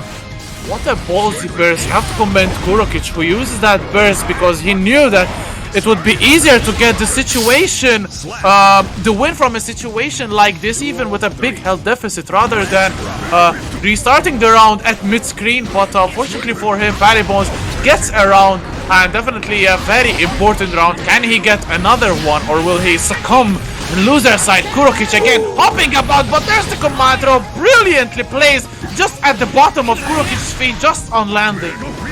Anti-air command grab is not a sentence you get to say very often, but beautiful, beautiful stuff from Barry, keeping it together. A wonderful, wonderful choice. Keeping it alive in this set right now. Slash counted as well, but Kurokich still hopping about like a frog, very agile indeed. Look at this walk, not agile at all, but still as threatening as possible. Get some Mega Fist into more pressure in the corner, but good stuff from BarryBones, keeping his distance, punishing the slide attempt as well, and now this is looking very, very winnable for BarryBones, but Kurokich still waiting, so patient from the Russian. And 2 bars on the board as well, it's worth remembering for Barry. There's that sickle song, we call it right in time. Does get gold busted though. No way, what in the hell? RC runs out to the Mega Fist forward. Kurokich unbelievably still in this one. Tries that overhead. The defense from BarryBones trying to fish with that 5P. The jump dash. One more poke. 5P. The magic button. BarryBones still in this one. I don't know if someone fainted with all those RC exchanges. I was on the edge of my seat, and I'm sure many of you have been as well. Oh my vision's getting hazy, I can't lie. This is a lot, you know, it's a lot. I've never seen that much meter get spent that quickly in this game on both sides. Your vision is hazy, then it's like Daisuke's vision, completely buffing and nerfing characters without a reason, but we are heading into a game number 4. There is definitely a reason for this matchup to be this insane, because Kurokich is simply a god. That's the thing. They talked a lot about how they wanted to kind of deal with Garuda Impact, and I don't know if I'm seeing it with how some of these corner situations have been panning out. Damage coming in from BarryBones in the meantime. Oh my god, full screen command throw. That must have been like a second full of duration, but still BarryBones, fearless, beautiful RC. The hit spark actually getting the negating the armor of Hammerfall at BarryBones. That was such a confident round. That's a beautiful bit of awareness on how to deal with that armor.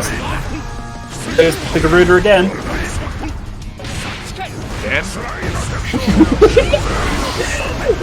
It does not simply Garuda once. It's never how it should have been. And what does not Potemkin Buster was, that is definitely heading the wrong way for BarryBones. Still winnable, do not burst. There is the 2K, I believe, and Kurolich set point once again. BarryBones, beautiful counter hit, that 2H, stuffing the armor on Slidehead once again. Now BarryBones with the life lead has to be careful, has to be patient. This is so tough of a situation, and we're already in the corner. It feels like this has been Barry's house this whole set. Gets that really low snail, makes it very hard to punish, especially for Potemkin. Ooh, there's that powerful in. This is going to be really scary. There's the Garuda, got to burst out. Do not want to be dealing with that. They try and read a Mega Fist or a jump in, and they are just wrong in that situation. There's massive plus frames. Oh, this is so tense. I am really clenching myself. I cannot imagine how Barry is feeling. Oh my god!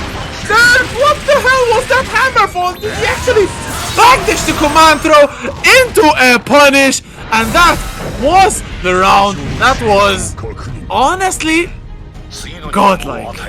I feel like Barry was fully predicting the Hammerfall RC command grab situation, so they went for that backdash and just get immediately smacked out of it by that, like, the full commitment Hammerfall, that's so terrifying how much pressure you can exert from so far away with just one barometer. Like, that is some insane presence of mind from Kurokich to just go over the command throw, backdash it, hammerfall, punish it with the perfect duration. Like, the timing of that hammerfall was immaculate because probably any more delay and it would have been blocked. So, wow. Absolutely fantastic stuff, for real. And that's the power of having a dash macro, you know? You don't have to sacrifice your charge just to backdash anymore with pot. Absolutely, and shout out to Steam user SuperMac101 Incognito dies. Oh, unlucky. Tofoli and Echo Deck for doing the match arena. There are 3 more codes left, and I will shout your names after this one because we're heading to a samurai showdown between Mysticsmash and Albur. This is probably the first mirror that Mystic has encountered in tournament. This will be chaos. This should be an anything but an honorable bout, to be honest, with how this goes. This is going to be some full-on degeneracy. We're going to be just explosions of blood left, right, and center. This is carnage. This is not a fighting game anymore. This is a Beyblade battle. And just like a Beyblade battle, I don't think I could call this if I tried. Thankfully, we are just the spectators and not the speculators. On we go with the action. Albur probably more comfortable in this matchup, but oh my god, the challenge, that 5k from Mysticmash, and look at this damage! Nago to Nago is still hurting like hell! Nago, he has a lot of health, but he has a lot more damage than he has health. There's a lot of blood on both sides right now. Mystic is about to pop. Gets it on block, the ideal situation. YRC make the most of this situation. Ooh, good challenge from Albur into the PRC, counter hit, snipe something from Mystic who gets away with it, but the 5H into the 5H OTG, 2 buttons of death. Once you're in level 3, honestly, that does as much damage as some characters' main B&Bs. Pretty much. Still pressing buttons, that's what we like. Look at all this pressure coming in from Mysticmash, but 2S from Albur is all he needs to come out of the corner swinging like there's no tomorrow, and he catches the backdash. PRC, beautiful stuff to reduce the scaling. 6H, and Albur with a lot of momentum riding. Ooh, wonderful air to air. You see that so rarely as an option from Nago, but because obviously Nago also has such predictable jump arcs, you're very much going to be able to do that in the mirror. Ooh, good stuff, keeping the corner as well. Good chunk of damage. Mysticmash getting that blood back. You cannot afford to pop again because that will definitely be the end of the round. Albur defending for his life as well, but look at that risk. The Bloodsucking Universe, no OTG, but H2 will take it. Mystic definitely has learned the ways of the Nago here. For sure, no, there's no doubt that obviously Mystic's Nago is absolutely phenomenal, and we're seeing it on full display right now. Going toe-to-toe so well with Albur. Albur is so familiar with all of the situations that are being put in, and even still, sometimes you're gonna get command grabs. Absolutely, you cannot escape it all the time. There's the Beyblade, that is something else you cannot escape all the time. Mysticmash placing it like an expert Nago player. It's just his second weekend. Be ready to tremble in your boots when this man will make 2 or 3 months playing this character. But look at this once again, pressure is being piled up on Albur, who just caves at the sight of a 2S. Mysticmash takes game number 1. I'm seeing people asking why Mystic started playing Nago over Axel. You mean you're literally looking at the answer. Like, look at this display. Absolutely wonderful stuff coming in from Mystic. I think his Mystic's actual reasoning is he's playing Nago until Nago gets inevitably nerfed, and then he'll probably switch back to Axel, but for the time being he's definitely putting this time into Nago to good use. Let's see if he'll be able to go all the way as Albur starts off really strongly. He does not want to lose to his own character because, hey, I've been playing him longer. That's what fighting game lore is all about. Let's see if Albur can take a quick game. There's the Beyblade. For sure. That's the thing but we've already seen today. Zando kind of proving that principle somewhat false with the winner's side set. So let's see if that history repeats itself. But right now, that blood-sucking universe is trying to make history real right now. But that can wake up super. Good lord. Of damage, but still Albur in the life lane. Oh no, this is good, but looking really downhill for Albur, having to deal with Nago's pressure in the corner, but the blood is slowly rising. Mystic is doing such a good job of keeping the blood under control. Once again, there's the RC into the 5D counter hit, the risk paying off, and Mystic gets another round on the board. Incredible stuff. You see how that launched? I thought that was the full charge for a second. No, it was just the counter pit property. Definitely sent his opponent flying. This pressure coming in once again. Mysticmash is slowly but surely getting the better of each exchange of these two characters. For sure, they're both looking real high on blood right now. It's gonna be very, very difficult to go without popping because we gotta play some neutral right now, some big ass buttons. Okay. Mystic is barely holding on to that blood, not popping just yet. 5H with such a sick range. Look at Albur shimmying in and out, trying to maybe bait something out of Mystic, but now Mystic has the range advantage with those two bars of blood. PRC, the gold burst coming in. Gold burst is trying to be insane. I want this damn round. Oh no, it's a little bit hectic. Both players trying to doing the standoff. Oh, what the? No way! Okay, I would be so sick though. I would have screamed my voice off. Oh, Albur sitting on the team. Oh, that is terrible. Still not enough to kill. The full combo will actually take it. No burst on Albur's side. And oh my goodness, Mysticsmash is 2-0 up against Albur. You joked about how this was Samurai Showdown, but honestly, that end of round, I thought I saw Halmaru for a second. That's all I'm saying. That was so slow and calculated. It's I feel that although Albur is the for sure more experienced player with Nago out of these two players, he's not using the blood gauge to its maximum usage in this matchup specifically, because if you are on 2 bars of blood, you can try to fish out pokes from a distance, and we're not seeing Albur trying to fish from max distance of blood gauge, but he's definitely getting max damage out of this combo. Beautiful stuff. For sure, looking real nice. After a couple of rounds of being a little bit lost, this is definitely looking like it's the Albur show right now. Incredible display. Indeed, as we head into the second round, starting off with a big counter hit, but still the burst coming in from Albur saving his life, but not for long. This will be a lot of pressure coming in from Mysticsmash, sensing in the clone again and again. The Blood-Sucking Universe once again into the 6H. Look at the life lead. For sure. Oh, no pickup. And Blood-Sucking Universe this time from Albur's side, sending in the clone once again. 6H. The chip damage is being applied a little bit too far. The momentum dragging him from the Fukyo. That was unfortunate for Albur, and Mysticsmash gets the upper hand, gets the offender's arm, but just like that, look at this. Albur, unfortunately, oh my god! That I don't really understand. I kind of really probably would have preferred to just go for that Blood-Sucking Universe and get that blood recovery back. I'm wondering if that was a missed time on that PRC.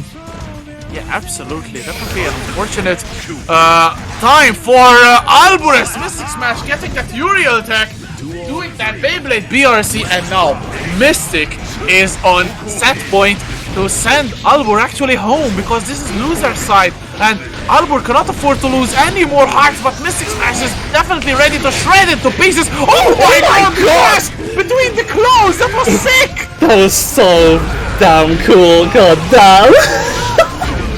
Gets the OTG and the counter hit to boot.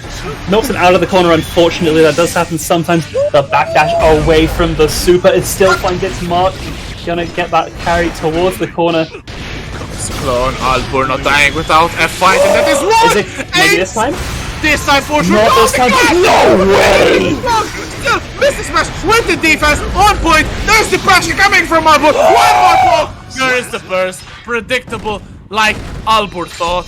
And Albur is very much still alive in this one. That was one of the craziest rounds we have seen in not just this tournament, but for sure in the strive that we've seen for these 4 months. And Albur will be proud to take it home.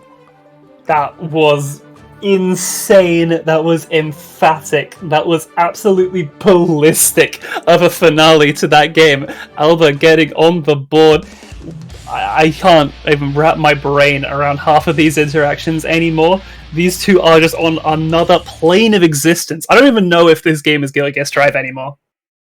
Yeah, absolutely, and it's, as we said, it's a Beyblade showdown, not a Strive action. Oh my god, there's Coach Steve in chat, shout out to them.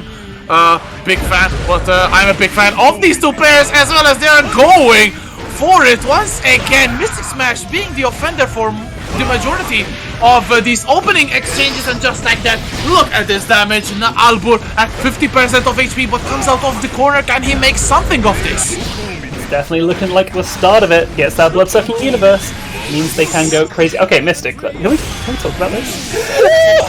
Mystic, can we talk about this? These reversal supers have not been the one.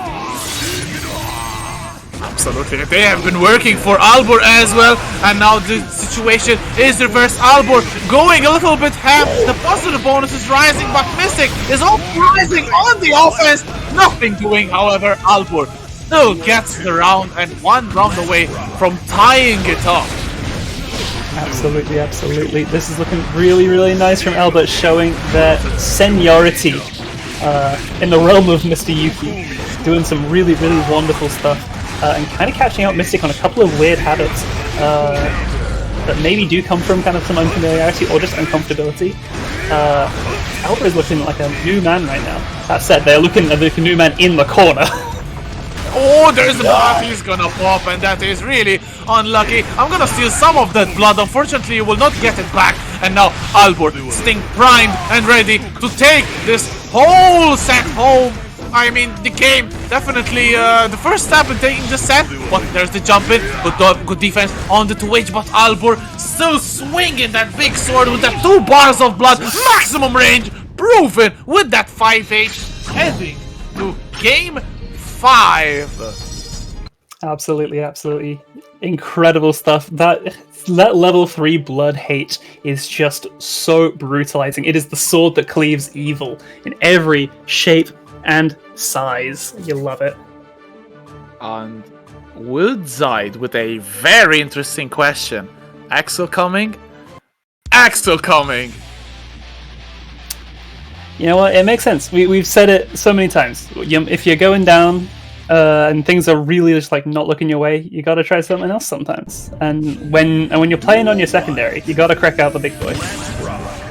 Absolutely, and definitely the big boy in this matchup as well. So we will see Mysticsmash using his trusted Axel to the best of his ways. Albur definitely gained some momentum. Can he get it done against the Axel as well? Definitely looking like a very uphill battle. Mysticsmash getting thrown though, face the floor, and now Albur with a good burst of offense, but the challenge coming in from Mysticsmash so good at that 2K2D, and now the distance is once again settled into the one vision combo. Oh, does not go for it. Oh, there's the one vision. You love to see it charge. Does actually kill? Yes. Absolutely it will. I've never seen that route before. What in the world? Yeah, same. That was such a good combo as well. This is 1%. And you see, just because Nago doesn't have a double jump and they don't have a run, so they really can struggle at times. If Axel has a good read on their choices, there's just gonna be no way for Nago to find their way in. That's really what Mystic needs to rely on here. The reversal throw as well is gonna do real nice, meaty overhead as well. Very, very plus. I think +3 in that situation. definitely something which Mysticmash will take with open hands. And look at this distance has been created between the two. Mysticmash will convert with a Renzen explosion and now trying to keep his opponent at bay. There's the one vision combo, this time converted off the Renzen. Raw bomber, that was beautiful stuff. Oh, trying to bait out the burst. Smart from Mystic, who has a round advantage and a good life lead to use that as bait. But Albur whiffing that 5-8. This could be critical. This could be criminal. There's the command throw. Will he burst? Not even the chance to. No, it doesn't look like it. I think I think they believed that there was going to be another layer of burst bait. But after that previous sequence, Mystic was just like, you know what? We'll just let it rip. We'll just go for it. Incredible stuff. Axel is one of those characters that can be so hard to adapt to at the last possible second in a final game, which is one of the other nice things I think about how Mystic is currently approaching the character. Of being like, you know what, I'll play Nago, like, all the way through you gotta overcome this monstrosity, this demonic, like, vampire samurai. And then you might have to play a game versus Axel at the end as well, and just like, can you deal with both of these? The true boss fight is not Nago, it was Axel all along, but that was a 6-6 set. I feel that was one of the hypest, if not the hypest, we've seen the whole night, but there's even more action coming your way, as big shout out to Arenias, Cosmic 1993 and Small Flame for doing the last 3 codes available for the match arena. You've given us a prize pool of $30.90 and counting if anyone wants to maybe add a donation. It's all your decision, but we have completed our first primary goal, that of the match arena, and we are heading to another extremely interesting match, Kurolich against Zato-Van. I also want to say, just real quick before we get into this one, don't forget also, even though the codes are gone, there are still the sponsor quests. Please consider using those. It's a little bit extra. Just retweeting some nonsense, getting in there, putting a little bit more money into the mouths of these players. Very well said. Thank you for reminding us of that particular detail, which I forgot, but you did not. Very good stuff. As very good stuff is the Kurokich, which is definitely taking the game. Hey, well, we're just getting straight into this one, aren't we?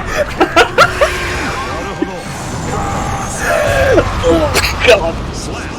I just love the animation. Even if it's against me, I will still like go crazy with this one. As Kurokich definitely getting the best start possible, and that Heavenly Potbuster will do mental damage to Zato-Van as well. It was not off an entire, but will still calm Kurokich down and get him more clear in terms of what to do next. But this time, Zato-Van gets a good chunk of damage at the corner into the Amorphous, will get as much damage as possible, breaking the wall as well. Yeah, it makes sense when it's a very unscaled combo. Getting that damage is really worth it. Because, God, have you seen it? Jeez. Yeah, pretty much. Starting off with Mega Fist all the rounds, and Kurokich definitely knows something about this matchup, using a lot of Mega Fist at round start. But there's the oppose working in Zato-Van's favor. Unfortunately, he got ragdolled to the other side of the wall, and Kurokich will take his lucky stars. He got lucky, but the oppose will actually fail. Kurokich getting that corner pressure now. YRC spent. Brilliant stuff from Zato-Van. Blocks the Mega Fist as well. I love the use of the Mega Fist to negotiate their way around the dog. It's such a nice, efficient way of turning the awful situation on its head and giving you the corner back. Again, sniping Zato out of the air. The burst is blocked. It's a terrible situation. The throw is tagged. Zato still in this one. There's a 5D getting some good damage. This will not be enough to kill. Oh, the throw with PRC cancel the counter hit. The burst coming in from Kurokich. Right head whiffs. There's the Mega Fist which whiffs as well. But wait, so that's actually crazy. If they don't cover the gap between the thrusts, you could literally just like Mega Fist your way between. That's actually insane. I didn't think you could maneuver that quickly. Yeah, like it was it's definitely being shown by Kurokich as well against BarryBones. He was doing hop forward into forward Mega Fist, and that was definitely buying double the distance that a normal Potemkin does, but this is not a normal Potemkin. By all means, this is Kurokich, the best in Europe, if not the whole world, honestly. Perhaps FAB holds a strong contender in that regards, but still, Kurokich is one of the best in the business, and this is why he's taking the game to Zato-Van. Good stuff. Another Potemkin buster. This is a deja vu of that first game, and that is a dead Zato-Van. Absolutely. It's very, very rare you ever see that move not killing.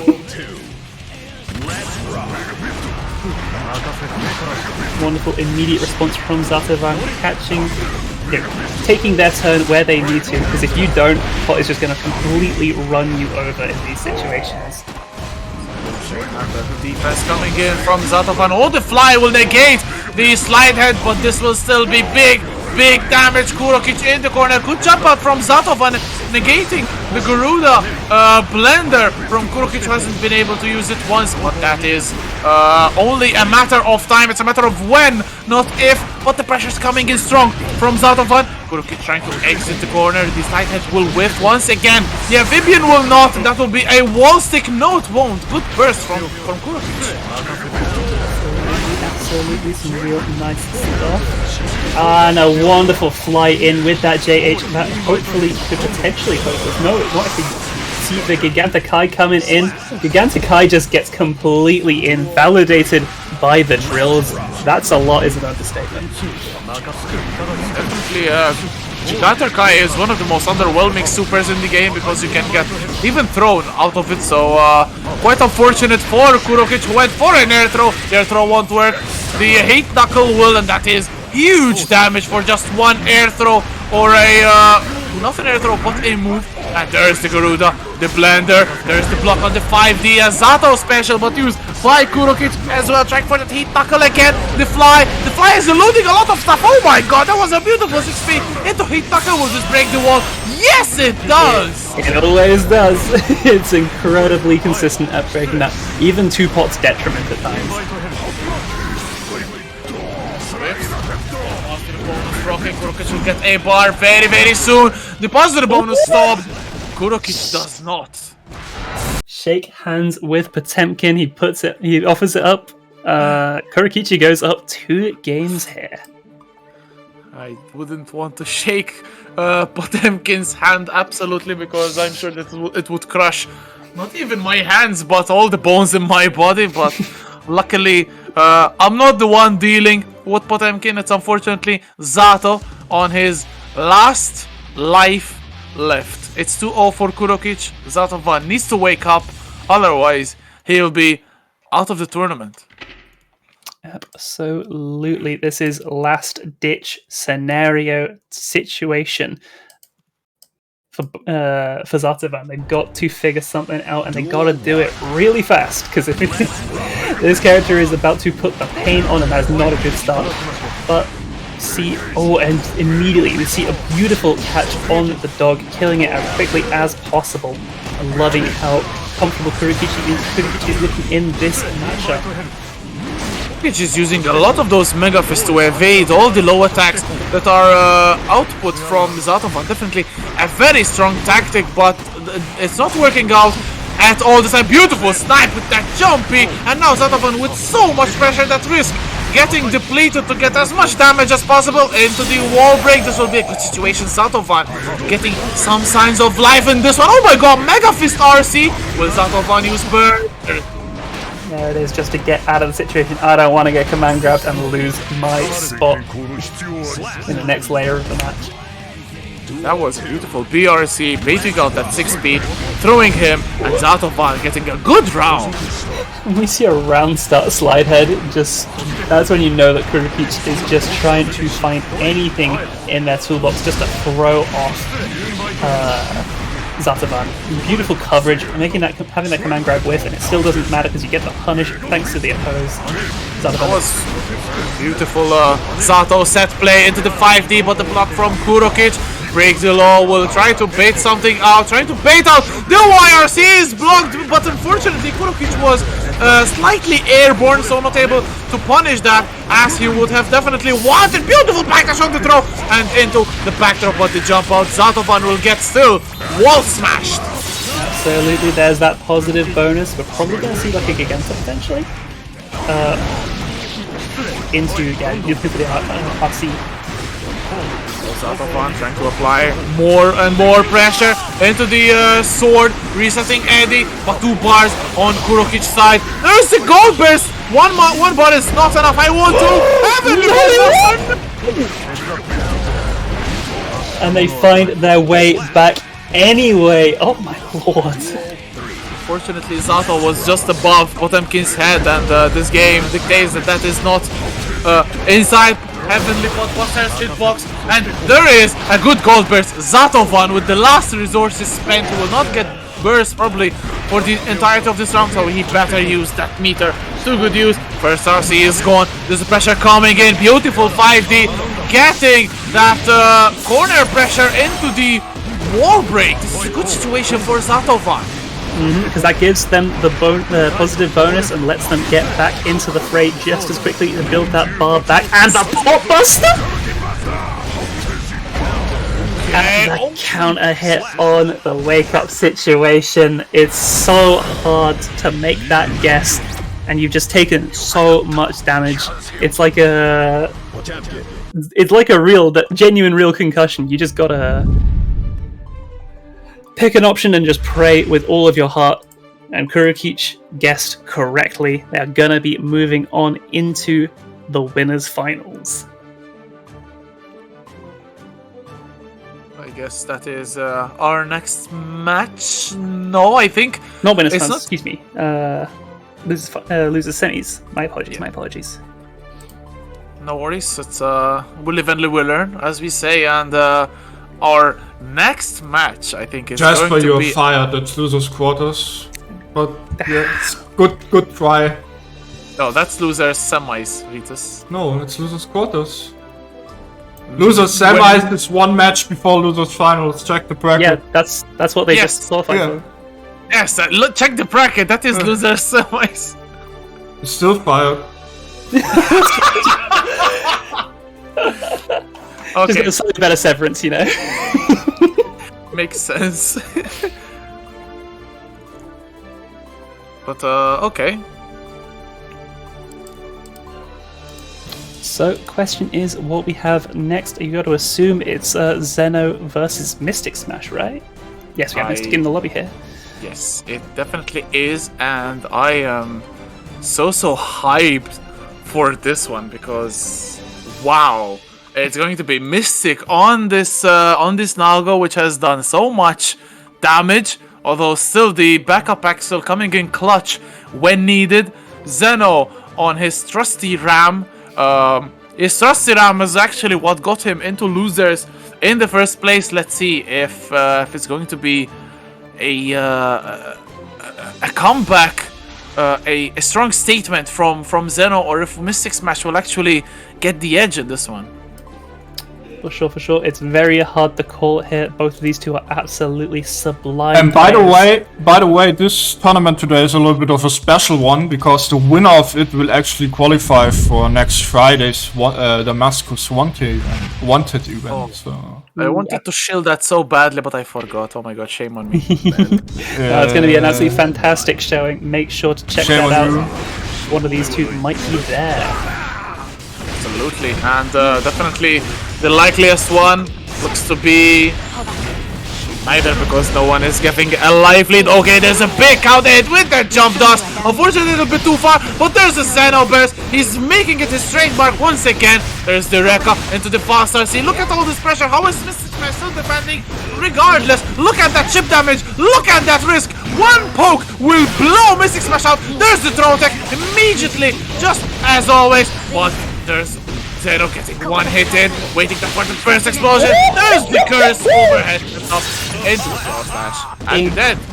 Incredible stuff. What an obscene layer of offense coming in there. We haven't even seen that yet today. just an absolute rabid beast. Once you get in the corner versus Zeno, it might as well be put the controller down. That is Angry Zeno, by the way. Angry Zeno is scary, to say the least. Look at this once again, going forward, but Mysticsmash will not stand for this oppression from his Ram counter player. Oh my god, but the Rekka cancels, we got them. Oh my god, drops the final hit. That would have been such a good combo, probably a wall stick as well, but gets sniped with the jump case. Zeno on point as always, going in 5p to challenge, but the 5h definitely winning the exchange. The drift RC, and that could potentially be it. No, he does not finish the Rekka. What are you doing, Zeno?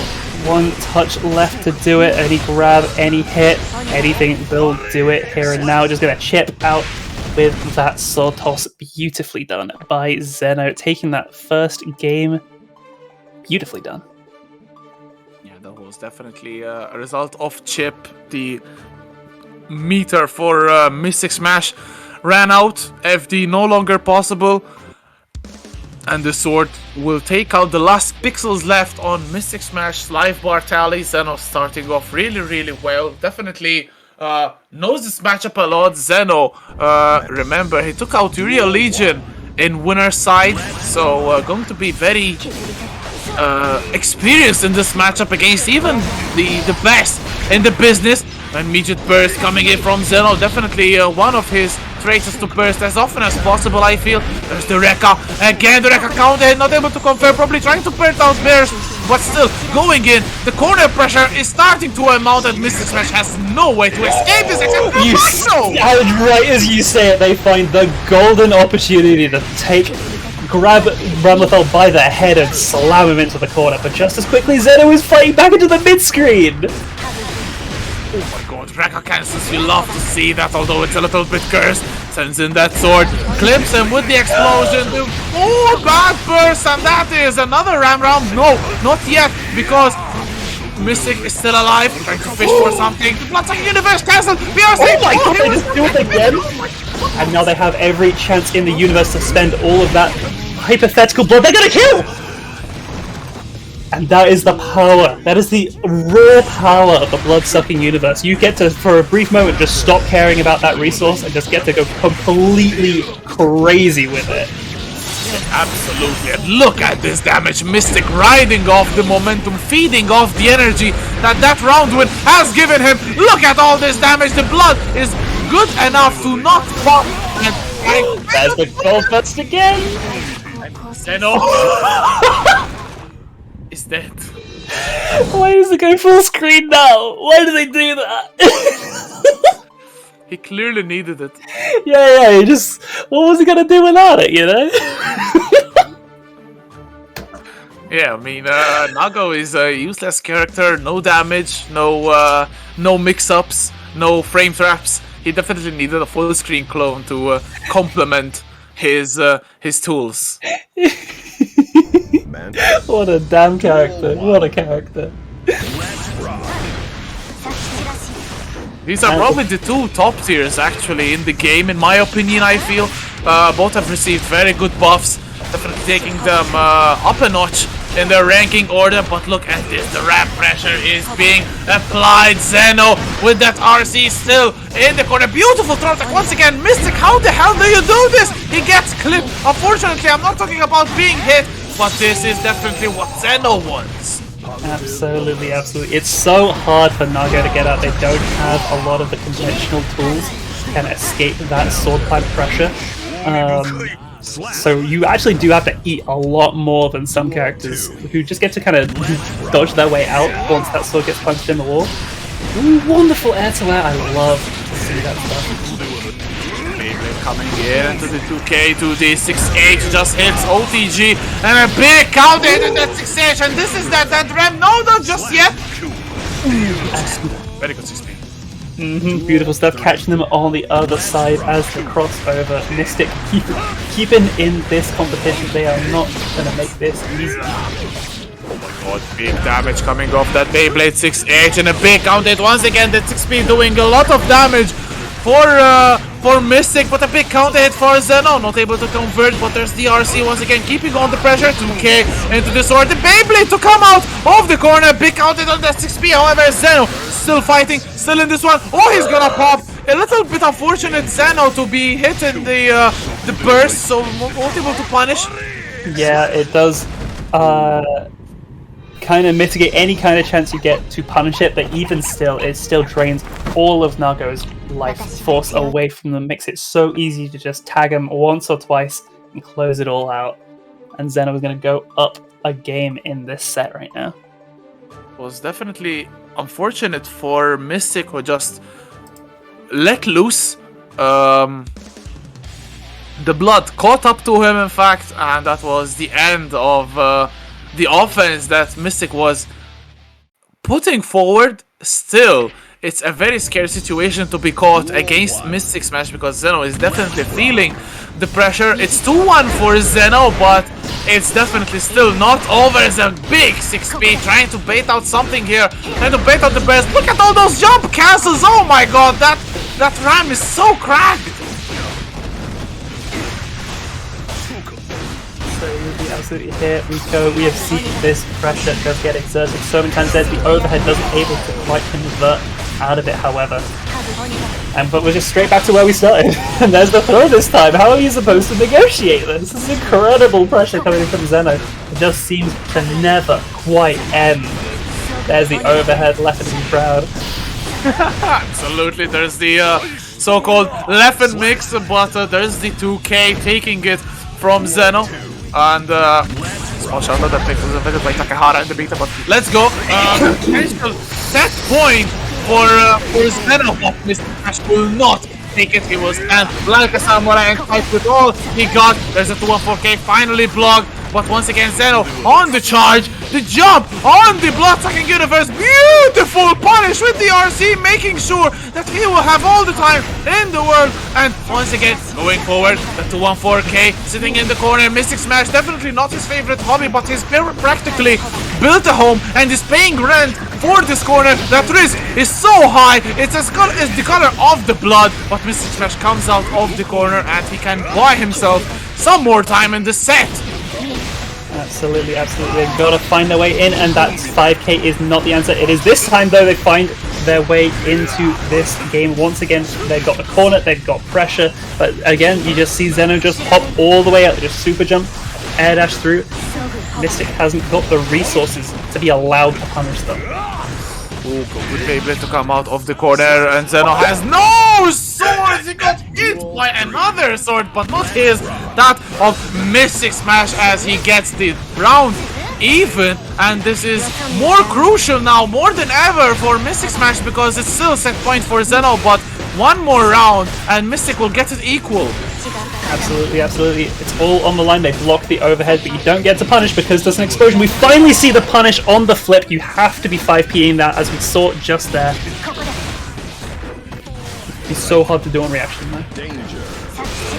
Situation coming in, both players showing their patience. There's the fast RC, good stuff, and Zeno choosing damage. Oh no, he drops the 5D. I think he went for a reset, but still loses the situation. Mystic still sitting on the burst. Oh, the anti-air from Zeno with that jumpy. The RC coming in. Mystic wants to get as much damage as possible, and he will get a lot of it, bringing the wall as well. The situation is almost tied. Liveboy is basically even.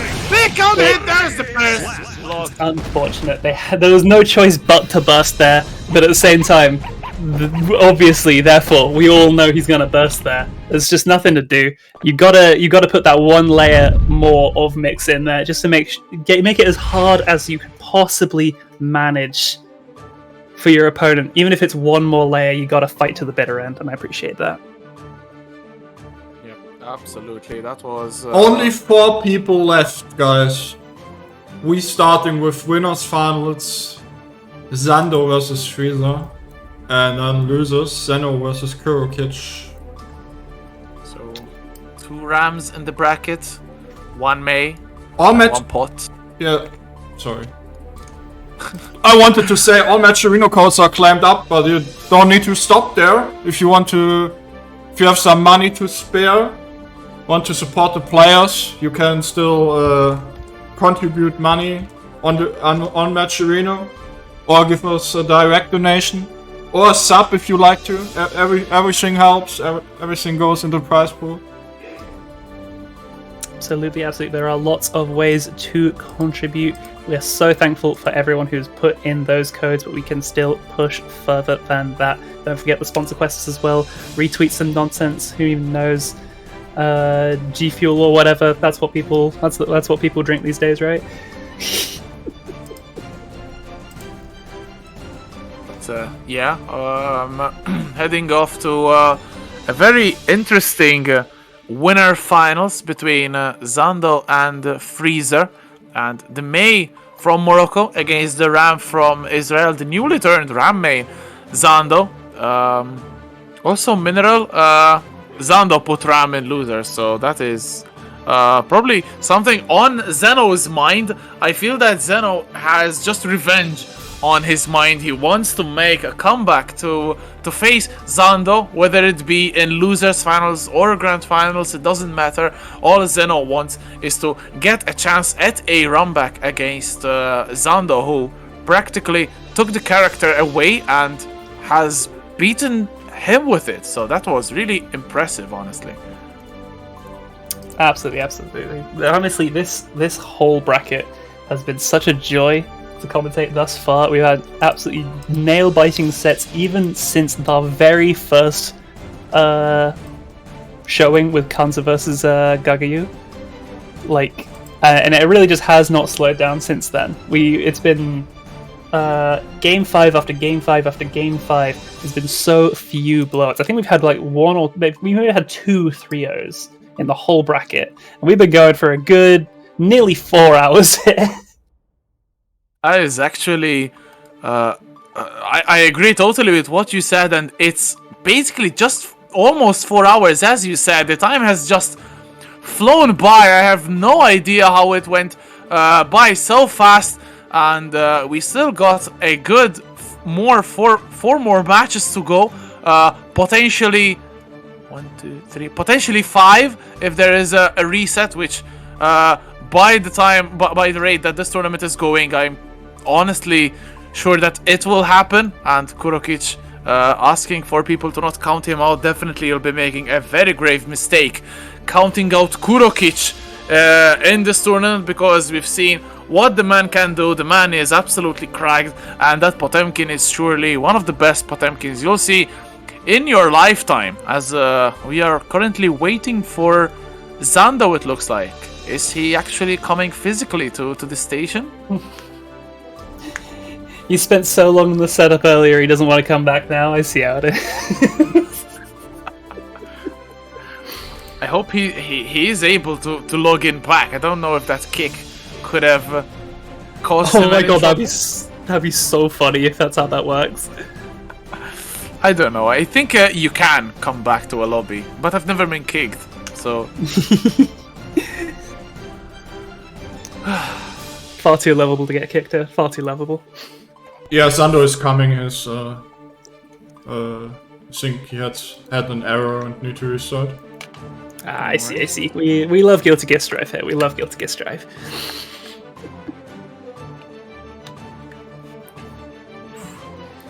If that's the case, this might be a good opportunity for me to go grab a drink. I'll be right back.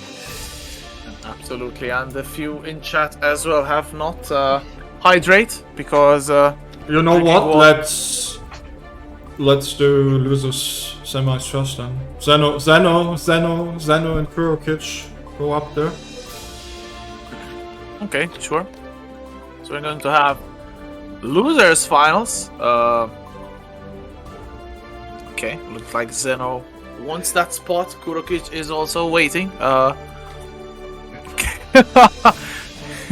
Kurokich team banging a little bit in the lobby. You love to see it. And yeah, let's see what will happen. It's going to be a very, very interesting situation.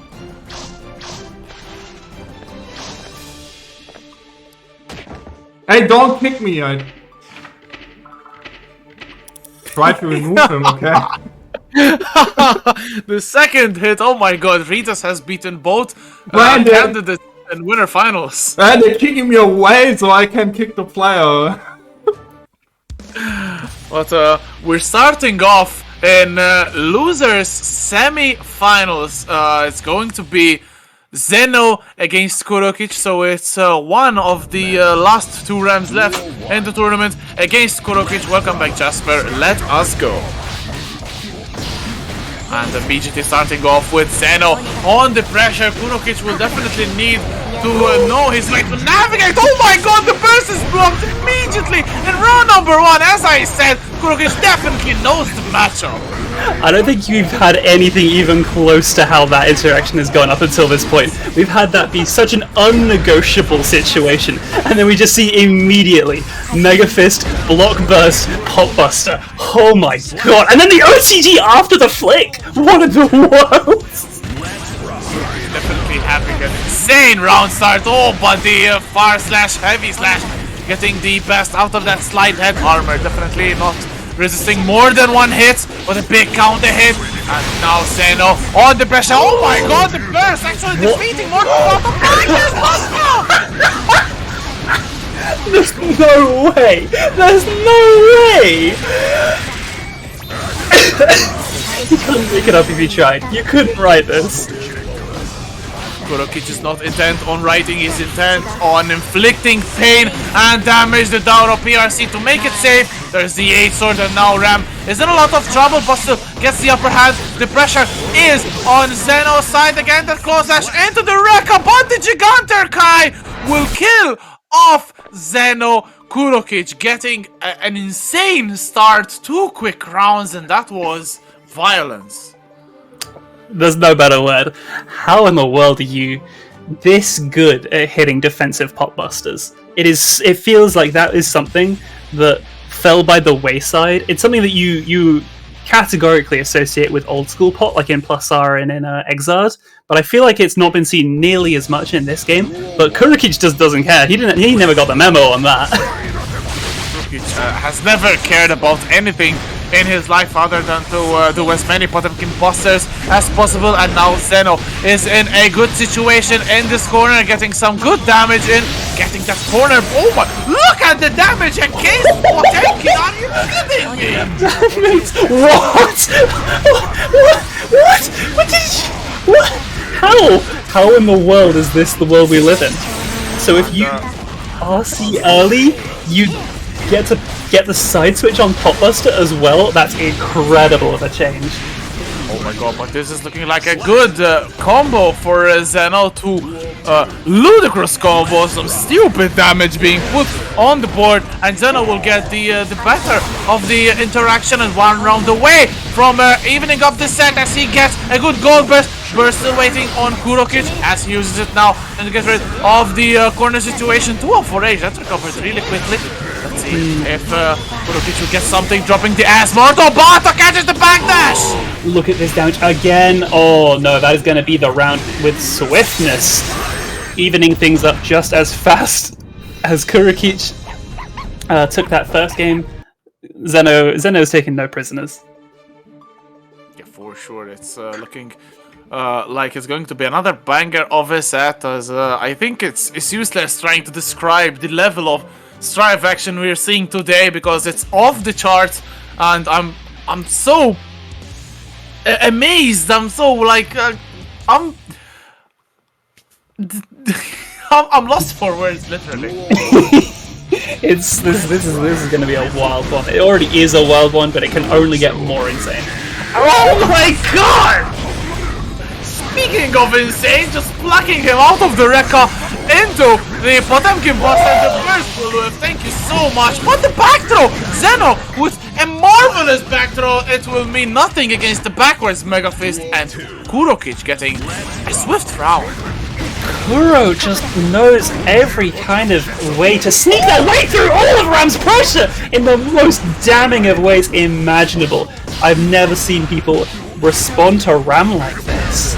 Absolutely, and even these are new tech that Zeno is applying with the 204 cage. Never been used this much as before, but still being able to throw it out of it. There's the RC Spark getting the launch, but unfortunately Zeno got crossed on there, couldn't get the combo completely. Now Kurokich can get some damage. Beautiful 6 to hit knuckle.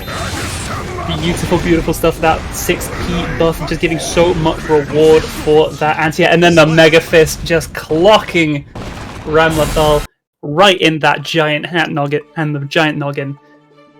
2-1 up for Kurokich. This is ballistic. Remember all those people who were talking about Ram Grand Finals and writing off Kurokich right now? Remember all of them? Where are they now? Let's call out from Jasper. If Kurokich has chosen violence, Jasper definitely no slouch in that department, as we are potentially seeing the last game of the set. Zeno has to bring on his A game because Kurokich definitely is bringing it to him again. This pressure forcing Zeno to use that burst really early on in this beautiful 5p to get A float. Rekka cancels, you got them pushing towards the corner, backwards Mega Fist, the perfect reply, and Zeno is in a bit of trouble.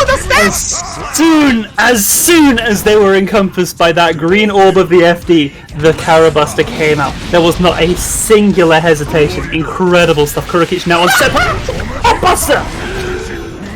There is only one word in Kurokich's head. It's Potemkin Buster. Without the spaces, that is because it's one word. There's the burst coming in. Kurokich, 2-1-4H will whip, but not punished. There's the 1-4K again. This is the pressure coming in from Zeno. Not getting a wall stick. This was favored the Rampage. What? You got the guy. Yeah, incredible stuff. Just gonna block that and get the Potemkin Buster. Gonna close out with a beautiful read on that wake up Motobato. Incredible display. Good lord, I haven't got the words. I think it was also a little bit cocky from Zeno. Going for Motobato with RC and not actually doing it. Like it was maybe Rick is saying it didn't come out. I don't know. I didn't see a single dropped RC in the whole contest. It was definitely the worst opportunity for it to not come out there. So, like, very unfortunate. But Kurokich, my goodness, that was a godlike performance, and he is still 2, potentially 3 actually games away from taking the whole tournament. So a lot of work still to do, but Kurokich definitely on the right track. And they aren't going to be waiting too long to find out who their opponent is, because there is only one winner's side set left on the card. It's just Zando versus Frieza, the Ramlethal versus the Mei. So it's going to be an interesting matchup indeed. Probably going to be Frieza trying to get as much damage as possible in the contest, because he cannot afford to get Motobato the same way that Ram cannot afford to get hit by the Orc. I think Mei has a small advantage in the set with the fact that she has a bigger life lead, and her combos, I feel, do more damage from mid-screen. Her carry is quite good, although Ram's swords get so much more carry, like especially that high sword is so good. For sure. There was definitely situations where Mei kind of can struggle getting kind of spaced out, but being able to slide underneath the fast slash, and in certain situations, and because they have such high airspeed, they're able to jump out of the wall swords quite efficiently. There's definitely going to be a lot of unique situations where Mei is able to escape much easier than some of the characters. It'll definitely be interesting to see how it pans out. Yeah, it's going to be a very interesting game of adaptations, I feel, from both of these players. They've definitely shown their offensive side. Zando has shown that he is relentless with his Ram, unlike how he was really calm, calculated, and composed with the Chipp. We'll have to see who will be the better of these two, and there is no more waiting involved. We are heading into winner finals. The winner of this one will guarantee themselves top 2 finish and a very good chance at winning the whole tournament. Absolutely, it's all about to pop the hell off. God, the jump piece coming in from Zando definitely has embraced the Ram approach to this game. But there's the burst coming in. Freezer not wanting to deal with Ram's pressure. There's the counter hit burst used from Zando as well. All resources left are bars of tension. One on Zando and one to be built from Freezer. But a beautiful punish. That was a godlike reply from Zando, who gets as much damage as possible. Freezer still alive. That guts keeping him inside this one. No 6p there. The throw coming in. That's a command throw. Yeah, overhead kiss. You get a huge setup out of this. Going to be using that escape tool with the 214K to hop straight out of the corner. And that's one of the things I really think I've seen the most out of Ram today, is just how fast they are at being able to just get out of the corner when they really need to. That was a beautiful PRC forward, noticing that Freezer wanted to punish the whiffed 214K, and Zando capitalizing as he's capitalizing just now with these Rekkas. Again, the Rekkas, the third hit will get a counter hit, and this will be big damage. Not enough to kill, I feel, but still very good situation. Zando is definitely putting up a clinic in this one. For sure. It's looking a little bit rough for Freezer out here. Not undoable, but lordy, they have got to figure something out fast. But the first game will go to Zando. Very clean showing from the Israel man, showing how much he has a strong Ram, and all the people in chat will be shaking at the possibility of a Ram in grand finals, seeing how much they hate my poor character. But Zando definitely putting on an insane performance, and it's not going to end just yet. Game 2 is already loading. Let's see if Freezer will get some adjustments or if Zando can get 2-0 up. For sure, it's going to be a little bit of an uphill battle, and Freeze's got to figure this out incredibly fast, and that's not how you want things to start. That counter hit straight into the corner, where Ram has spent almost their entire time on screen applying this pressure today. Between our many Rams, this has just been the story. Ooh, the jump back IAD, have jump slash, and once again Zando sniping his opponent out of the air. Another throw into the 2S. This is looking like a bad situation for May. Into the H sword, trying to maybe fish for something. The counter hit, no, the throw will take it, dropping the guillotine on him 2-1-4-H, and that is how you do around perfect from Zando, who has embraced the rap philosophy just like that, trying to get a 2K, pushing towards the corner again. What can Freezer do to stop this onslaught? Absolutely, it feels like it's absolutely hopeless if you're in that situation. There's definitely things you can do to find responses. May has good response tools, but right now we're just not able to find them in the moment that they needed. The burst, you barely even saw that burst. It was gone as quickly as it arrived. It's a slaughterhouse out here.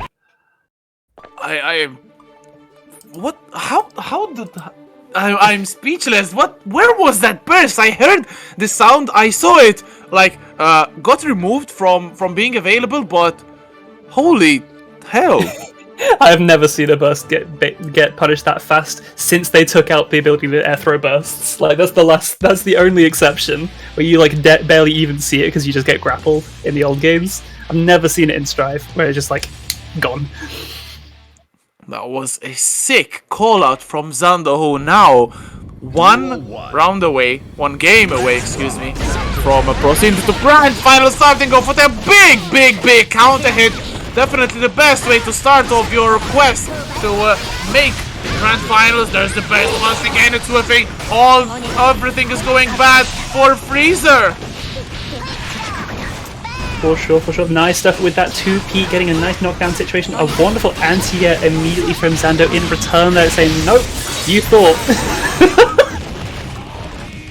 Yep, absolutely, and it is immediately set point. This does not look like a winner final set at all. With all respect to Freezer, Zando is having such a good time, and once again his opponent will get clipped. There's the H sword to break the wall. This is looking like, honestly, a blowout. For sure. It's looking a little bit unfortunate for Freezer. They might just not have it in them. They have such a tiny amount of life left They've got to make so much with so little. That burst is still on the table for Zando too. Tries to get some kind of shimmy, not able to get the bite. That is a huge counter hit though. Motobato does get avoided. They both go bust! No way! And they do get the cross up though. They managed to make this comeback. Incredible stuff. Right, and Fraser definitely not out of it just yet. Trying to prove us wrong in think that Zando is having an easy time. There's the beach ball again. Zando gets another counter hit, but Freezer still trying to sail away, navigating all this onslaught of swords, but Zando gets one hit in. Now you're in the corner. 3K gets him out of there. Good hit, good FDing from Zando, however, trying to push back the May as far as that chase down was immaculate from Freezer. Oh my lord, just like that, they're on the verge of taking this game, and they do so with J2H. Beautiful stuff.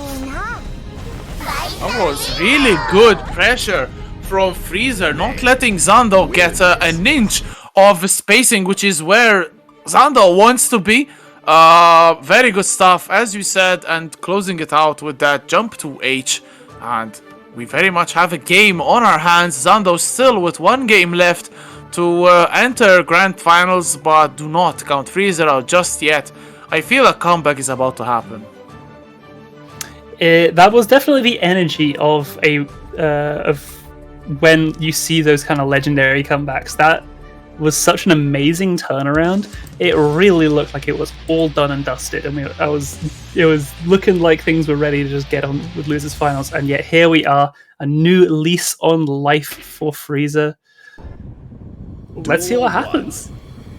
It's definitely really getting intriguing. This set has become much more interesting, but Zando starts off with a big counter hit, not wanting to have anything to deal with a May comeback.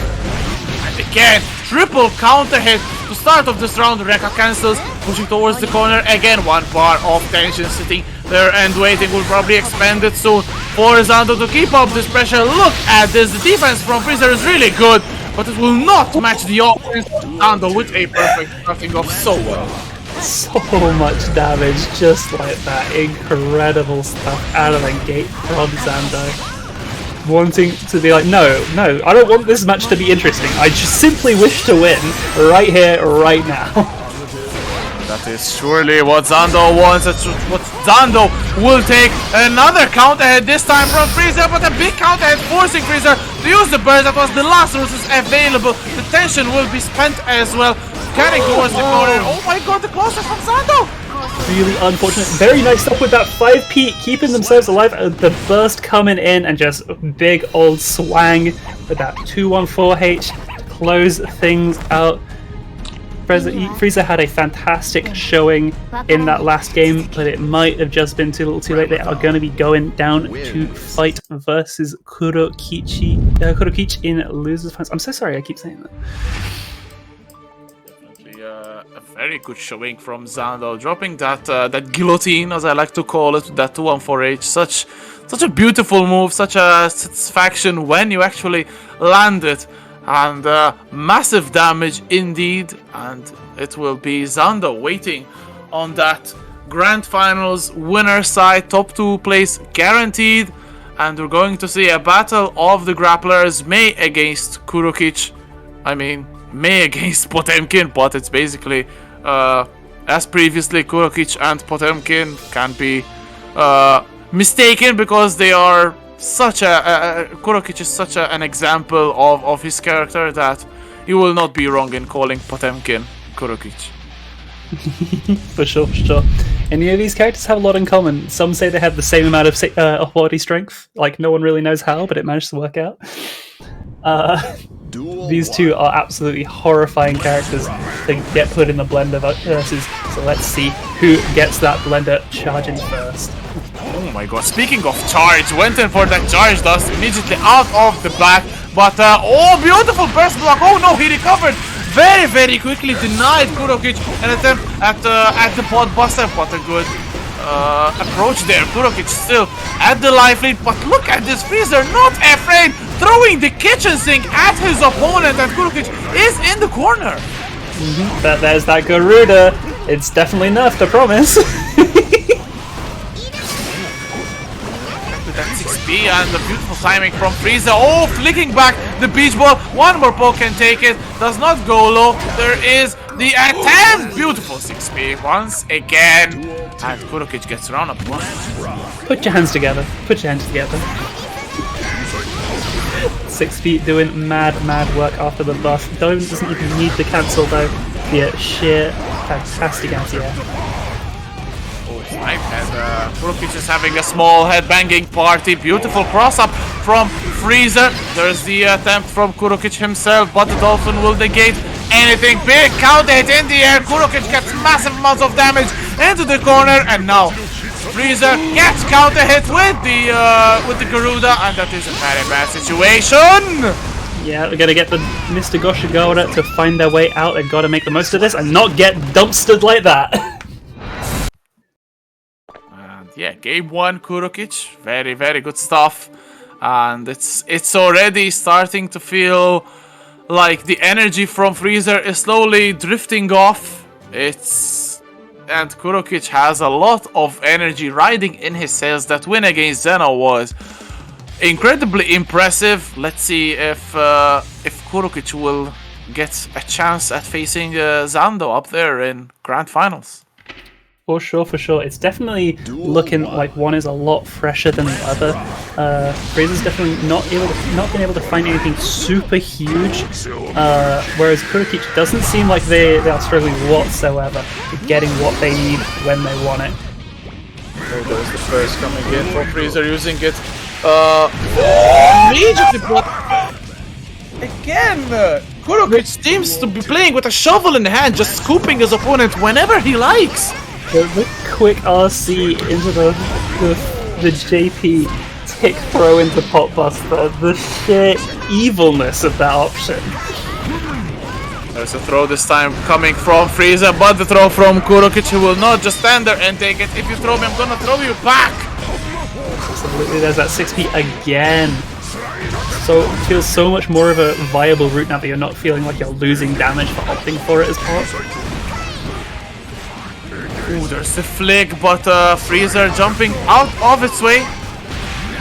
Slide head trying to hit its mark. Oh my god, the adaptation from Rize, knowing when and where to hit. Oh, there's the jumping, but the counter hit from Kurolich closing the distance. But Rize still gets some space between the two, and this is where you want to work. Big counter hit, no burst used. No reason to burst it, Simply, sometimes you gotta know when to give up the round. Absolutely, and Kurolich being smart, realizing that he can always take the second round. Big counter hit coming on again with the big counter hit. Rize is a counter hit machine, but Kurolich is a damage machine, trying to get a hold of his opponent. Big counter hit once again. Not able to convert all too well, unfortunately, but we do get a massive plus frame situation after that 6p. It doesn't manage to convert into the Pot Buster they wanted.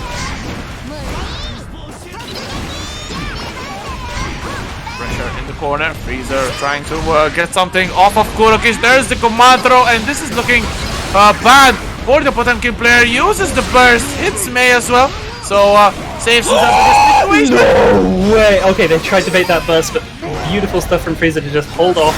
Now there's no more bar on the table for Kurolich, and all of it to work with for Rize thanks to that gold burst. Popping straight over, and the air-to-air, an almost incredible conversion, not quite able to make it happen. Still 1 bar of tension left on the board. Might not even need it. They spend it! This is not an ideal situation, but the 5p is gonna clean up shop. And Rize, just like that, gets 1 game back. It's 1 game apiece. It looked quite comfortable for Kurolich, but Rize definitely making some good adjustments, keeping the distance, playing very good keep out against Kurolich, and now the man has to be scrambling a little bit for ideas. And are we heading to a character change? No. Doesn't look it. We're just sticking it out. I would be so shocked if either of these two switched at this point. These two embody the energy of their characters so fiercely. Pretty much, but we are heading to game 3 once again, a very important one to break the deadlock, and let's see who will be the one to make it happen. Oh my god, the air throw from Rize sniping the jumps from Kurokich, starting off really well for the May player. Definitely. Ooh, catching out that JH as well with a J to their own. This is definitely a solid start. Almost half health on Pop without even getting a combo going. This is, however, genuinely... Oh, I'm somehow managing to fall on the other side, but... This is how you make a scary comeback. I'm not saying it's gonna happen, but I'm saying it can. Of course it can, it's Potemkin we're playing. Oh, gets that burst off, so still a small victory for Kurokich, who will not have to deal with his opponent's burst. And he just eats an anchor to the face. We are heading to round 2. And the advantage is with Freezer. One more round and they will be 2-1 up in the set. Never mind. Incredible stuff coming in right there. Hammerfall, not RC'd actually, but dropping the ass on the May as she is clueless as to what happened. And that is a dead May. Heading to round number 3. The burst is still not up for Freezer. Very quick round. Kurokich has to try his best to get it. Wonderful stuff using the flick on the volleyball. That feels like it's a really weird kind of decision to make in that moment. Almost weird to think of that move as a projectile, but it definitely is one. Counter hit. That anchor is not a projectile, but has the range of one. Burst used from Kurokich to deny any further damage, but Freezer gets a good counter hit in. Oh my god, the carpet on that 6H. No cancel after it though. It's a bit unusual. That's going to be a huge opportunity. Yeah, just force that burst out of them, being like, you know what? There's no Dolphin. Oh my god, the snipe with that 6P into the heat knuckle. Alive bar is almost even. Jumps over the Dolphin, dropping the ass. There's the Garuda into the finish. Superman punch of all Superman punches, delivering death from over half screen. Beautiful stuff. When Potemkin says extendo, he's definitely not lying. He's hitting from so far out, and Kurokich gets game number 3 with the advantage in hand to take the whole set. One game is what separates Kurokich and Zando. Let's see if he'll make it happen or if Freezer has other plans. For sure. You know, we saw that they were more than capable of taking games in this set. They're definitely. I feel like they're warming up as they go. I feel like they're getting more and more comfortable. But at the same time, you can only live for so long versus Pot when they do stuff like this to your soul. We go for the second one. It's the one Kurokich, and oh my god, that was a weird jump K attempt. Potemkin's jump K is so weird, I swear. It's a great one. I'm a fan. And, a little bit of a scramble. Good flicks from Potemkin though. Coming at the correct times. Trying to deny any attempt at zoning. There's the PRC. Runs into an Orca. Completely denied. Once you see that there's a PRC, you have to go for a button there, so the response with the super makes sense. But yet another pot buster, not even a backdash, just catching them running. Once again, Kurokich with a sublime timing on that Potemkin buster. That Commandro is doing so much damage, and Kurokich is one round away from sealing access to grand finals. But look at the risk on Kurokich. One counter hit will make touch of that Potemkin. No, she cannot, because there's a burst coming in clutch. Saving the bacon, to say the least. May's damage is nothing to sneeze at. Oh my lord, and they keep finding openings. What a beautiful conversion. This is the moment. BRC, and oh my god, what a slaughter! That was a perfect round, a very long, perfect round. 30 seconds on the clock, and Freezer one round away from tying up the whole set. So it's really interesting to see who will be the one to take it. And a little bit of whiffs, a little bit of panic from both players, realizing the gravity of the situation. You have to burst that. You do not need to get pop busted right now. Absolutely, those are hurt like hell. Those FDVs are still doing so much work at mitigating all of those Arisugawa Sparkle attacks, just completely mitigating all of that pressure that May has access to. Wish for something as Kurolich also gets first back. This is looking like a very good situation! Oh my god! The perfect timing on that heavenly Potemkin Buster! Snipes off the May recovery off of that vertical dolphin. That is one of the most godlike plays we have seen tonight. May is dead. Kurolich will ascend. Guys, there actually is no lag. I don't know why this happens, but it's maybe my connection to him. I have no idea. Like, I always ask the players how the connection to Rize is, and they actually say it's okay. I think the only one who had issues today was Mysticsmash, so... Yeah. I don't know, it's some weird issue with the routing, maybe. I've no... Yeah, it's unfortunate the spectating suffers a little Guys, bit, but at the end of the day... I wasn't ready, also we went fine, come on, do it like this. Oh my lord. It's just... well, it's time, it's Chipp finals! Jeez, just give us a chance!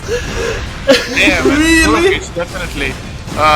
Not wanting any breaks whatsoever and heading straight into the action. Kurolich feeding off a lot of the momentum from these previous exploits in the bracket, but it's Zando. This is a different beast you're going to face. There's the fast RC into the sword toss, but good attempt from Kurolich. There's the throw. Zando once again pressuring his opponent with those 5Ks. Look at that risk bar, it's so red! It's absolutely a diet.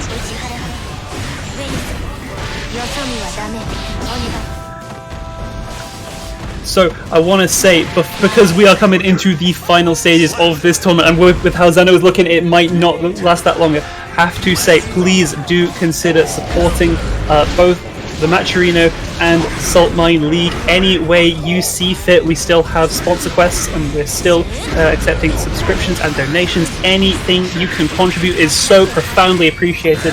It's going to be going to one of these two players. It's going to be an absolutely fantastic set, so let's please give them everything they can. These players are surely giving everything they can on their controllers or platform of choice, and look at this, Zando trying to go in with that rack. A beautiful jump from Kurolich, loves the burst, not able to punish, but still good trade for the Potemkin player, but look at that far slash range.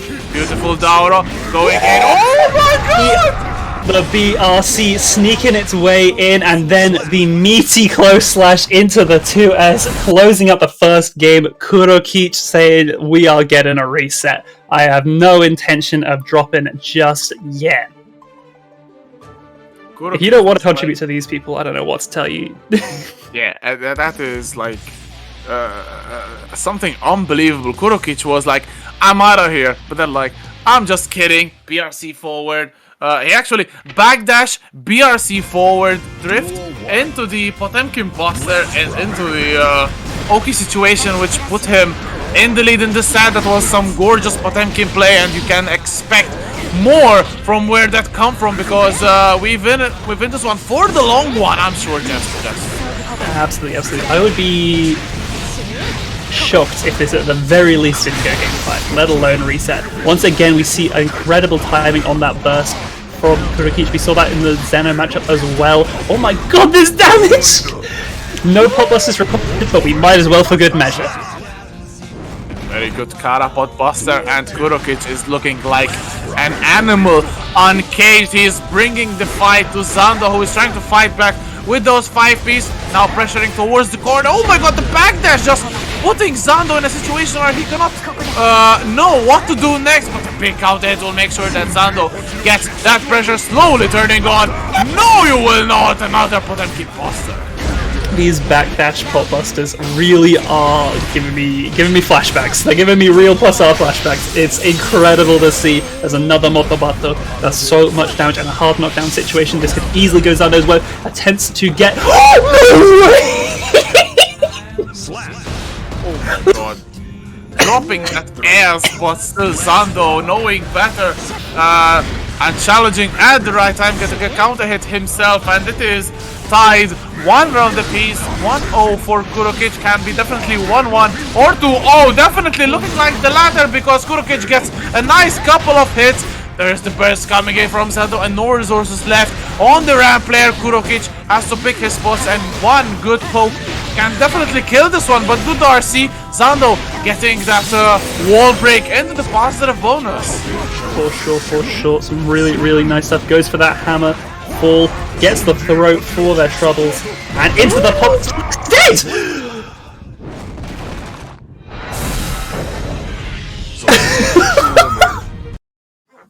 I don't have the words for this. Kurokich is just playing out of his damn mind. Kurokich, something happened. Let me check who actually sent Kurokich to loser side. I feel we had that match on stream even. I was about to Mystic. say, I was about to check who did send Kuro to... Yeah, it was Mystics 3-1. It was Yeah, it on was- stream, yes. Yeah. With the Axel, I feel so very interesting, and Zando unfortunately does not have a pocket Axel. And look at this, still going strong. There's the throw at the corner, and now turning it up, and this will be a good round for Zando, who started off really quickly, just 11 seconds in, and look at this damage, look at this lively the backdash. You know, we talked about Angry Zeno earlier. I think Angry Zando might be here now. That burst, it seems quite foolish if you ask me. It seems like it might be a done deal of a round, but you know, I've been wrong before, but not this time. A little bit of maybe Kurokich feeling a little bit himself. It's not a bad sign if he has a lot of momentum, but feeling low yourself can definitely come back to bite you in the rear. But there's the goal bear. Zando 2-1 for H. It is blocked, however, still pushing towards the corner. That risk is slowly piling up, and it is hitting that red spot. It's gonna start blinking soon. No, it will not, because Zando gets some redeem out of it. Oh my lord, this is getting old. Come on, and then they slightly early RC timing to toss it into the corner. That is such a cool new feature. I love that so much. Which went for the reset into the Potemkin boss. Very smart from Zando to jump out after wake up and trying to get the finishing blow out of this round. 2-1 for H. No way, that nearly killed. And then the flick right between the eyes. Heian would be proud. And it is reset point for Kurokich, who is one round away from potentially getting a reset on the board. That would have been such a fast reset. Zando getting a good 6p, but the backdash stuffing with that 5p, very smart from Zando, not wanting anything to do. There's the burst coming in. Kurokich still in this one, but Zando has a good life. Oh, but there's the Mega Fist. That's how you get these things started. Bit of a small footsies game. That's the crazy thing is Pot has such huge limbs on his S and H buttons. He really is capable of playing those footsie games.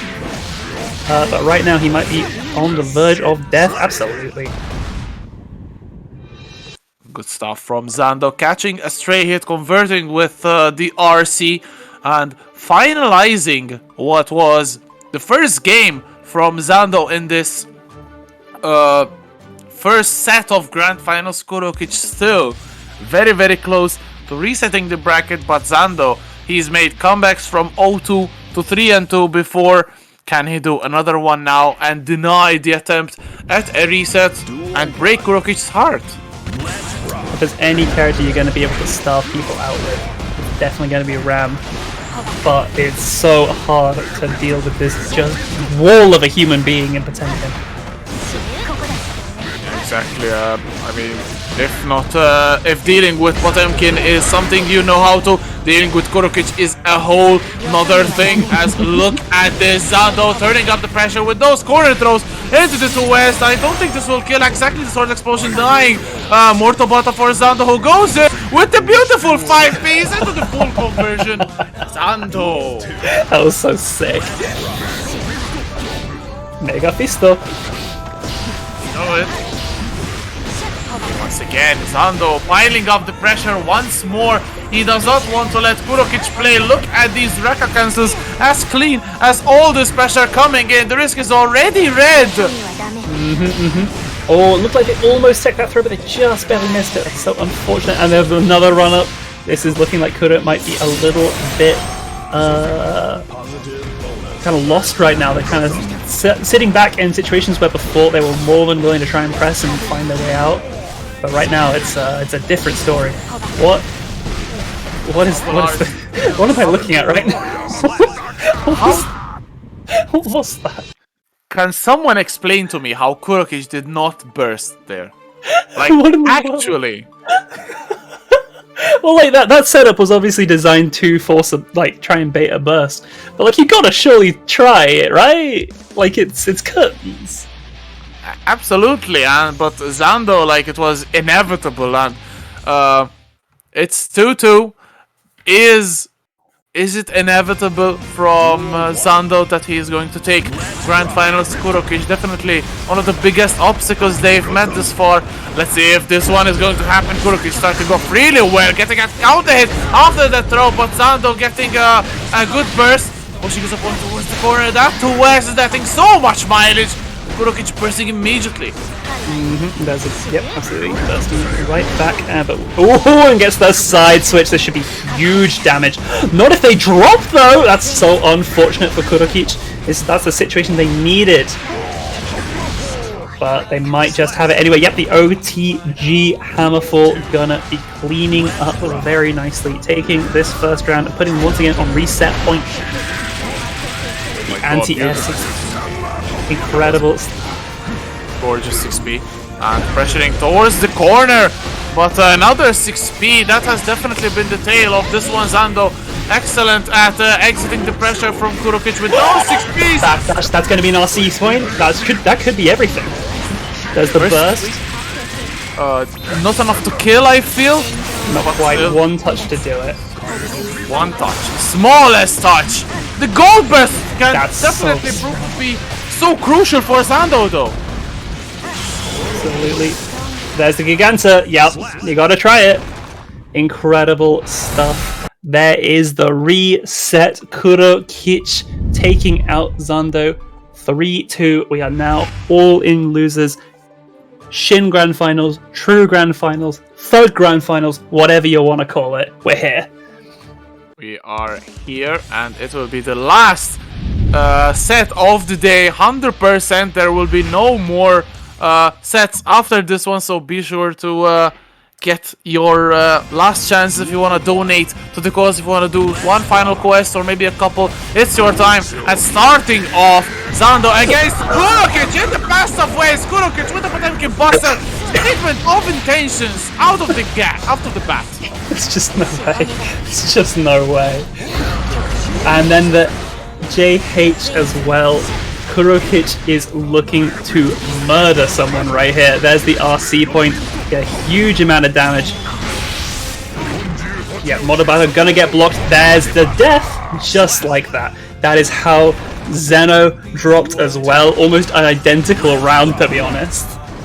Yeah, pretty much, and it's definitely still up for grabs in this one very early on in the set to call it. But oh my god, the burst actually not blocked from Zando. Now the pressure is starting to pile up. Kurolich trying to crank the brisk up to the max. There's the Garuda, but a good counter hit from Zando comes out of the corner swinging.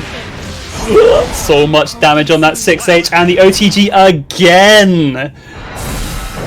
First game goes to Kuro. Damn, this is going to be a repeat of the reset Grand Finals set where Kurolich got a 2-0 lead. Zando equalized at 2-2, and then Kuro just ran away with the final game. It definitely has all the likings of an exceptional Grand Finals. Kurolich is finally, for the first time, in the lead in the set. Let's see if he can make it happen. It's looking absolutely phenomenal. If you're a Kurolich fan, if you're a Pop fan, if you just don't like Ram, this is the place to be, because right now they are playing on fire. Zando trying to get some good damage, coming forward. There's the sword throw, locking Kurolich in place in the corner. Full Rekka, no, not even. Still, very good counter hit. Kurolich will get counter hit again. The burst amounted to nothing. YRC not blocked. Beautiful BRC backwards. BRC forwards. What are we doing? We are moving. 2-1-4-8, dropping the guillotine. And Zando one round away from equalizing the grand final reset. This is the Roman Empire right now. Nothing but RCs as far as the eye can see. Pokes from Kurokich, if you can call them pokes, because they hurt like hell, just like that throw, and it will revert the situation. Corner pressure from Kurokich, and pursues from Zando, a little bit maybe uncalled for. Oh!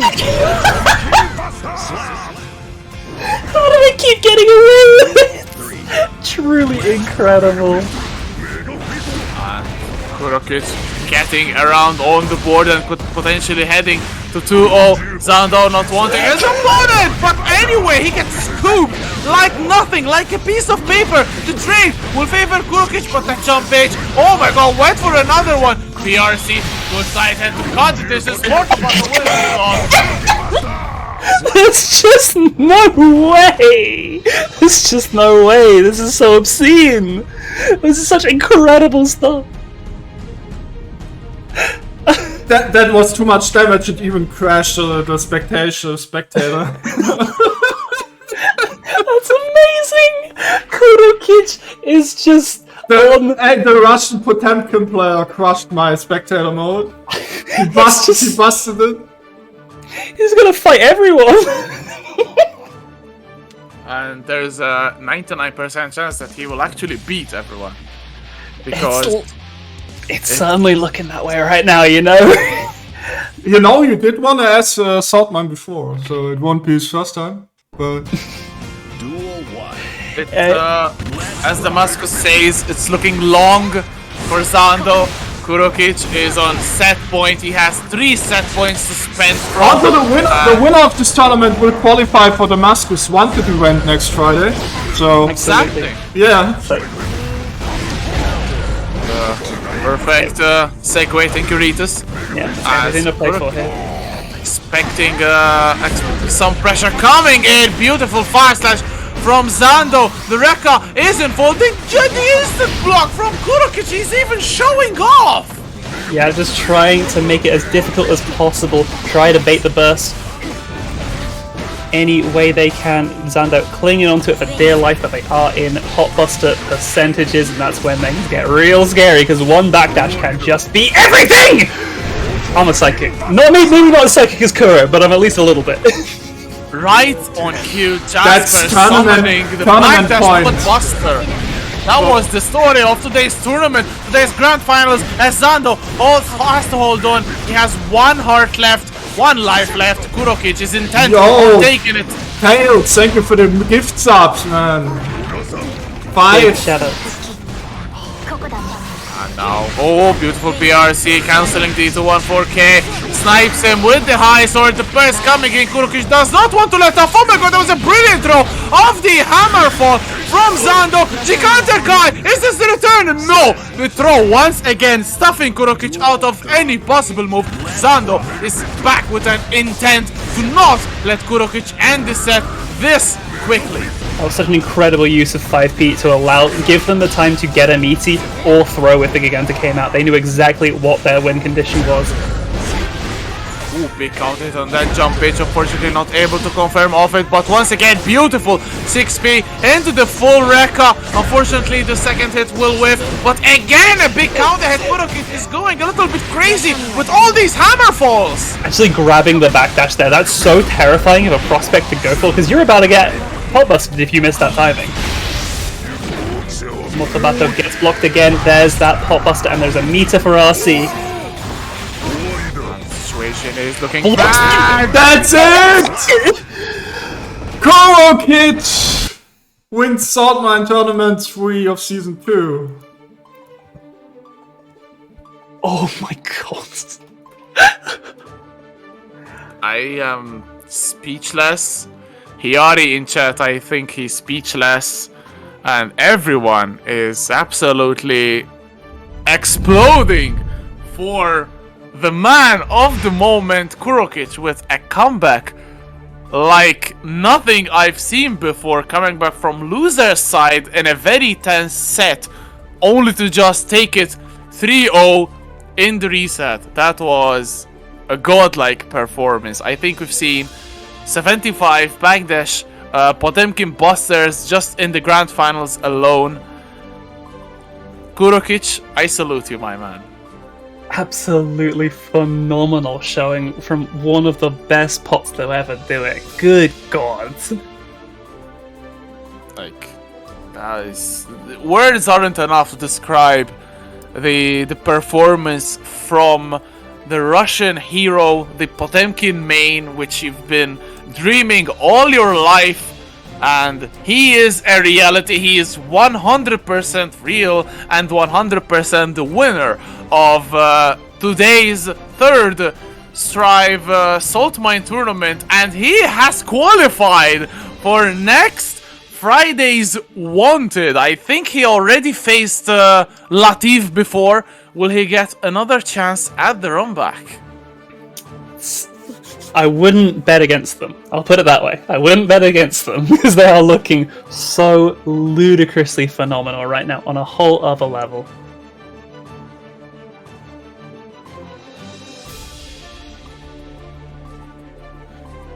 Let me show it on stream real quick. Give me a sec, guys. Sounds good, sounds good. So, Already- last seconds. Already have it ready. Good. Here we go. Our top 8 for today. Oh, Let's go. damn. Epic TOing, you got it. It's Saltmine League after all. Only the Rize. best. Only the best. Absolutely the best. And look at how stacked this tournament was. I mean, you just start from the back. BarryBones, Albur, Zato-Van, Mysticsmash. I mean, I'm already out of breath, and it's just the 5th and 7th places. Then Zeno and Fraser and Zando and Kurokich. Kurokich, the winner of today's bracket. He eliminated 2nd, 3rd, 4th single-handedly. I think even Mysticsmash, didn't he? I think is my memory failing me? Oh, let's have a quick look. No, Zeno. No, he was Yeah, Zeno. eliminated by Zeno. Yeah, it was Zato that he took out. I need to say next week is no Guilty Gear Strive on Saturday because I'm at an offline event, so I can't actually do one next week. It's more than reasonable. Yeah, so sorry about that one. But of course on Friday, next Friday, Guilty Gear Strive, King of the Saltmine. SSF is still the king. 4 weeks now. Damn. And tomorrow, obviously, Season 12 of Street Fighter V. We are in 10 out of 11. So not many tournaments left in the season before the finals. Almost done again with Season 12. Can you imagine that, man? It's so wild. It was so amazing watching Akainu last time. Yeah, Akainu. We won last week. Yeah, so see you tomorrow at 5 PM CST if you want to watch some Street Fighter action. Thank you very much to Jasper, Rexu for commentating today. It was a pleasure. And yeah, thanks for watching. Thanks for playing. It's always amazing. Strive community is great. Thank you very much. And yeah, where do I send you over to actually? Who is streaming? Someone could try. Is someone actually playing Strive that you want to send us to? There's Carrot of Wisdom, maybe. Okay, I send you over to Carrot of Wisdom. Yes, Okay. good stuff. Give him Sounds good. give some love.